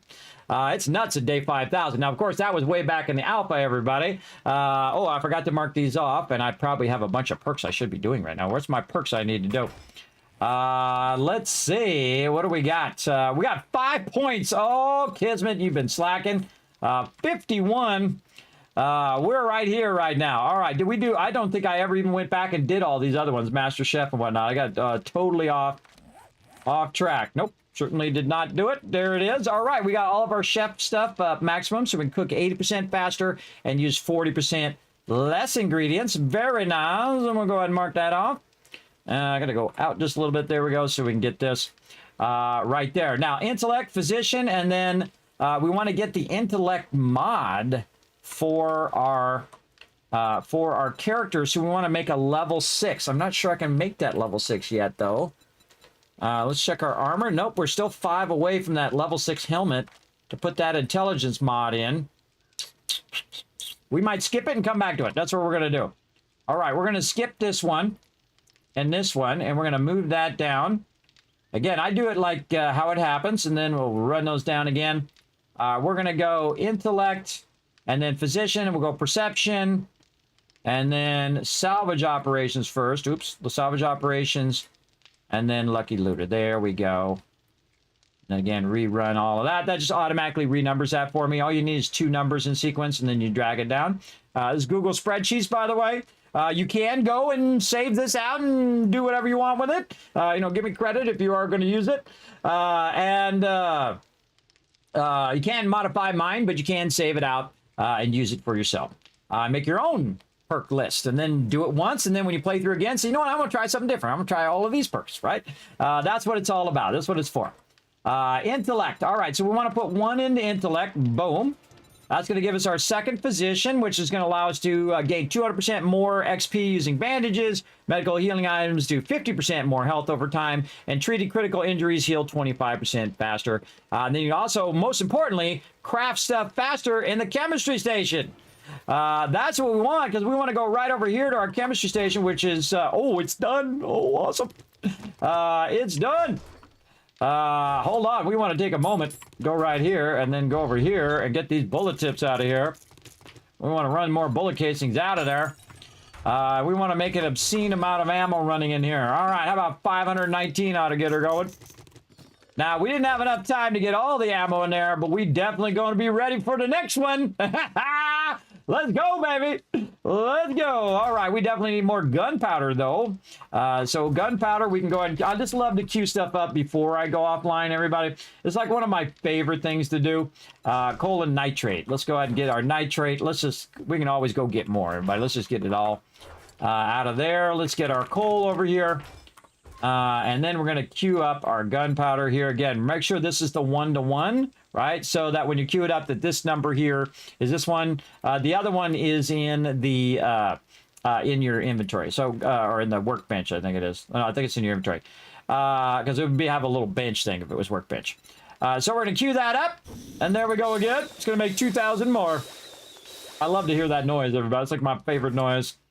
All right, and then we'll come back. Now we got plenty of bullet tips. We got plenty of bullet casings and coal. But now the thing we're hurting with is nitrate. But we got a nitrate farm. We go and or mine. We'll go get that next time, and we'll make even more. And we'll keep that going. Another thing that we can make next time is 2 more chemistry stations. Yes. Oh, and then 1 more motor tool part. Make ourselves a level 6 auger. And maybe even some level 6 armor now. We can do a lot of great things. What up? Hey, Kismet, how do you pick up the water collector? I hit E and then I hit R to grab the loot.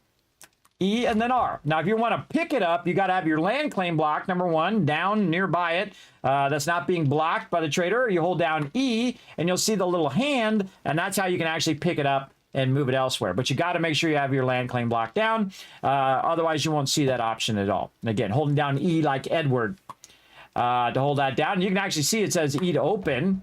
But if you hold down E without just pressing it, you'll get that. Also, you just go search, and you can search it, which is basically the same thing as just hitting E and opening it up. What's a land claim? Oh, not a sleeping bag. No, land claim block. I'll make one for you. Land claim block right here. What do we need? A little bit of stone? Yeah, right here.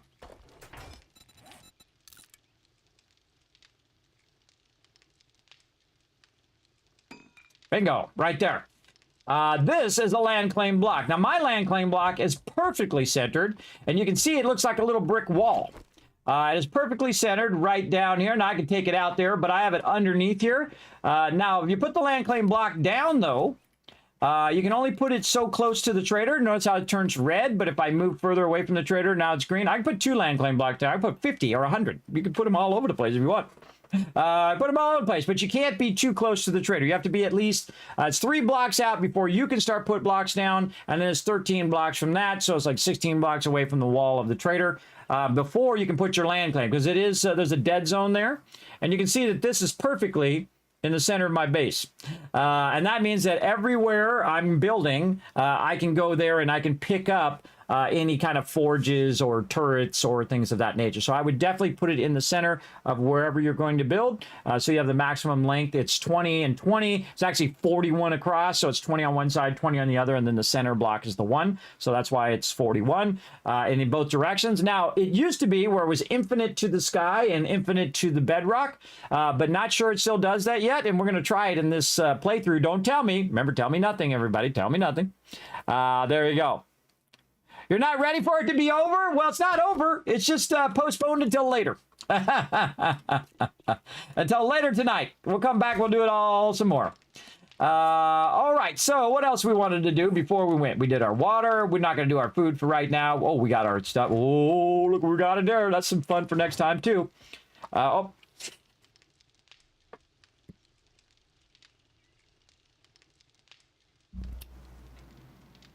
I sneezed once. Oh.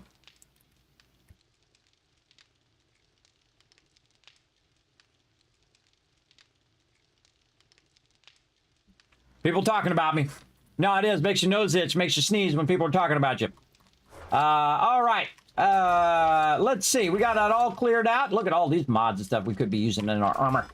We'll get to that later. We're going to be selling some of that to the trader, too. Okay. Oh, 2 chemistry benches. You know what? We should start those now. Let's start those now. And then when we come in next time, all that stuff will be running. And one of my favorite things is to start stuff before you go.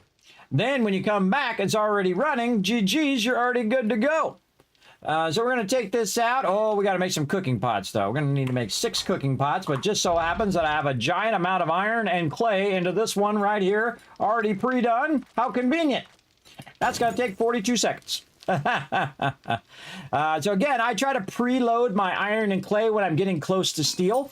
And I will just keep preloading it and preloading it until it maxes out. I have one down here and I have one up above as well with 30,000 and 30,000. And then I would just preload it do a whole bunch of steel when it comes out, and then make myself vehicles and weapons and really high-level stuff.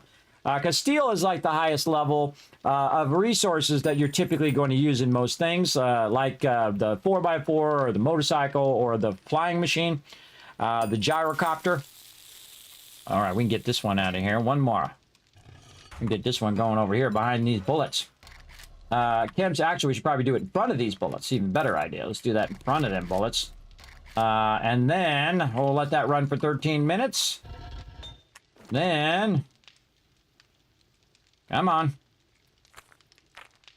Oh. That's the moment it runs out, everybody. That's the moment it runs out. Right when it has like 3 seconds left. Always a funny thing when that happens. All right, then another chem station. Behind that. Oh, what are we missing? Oh, more pipes. Well, that shouldn't be a problem. I got plenty of those. Oh my God, we're going to have 3 chemistry stations. I thought we were just going to have 2, but now we're going to have 3. Holy mackerel. That's some awesome stuff. And more, 762. Now, and you know what else I need? Workbenches. So let's put all that in there. You know what? Even better. Let's do this. Let's go workbench. And let's make some workbenches in the workbench. And this is why you collect all these resources, everybody. So that at this moment, you're just like, psh, I got that. I got that loot. I got a ton of that loot. Oh, I got a ton of nails, though. I need some more nails. Nails. Right here. We're going to make 1,000. Oh, that's 10,000. That's too many. Like 1,000? That's too many. We don't need that many nails. I could be melting something down in there while we're waiting for them nails. Oh, ho, ho. All right. We'll put some more of that back in there. Actually, we just put the whole thing in there. What are we doing? What are we doing? Just put the whole thing in there and let it melt.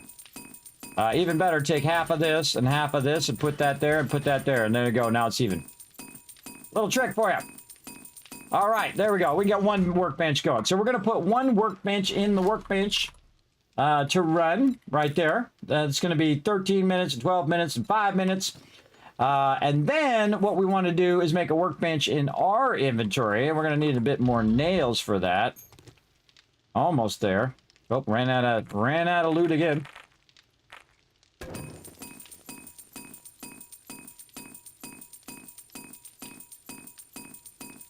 In fact, maybe we can do 2 workbenches. Let's track it again.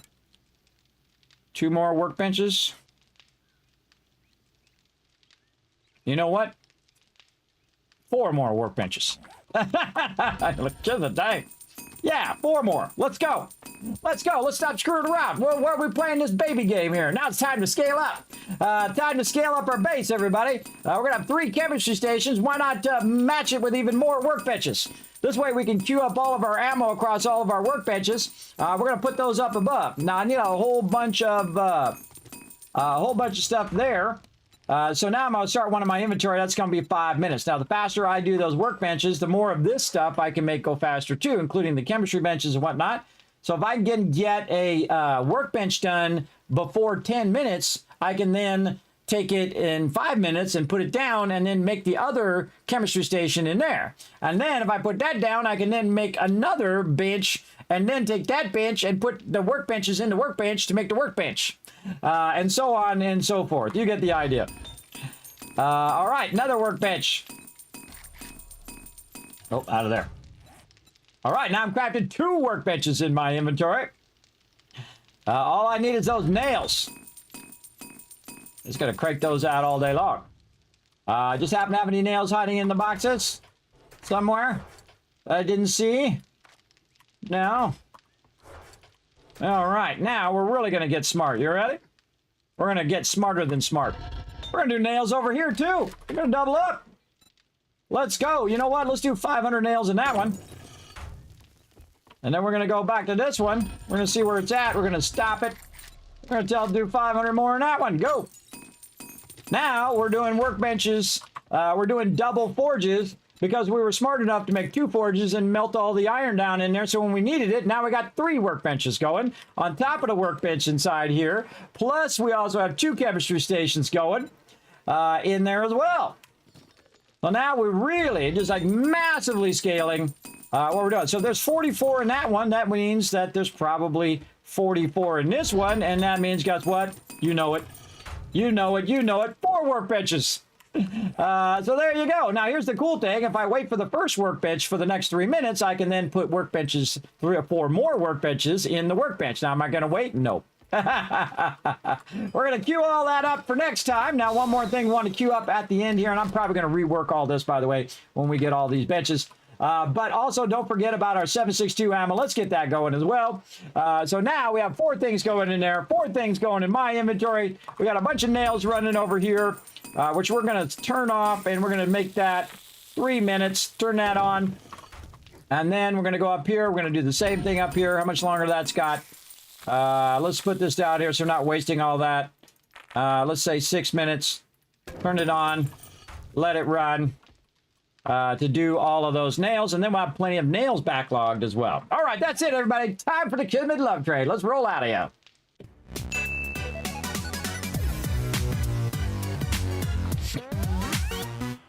God, that game is fun and addicting, and 7, 8 hours went by like this. 8 hours like that, everybody. Just like snap, time's over. All right, everybody, let me go ahead and bring up my schedule for this week. Here we go. Super easy to follow that schedule now. Tuesday, Wednesday, Thursdays at 3 p.m. Eastern Standard Time. I'm going to be playing some Fallout 76 with my crew. I love me some Fallout, everybody, especially Teamwork Fallout. And basically, that's what I call Fallout 76, Teamwork Fallout. And then, of course, on Tuesday, or Monday, Tuesday, Wednesday, Thursday, 10 p.m. Eastern Standard Time, this Solo Wanderer 7 Days to Die playthrough. We'll be back again tomorrow night and Wednesday and Thursday doing that. And then on Saturdays and Sundays for another amazing night that flew by, everybody. We even did an extra Horde night, and it flew by like it was just minutes. This weekend, coming up, Saturday, Sunday, some team play with my crew, brought to you by the awesome people at the G Portal. I appreciate their support. Again, at 10 p.m. Eastern Standard Time. Now, again, if you ever want to see my schedule, everybody, know that's on all my various social medias right over there. You can go over to youtube.com/KismetBP and hit that subscribe button. It does help tremendously. It allows me to do more giveaways and other cool stuff. Did you know I've given away over 100 copies of 7 Days to Die? I absolutely have. I just gave an Xbox copy away the other day. Sorry if you missed it, but hang around the stream. You never know. I might do some more. You never know. And then, of course, we also have a bunch of other fun stuff coming up and more giveaways, all sorts of stuff, which I can't tell you yet because, what do they call that? Embargoes. Embargoes yet, but once we get past those embargoes, then I will tell you. Don't worry, I always tell you everything when I can, when they let me. Twitter.com/KismetBP. You can also go over there, hit that follow button, check out the website, or check out the Discord, check out the website, especially check out Patreon.com/Kismet, the single greatest way to support the stream. Oh, I forgot to show you the plans. We'll do that tomorrow, everybody. We'll do that tomorrow. You guys remind me. Don't remind me to show you those plans for the solo playthrough. Now, of course, my patrons are going to get a copy of it as a PDF copy that they can actually keep and download and use for their bases as well. So I appreciate all my patrons over there as well. They'll also get a copy of my mega base that I am making for my team as well once we finish that. And we're almost done with that, too. We're almost done with the main part of the base. And then, really, I got one more thing to build, which I'm not going to tell you what it is yet. I'm going to build it straight away on Saturday. That I think is going to be pretty awesome. A much improved version of some stuff that I've done in the past. So very, very cool. Again, a lot of iterations and innovations on our bases. So very, very fun.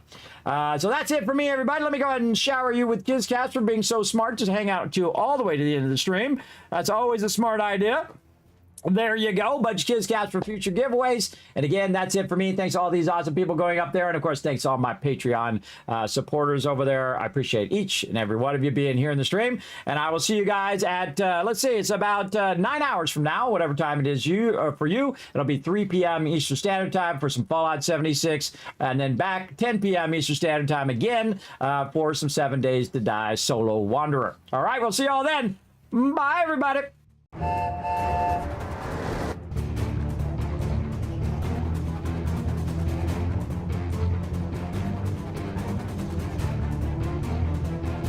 Hi, this is Norman. Thanks for watching. Hit the subscribe